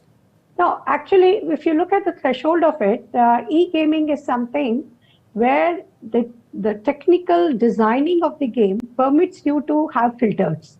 But filters cannot be imposed either by the developer or by the government. It has to be a choice of the player. So that is how it will go. And as far as the 1% TDS was concerned, which has to be done, that has been eased out a bit. So details are yet to follow and we'll have to watch how it is emerging and what format it is taking. One last question before we let you go. There are a lot of announcements that have come for the agri sector and a lot of states are actually adopting blockchain technology to increase or improve their productivity. So how do you see this step as adoption of the blockchain technology is concerned? Absolutely right, that the focus on the agriculture, that is horticulture and allied sectors, for enhancing it and of course as a tool to generate the employment is very, very welcome. And that combined by putting the Digital India center stage with agriculture, Jharkhand has come forward quite a lot into it. Because if you can get the entire database of land, the plantation done, the kind of cropping pattern, the produce that has been produced, then some maybe one step kind of a processing in the near vicinity and then carrying it to the big companies for further processing, bottling and marketing.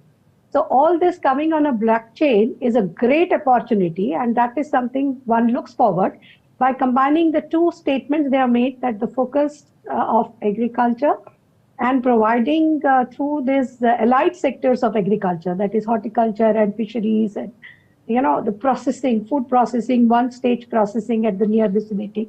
These kind of things is going to generate the employment also and add on to the growth considerably.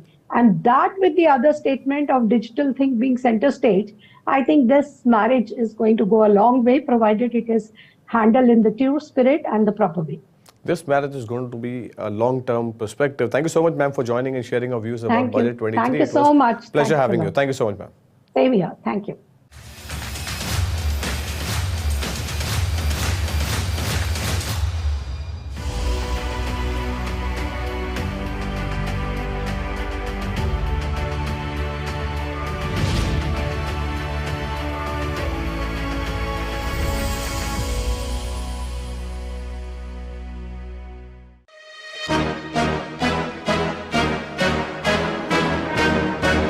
The music industry is all set to be disrupted yet again.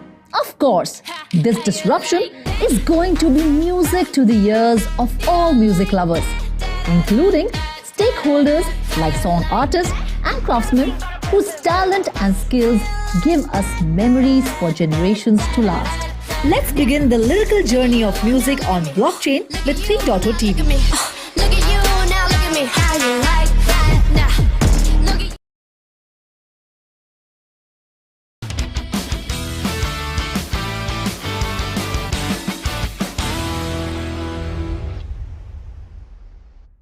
Crypto mining and its huge energy demand has been a point of controversy in the cryptocurrency industry for quite some time. However, the moves toward a green future are streaming ahead. Crypto mining goes green. Greenpeace launched a campaign to clean up Bitcoin, and mining companies gather data on the type of electricity they use for securing Bitcoin's network. After all, there is a difference if it comes from a coal plant or a hydroelectric power plant, as the latter reduces greenhouse gas emission by 97.7%. More efficient mining rigs will be arriving in the near future. Plus, there is a wide range of green initiatives that will inch Bitcoin closer to 100% green status. Mining companies themselves launch such initiatives on a regular basis. For instance, Bitmain joined the US-based Merkle Standard for Sustainable Bitcoin Mining in February. The Merkle Standard was launched to address North America's negative carbon footprint when it comes to mining digital assets. While Merkle Standard uses hydroelectric power in eastern Washington, Bitmain has been tasked to develop 500 megawatt worth of clean mining infrastructure with its 150K mining rigs. El Salvador is relying on Bitcoin mining powered by volcanoes.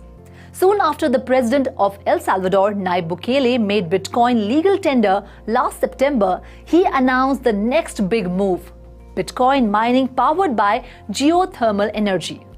This source of energy has a massive advantage over both solar and wind, as it is available 365 days per year, 24/7. Therefore, it doesn't create intermittent daily fluctuations that stress the electric grid. El Salvador is heading to build a Bitcoin city near the geothermal vents financed by volcano-backed bonds. The total financing package holds $1 billion in bonds with a 6.5% interest rate paid back to bondholders. That is, if everything goes according to plan. The architect of this ambitious project is Samson Mow, former Chief Strategy Officer for Blockstream, a Canadian blockchain company. He intends to use $1 billion in bonds through the Liquid network, a Layer 2 scalability network specific to Bitcoin transactions. At the end of the bond chain will be Bitfinex exchange, using both Bitcoin's Lightning Network and Liquid network. While the bonds will be purchasable as securities via either BTC or USD, at the end of the line, half of the bond proceeds will go into buying Bitcoin and other half into funding energy and mining infrastructure for Bitcoin City. Suffice to say, the success of this project depends on Bitcoin's appreciation. If successful, Bitcoin City will showcase the dominant cryptocurrency as the building block for revitalizing an entire nation. In the meantime, President Bukele already spent $180 million to roll out over 200 Bitcoin ATMs. However, the anticipation itself is turning profitable as El Salvador increased its tourism by 30% since Bitcoin's adoption. Hydroelectric power plants to power Bitcoin mining alongside geothermal, hydroelectric has been a staple of renewable energy due to its reliable stability. Furthermore, Hydropower plants are ideally suited to be used for mining because they often deliver excess energy during snow melts and rainy season. Without proper storage facilities, this energy is wasted. Case in point, when China's hydroelectric installation across southwestern Sichuan ramp up, the authorities lower electricity rates to record low levels at $0.03 per kWh. This pricing mechanism stimulates overconsumption of cheap energy. As a receptacle of this waste, Bitcoin mining farms are often seen tapping into hydropower. One of such many examples is the 100-year-old Alta Novella hydro plant in northern Italy. In its turbine room, it houses 40 ASIC miners. Crypto mining harnessing wasted gas. Continuing with the theme of utilizing energy that would have gone to waste, ExxonMobil, the largest US oil and gas producer, has been working on a pilot project to mine Bitcoin in North Dakota. In collaboration with Crusoe Energy Systems, a Denver-based company specialized in managing natural gas flaring, Exxon is diverting natural gas into generators which then power Bitcoin miners in shipping containers. Without this funneling, the gas would be burned off, that is, wasted. Exxon has been experimenting and expanding this project since January 2021. According to Eric Obrock's LinkedIn profile, who is a 10-year NGL industry veteran, the project was a big success as it patched up a traditional waste of energy. For those not familiar with gas flaring, it often happens when drillers hit a natural gas formation. If that gas cannot be safely and timely captured and transported, it is burned instead. This is why these installations often have burning flames as a part of their regular landscape. With the flaring turned into energy for Bitcoin mining rigs, such as environmental hazard is nullified and employed to good use. That's all for now. This is Ruchi Sharma signing off. We will meet again with exciting stories from Cryptosphere. Till then, keep watching Crypto TV and don't forget to subscribe, like and share. And to get regular updates, press the bell icon.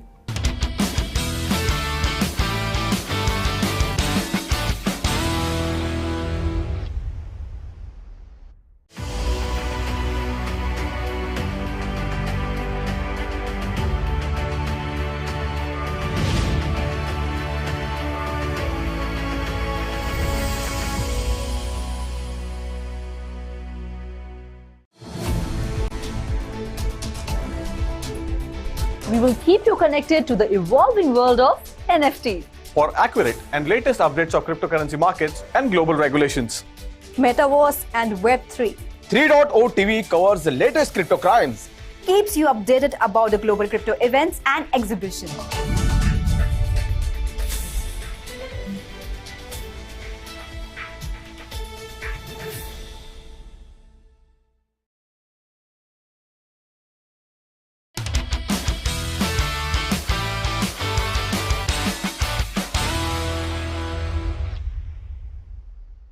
Hello and welcome to 3.0 TV. I am Manoj Dara and Happy New Year to all the viewers. So, cryptocurrencies continue to suffer from the prolonged winter season and there is a big concern on the Bitcoin mining hash rate. So, we have a reason and we will tell you why. The recent winter has sent shivers through the spine of related industries. Bitcoin mining activities too suffered heavily in the recent times. That's what the news reports have suggested. The reason being the chilly weather conditions observed in United States by the December end. Yes, the hash rate of Bitcoin miners, the key parameter to a certain success, witnessed a sharp drop. Essentially, a Bitcoin network accumulates hash rate per second from the miners that are online. So, every guess made by a miner towards solving the next block determines this hash rate.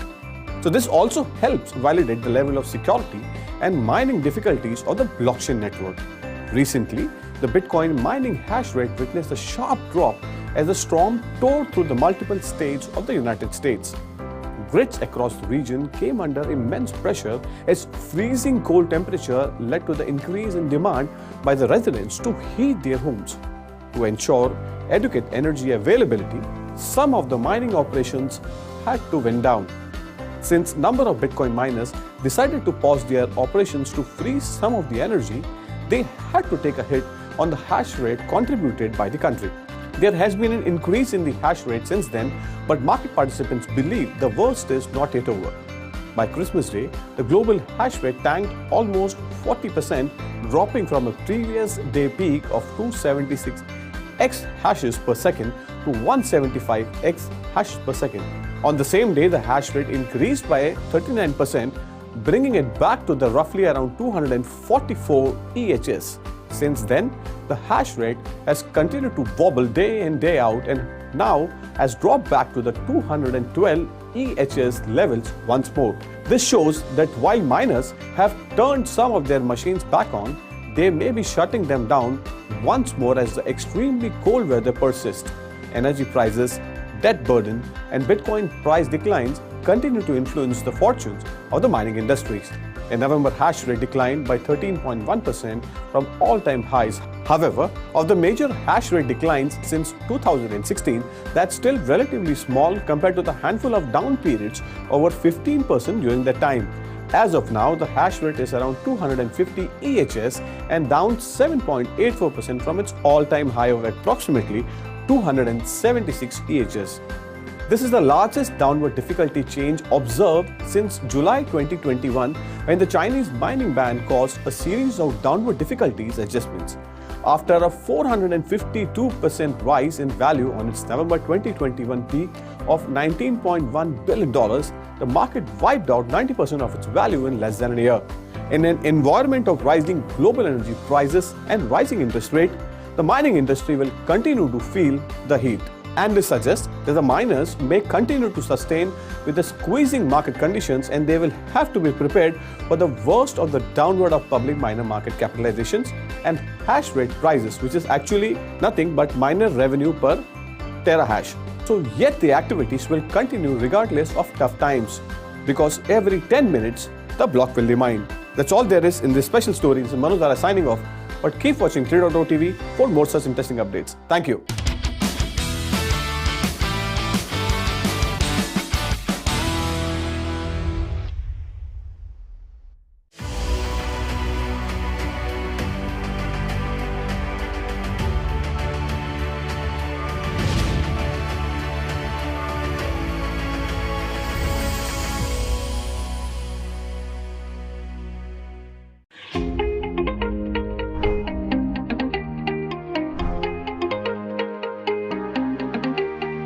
We at 3.0 TV are here at the Kala Ghoda Arts Festival, where we will cover topics related to Web3 and NFTs.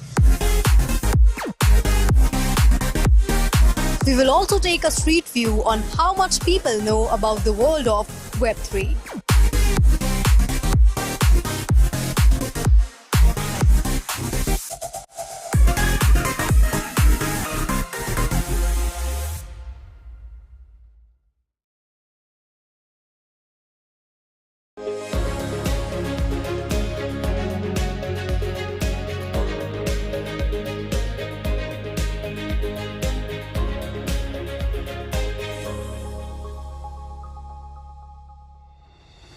नमस्कार, मैं विशाखा ठाकुर। स्वागत है आप सभी का 3.0 TV में।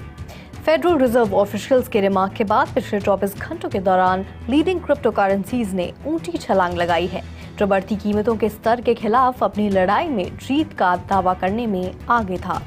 पिछले हफ्ते जेरोम पोवेल की मीटिंग के बाद की प्रेस कॉन्फ्रेंस ट्रेडिशनल मार्केट्स और बिटकॉइन दोनों को तेजी से भेजने के लिए नोटेबल थी, जब उन्होंने कहा कि डिफ्लेशनरी प्रोसेस शुरू हो गई है। कुछ मिलाकर पोवेल के कमेंट्स को शांति से पढ़ना मुश्किल है, लेकिन मार्केट अधिक हॉकिश झुकाव की उम्मीद कर रहे थे, क्योंकि शुक्रवार की जॉब्स रिपोर्ट के बाद पब्लिक रिमार्क्स करने का ये फेड शेयर का पहला मौका था। बहरहाल इंटरव्यू शुरू होने के बाद से बिटकॉइन लगभग $300 से आगे है, अब $23,300 पर ट्रेड कर रहा है। नास्डैक ने 1.5% और S&P 500 में 1.1% की बढ़त के साथ ट्रेडिशनल मार्केट्स भी प्रतिक्रिया दे रहे हैं। 10 year treasury yield 4 basis point से कम होकर 3.61% हो गई है। पिछले दिन ग्लोबल क्रिप्टो मार्केट कैप में 2.85% की वृद्धि हुई है, जो अब $1.09 ट्रिलियन है। पिछले 24 घंटों में total crypto market volume $59.72 billion है, जो कि 20.59% की वृद्धि है। DeFi डिसेंट्रलाइज्ड फाइनेंस सेक्टर वर्तमान में $7.01 बिलियन के साथ टोटल क्रिप्टो मार्केट के 24 घंटे की वॉल्यूम का 11.73% बनाता है। दूसरी ओर stable coins total crypto market के 24 घंटे की वॉल्यूम का 90.17% है, जो $53.85 बिलियन के साथ है। वहीं बिटकॉइन का डोमिनेंस 0.32% घटकर अब 41.24% हो गया है। हार्ट 8 माइनिंग और यूएस बिटकॉइन कॉर्प मर्ज के लिए सहमत हो गए हैं, जिससे वह लगभग 825 मेगावाट्स एनर्जी कैपेसिटी तक पहुंच वाली कंपनी बन गई है। दोनों कंपनियां हार्ट 8 कॉर्प की पूरी तरह से ओन्ड सब्सिडरीज होंगी, जिसे हाल ही में बनाया गया था। 7 फरवरी को जारी एक प्रेस रिलीज के अनुसार दोनों कंपनियों के शेयर होल्डर्स के पास मर्ज की गई कंपनी का लगभग आधा हिस्सा होगा, जबकि दोनों कंपनियों के बोर्डों ने यूनानिमसली से ट्रांजैक्शन को मंजूरी दे दी है। इक्विटी होल्डर्स और कोर्ट अप्रूवल की मंजूरी अभी भी पेंडिंग है। हार्ट 8 USBTC को $6.5 मिलियन तक की सिक्योर्ड ब्रिज फाइनेंसिंग प्रदान करेगा, जो डेफिनेटिव लोन डॉक्यूमेंटेशन के पूरा होने के अधीन है। 7 फरवरी तक कार्डानो में कार्डानो एक proof of stake smart contracting platform user assets में $100 मिलियन से ज्यादा लॉक्ड हो गया था। कार्डानो DeFi प्रोटोकॉल $103 मिलियन से थोड़ा ज्यादा के टोटल वैल्यू लॉक का कमांड देता है, जो कि 1 जनवरी को दोगुने से अधिक था। कार्डानो TVL का मूल्य इस वर्ष की शुरुआत में $48.95 मिलियन था। TVL के बढ़ने के कई कारण हो सकते हैं। कार्डानो का DeFi TVL पूरी तरह से बाजार की तुलना में तेजी से बढ़ रहा है। उदाहरण के लिए 1 जनवरी से 7 फरवरी तक सभी ट्रेन्स में टोटल DeFi TVL में लगभग 20% की बढ़त हुई है, जो लगभग $38 बिलियन से बढ़कर $48 बिलियन हो गया। इस समय के दौरान कार्डानो DeFi TVL में 100% से ज्यादा की बढ़त हुई है। देश के ट्रेजरी और सेंट्रल बैंक के अनुसार ब्रिटेन डिजिटल पाउंड की योजना के साथ आगे बढ़ रहा है, जो 2020 के अंत तक उपयोग में लाया जा सकता है। घोषणा के जवाब में बैंक ऑफ इंग्लैंड ने आज एक सेंट्रल बैंक डिजिटल करेंसी के डिजाइन पर एक नया कंसल्टेशन शुरू किया है। डिजिटल पाउंड लॉन्च करने से पहले बैंक ऑफ इंग्लैंड के गवर्नर एंड्रयू बेले ने कहा कि प्रिवेसी जैसे मुद्दों को संबोधित करने की जरूरत होगी। एक सर्वे के अनुसार ब्रिटिश सिटीजन सेंट्रल बैंक की डिजिटल करेंसीज को लेकर स्केप्टिकल हैं। रेडफील्ड और विल्टन स्ट्रैटेजीज द्वारा पॉलिटिको के लिए इस महीने किए गए 2500 UK एडल्ट्स के एक सर्वे के अनुसार British public central bank digital currencies में विश्वास नहीं करती है, जबकि प्रोजेक्ट के डिटेल्स पर अभी भी काम किया जा रहा है। घोषणा में उन प्रिंसिपल्स को आउटलाइन किया गया है जो किसी भी डिजिटल पाउंड की फाउंडेशन के रूप में काम करेंगे। बैंक फॉर इंटरनेशनल सेटलमेंट्स दुनिया का सेंट्रल बैंक एसोसिएशन एक स्टेबल कॉइन मॉनिटरिंग सिस्टम के विकास का नेतृत्व कर रहा है, ताकि ये सुनिश्चित किया जा सके कि इशुअर्स एडिक्वेट रिजर्व्स बनाए रखें। 7 फरवरी को 2023 के लिए अपने वर्क प्लान को अनवील करने वाले BIS के अनुसार प्रोग्राम, जिसे प्रोजेक्ट पिक्सट्राइल कहा जाता है, डेटा ड्रिवन पॉलिसी फ्रेमवर्क्स को विकसित करने में रेगुलेटर्स की मदद के लिए इन्वेस्टिगेट टेक टूल्स की भी जांच करेगा, जबकि दुनिया भर के CBDCs के डिजिटल वर्जन्स का टेस्ट करने के लिए प्रोजेक्ट्स पर काम कर रहे हैं। स्टेबल कॉइन प्रोजेक्ट पहली है और रेगुलेटर्स के बीच बढ़ती चिंता को प्रदर्शित करती है। BIS के अनुसार प्रोग्राम इस साल लंदन में BIS के इनोवेशन हब में शुरू होगा। प्रोग्राम के अनुसार BIS, जो 63 सेंट्रल बैंक से बना है, जो दुनिया भर में इनोवेशन सेंटर्स हैं, जो 15 अलग CBDC एक्सपेरिमेंट्स पर काम कर रहे हैं। 2023 प्रोग्राम इस बात पर जोर देता है कि कैसे central bank digital currencies payment system में सुधार कर सकती है। घोषणा के अनुसार BIS प्रोजेक्ट एटलस के साथ क्रिप्टो और DeFi मॉनिटरिंग सिस्टम पर भी काम कर रहा है। Virtual asset regulatory authority, Dubai based regulator जो क्रिप्टो करेंसी कानूनों को लागू करने के प्रभारी हैं, जिसने एमिरेट में operating virtual asset service providers के लिए नए गाइडलाइंस जारी किए हैं। यूनाइटेड अरब एमिरेट्स बेस्ड एक क्रिप्टो और ब्लॉकचेन लॉयर इरिना हेवर द्वारा भेजी गई जानकारी के अनुसार वारा ने फुल मार्केट प्रोडक्ट रेगुलेशन जारी किया है, जिसमें 4 मैंडेटरी रूल बुक्स और एक्टिविटी स्पेसिफिक रूल बुक्स शामिल हैं, जो VASP के ऑपरेशंस के लिए रूल्स लेआउट करती हैं। रूल सिर्फ दुबई में मार्केट पार्टिसिपेंट्स पर लागू होते हैं। दुबई इंटरनेशनल फाइनेंशियल सेंटर के तहत काम करने वालों के एक्सेप्शन के साथ एक फ्री जोन जो अपने खुद के रेगुलेटर द्वारा गवर्न होता है। रूल बुक्स के अलावा दुबई रेगुलेटर ने जोर दिया कि सभी मार्केट पार्टिसिपेंट्स, चाहे वारा द्वारा लाइसेंस प्राप्त हो या नहीं, सबको मार्केटिंग, एडवर्टाइजिंग और प्रमोशन रेगुलेशंस का पालन करना चाहिए। वायलेटर्स पर $5,500 और $55,000 के बीच जुर्माना लगाया जाएगा। बार बार ऑफेंड करने वालों पर $135,000 तक का जुर्माना लगाया जाएगा। वी ट्रांसफर ने स्विस ब्लॉकचेन कंपनी मिनिमा के साथ पार्टनरशिप करके NFT स्पेस में अपना पहला प्रवेश किया है। मिनिमा की स्थापना 2018 में ज़ाग स्विट्जरलैंड में हुई थी, जो अपने क्रिप्टो स्टार्टअप इकोसिस्टम के लिए जाना जाता है। वी ट्रांसफर 2021 में $77 मिलियन के रेवेन्यू के साथ दुनिया की सबसे बड़ी फाइल ट्रांसफर कंपनियों में से एक है। कोलैबोरेशन 2 कंपनियों को मिनिमा के नेटवर्क पर NFTs डिप्लॉय करेगा, जो मार्च में 180 देशों में लाइव होगा, जिससे क्रिएटर्स को उनकी डिजिटल प्रॉपर्टी के लिए मैनेजमेंट राइट्स मिलेगा। मिनिमा एक proof of work based consensus mechanism को नियोजित करता है, जो कि उसके व्हाइट पेपर के अनुसार विशेष रूप से बिजली के इस्तेमाल को डिसेंट्रलाइज करने के लिए डिजाइन किया गया है, और ये इक्वेशन से बड़े माइनर्स और रिवॉर्ड्स को हटाया है और अपने नेटवर्क के डिवाइसेस में कैलकुलेशन स्प्रेड करता है। FTX के पूर्व प्रमुख सैम बैकमैन-फ्रीड ने एक जज के फैसले की अपील की है, जो वर्तमान में 2 अनआइडेंटिफाइड लोगों की आइडेंटिटीज की अनुमति देता है, जिन्होंने मंगलवार को फाइलिंग के अनुसार $250 मिलियन के बेल बॉन्ड पर को साइन किया था। ये पहले से ही पता था कि बैकमैन-फ्रीड के पेरेंट्स ने भी बॉन्ड पर को साइन किया था, लेकिन दूसरे नामों को प्राइवेट रखा गया था। US डिस्ट्रिक्ट जज लुइस कैप्लन ने पिछले हफ्ते की शुरुआत में कई न्यूज ऑर्गेनाइजेशन द्वारा 4 अलग अलग पिटीशन के फेवर में इन व्यक्तियों के नाम मांगे थे, जिन्होंने इस महीने की शुरुआत में बॉन्ड पर साइन किया था। अब जबकि एक अपील दायर कर दी गई है, कैप्लन के फैसले पर कम से कम 14 फरवरी तक रोक लगा दी गई है। US प्रोसिक्यूटर्स ने कहा है कि FTX के फाउंडर सैम बैकमैन-फ्रीड के खिलाफ फ्रॉड केसेस कोर्ट के डॉक्यूमेंट्स के मुताबिक सरकार के क्रिमिनल केस के कंक्लूजन तक आगे नहीं बढ़ेंगे। बैकमैन-फ्रीड के खिलाफ क्रिमिनल केस की देखरेख करने वाले मेन प्रोसिक्यूटर डेमियन विलियम्स ने लिखा है कि कमोडिटीज फ्यूचर ट्रेडिंग कमीशन और सिक्योरिटीज एंड एक्सचेंज कमीशन दोनों ने स्टे के लिए सहमति दी थी। कोर्ट फाइलिंग के मुताबिक बैकमैन-फ्रीड, एलामीडा रिसर्च की पूर्व CEO कैरोलीन एलिसन और FTX के को-फाउंडर कैरी वैंग भी स्टे के लिए सहमत हो गए हैं। क्रिमिनल केस के आउटकम का सिविल केसेस पर महत्वपूर्ण प्रभाव पड़ने की संभावना है, उन्होंने मंगलवार की कोर्ट फाइलिंग में कहा। विलियम्स ने यह भी कहा कि वे चिंतित थे कि बैकमैन-फ्रीड की लीगल टीम क्रिमिनल केस में अपने डिफेंस को मजबूत करने के लिए सिविल केस की डिस्कवरी प्रोसेस का इस्तेमाल कर सकती है। SEC ने बैकमैन-फ्रीड पर FTX इन्वेस्टर्स को धोखा देने का आरोप लगाया है। इस बीच CFTC ने बैकमैन-फ्रीड, FTX और एलामीडा रिसर्च पर फ्रॉड और मटेरियल मिसरिप्रेजेंटेशन का आरोप लगाया है। सोमवार की सुबह टर्की और सीरिया में आए भीषण भूकंप के पीड़ितों की सहायता के लिए बाइनेंस, टेथो, बिटफिनेक्स, OKX और क्यूकॉइन सहित कई क्रिप्टो करेंसी कंपनियों ने डोनेशंस में $9 मिलियन से ज्यादा की मदद करने का वादा किया है।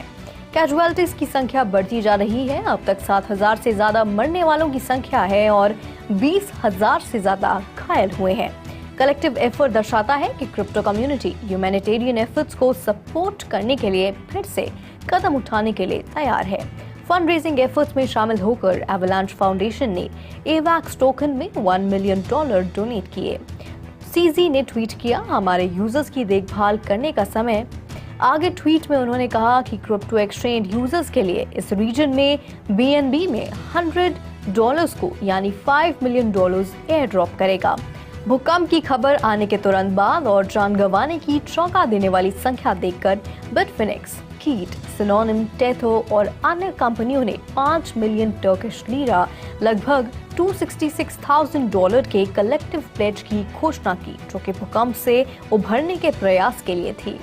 ट्रॉन के फाउंडर जस्टिन सन ने भी युवा ग्लोबल क्रिप्टो करेंसी एक्सचेंज से TRX में $1 मिलियन डोनेट करने का संकल्प लिया है। आज के लिए फिलहाल इतना ही। मैं विशाखा आपसे फिर मिलूंगी ऐसी ही ताज़ा अपडेट्स के साथ। तब तक के लिए देखते रहिए 3.0 TV। हमारे चैनल को लाइक, शेयर और सब्सक्राइब जरूर करें।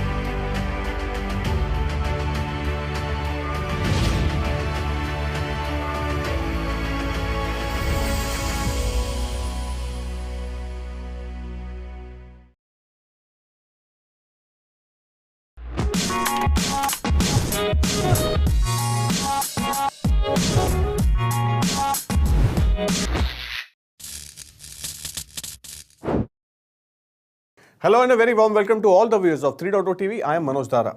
So, as we step in 2023, we have seen the market recover from its all-time low, which was actually made in the broader part of the 2022.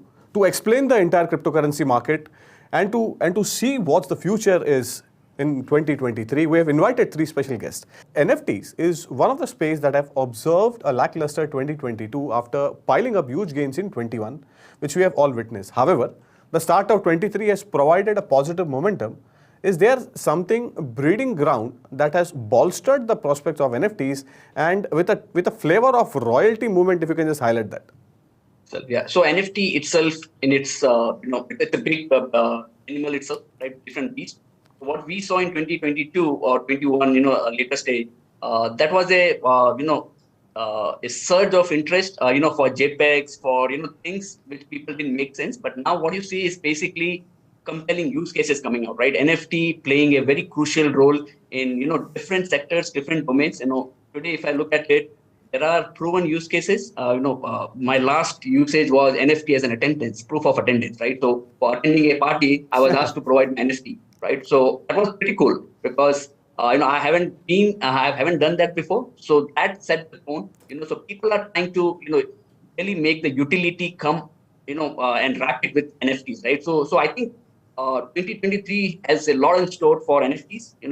I have seen wonderful use cases coming up, and again, it can only go till it converges with the regulations, right? You can have a lot of innovation coming in, but if it is not in line with the the fundamental tenets of regulations, which is protecting the regulator, the investors' interest, it might not go far. It might not be sustainable, right? So and second thing I wanted to highlight, I think Chandan brought a very interesting point, on the institutional part again, right? So what would happen is I see that there will be a lot of digital asset selection now. If there is a heightened interest among investors, they now know that what they are putting hands in, right? That's a very good sign, positive sign for the market, right? Gone are the days that you hear from someone, buy this, buy that, and get into mess. So this heightened awareness, and I see this entire FTX, Terra Luna blessing in disguise, because changes will happen over a period of time. Slow and steady, wins the race. So we are seeing that, point by point. I think that's what we need to take from entire episode and build towards a collective, reimagine, crypto trading financial market, right? So that's how I view the market right now. Chandan, very quickly, if you can just mention, Varun just highlighted about his NFT moment. Like he recently attended an event using an NFT. So is there any event you have attended using NFTs?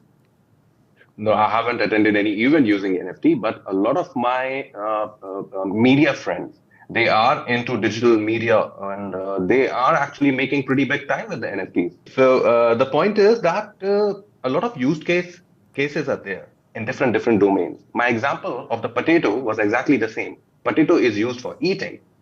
Bitcoin is used as a method of currency to make a transactions between two each other.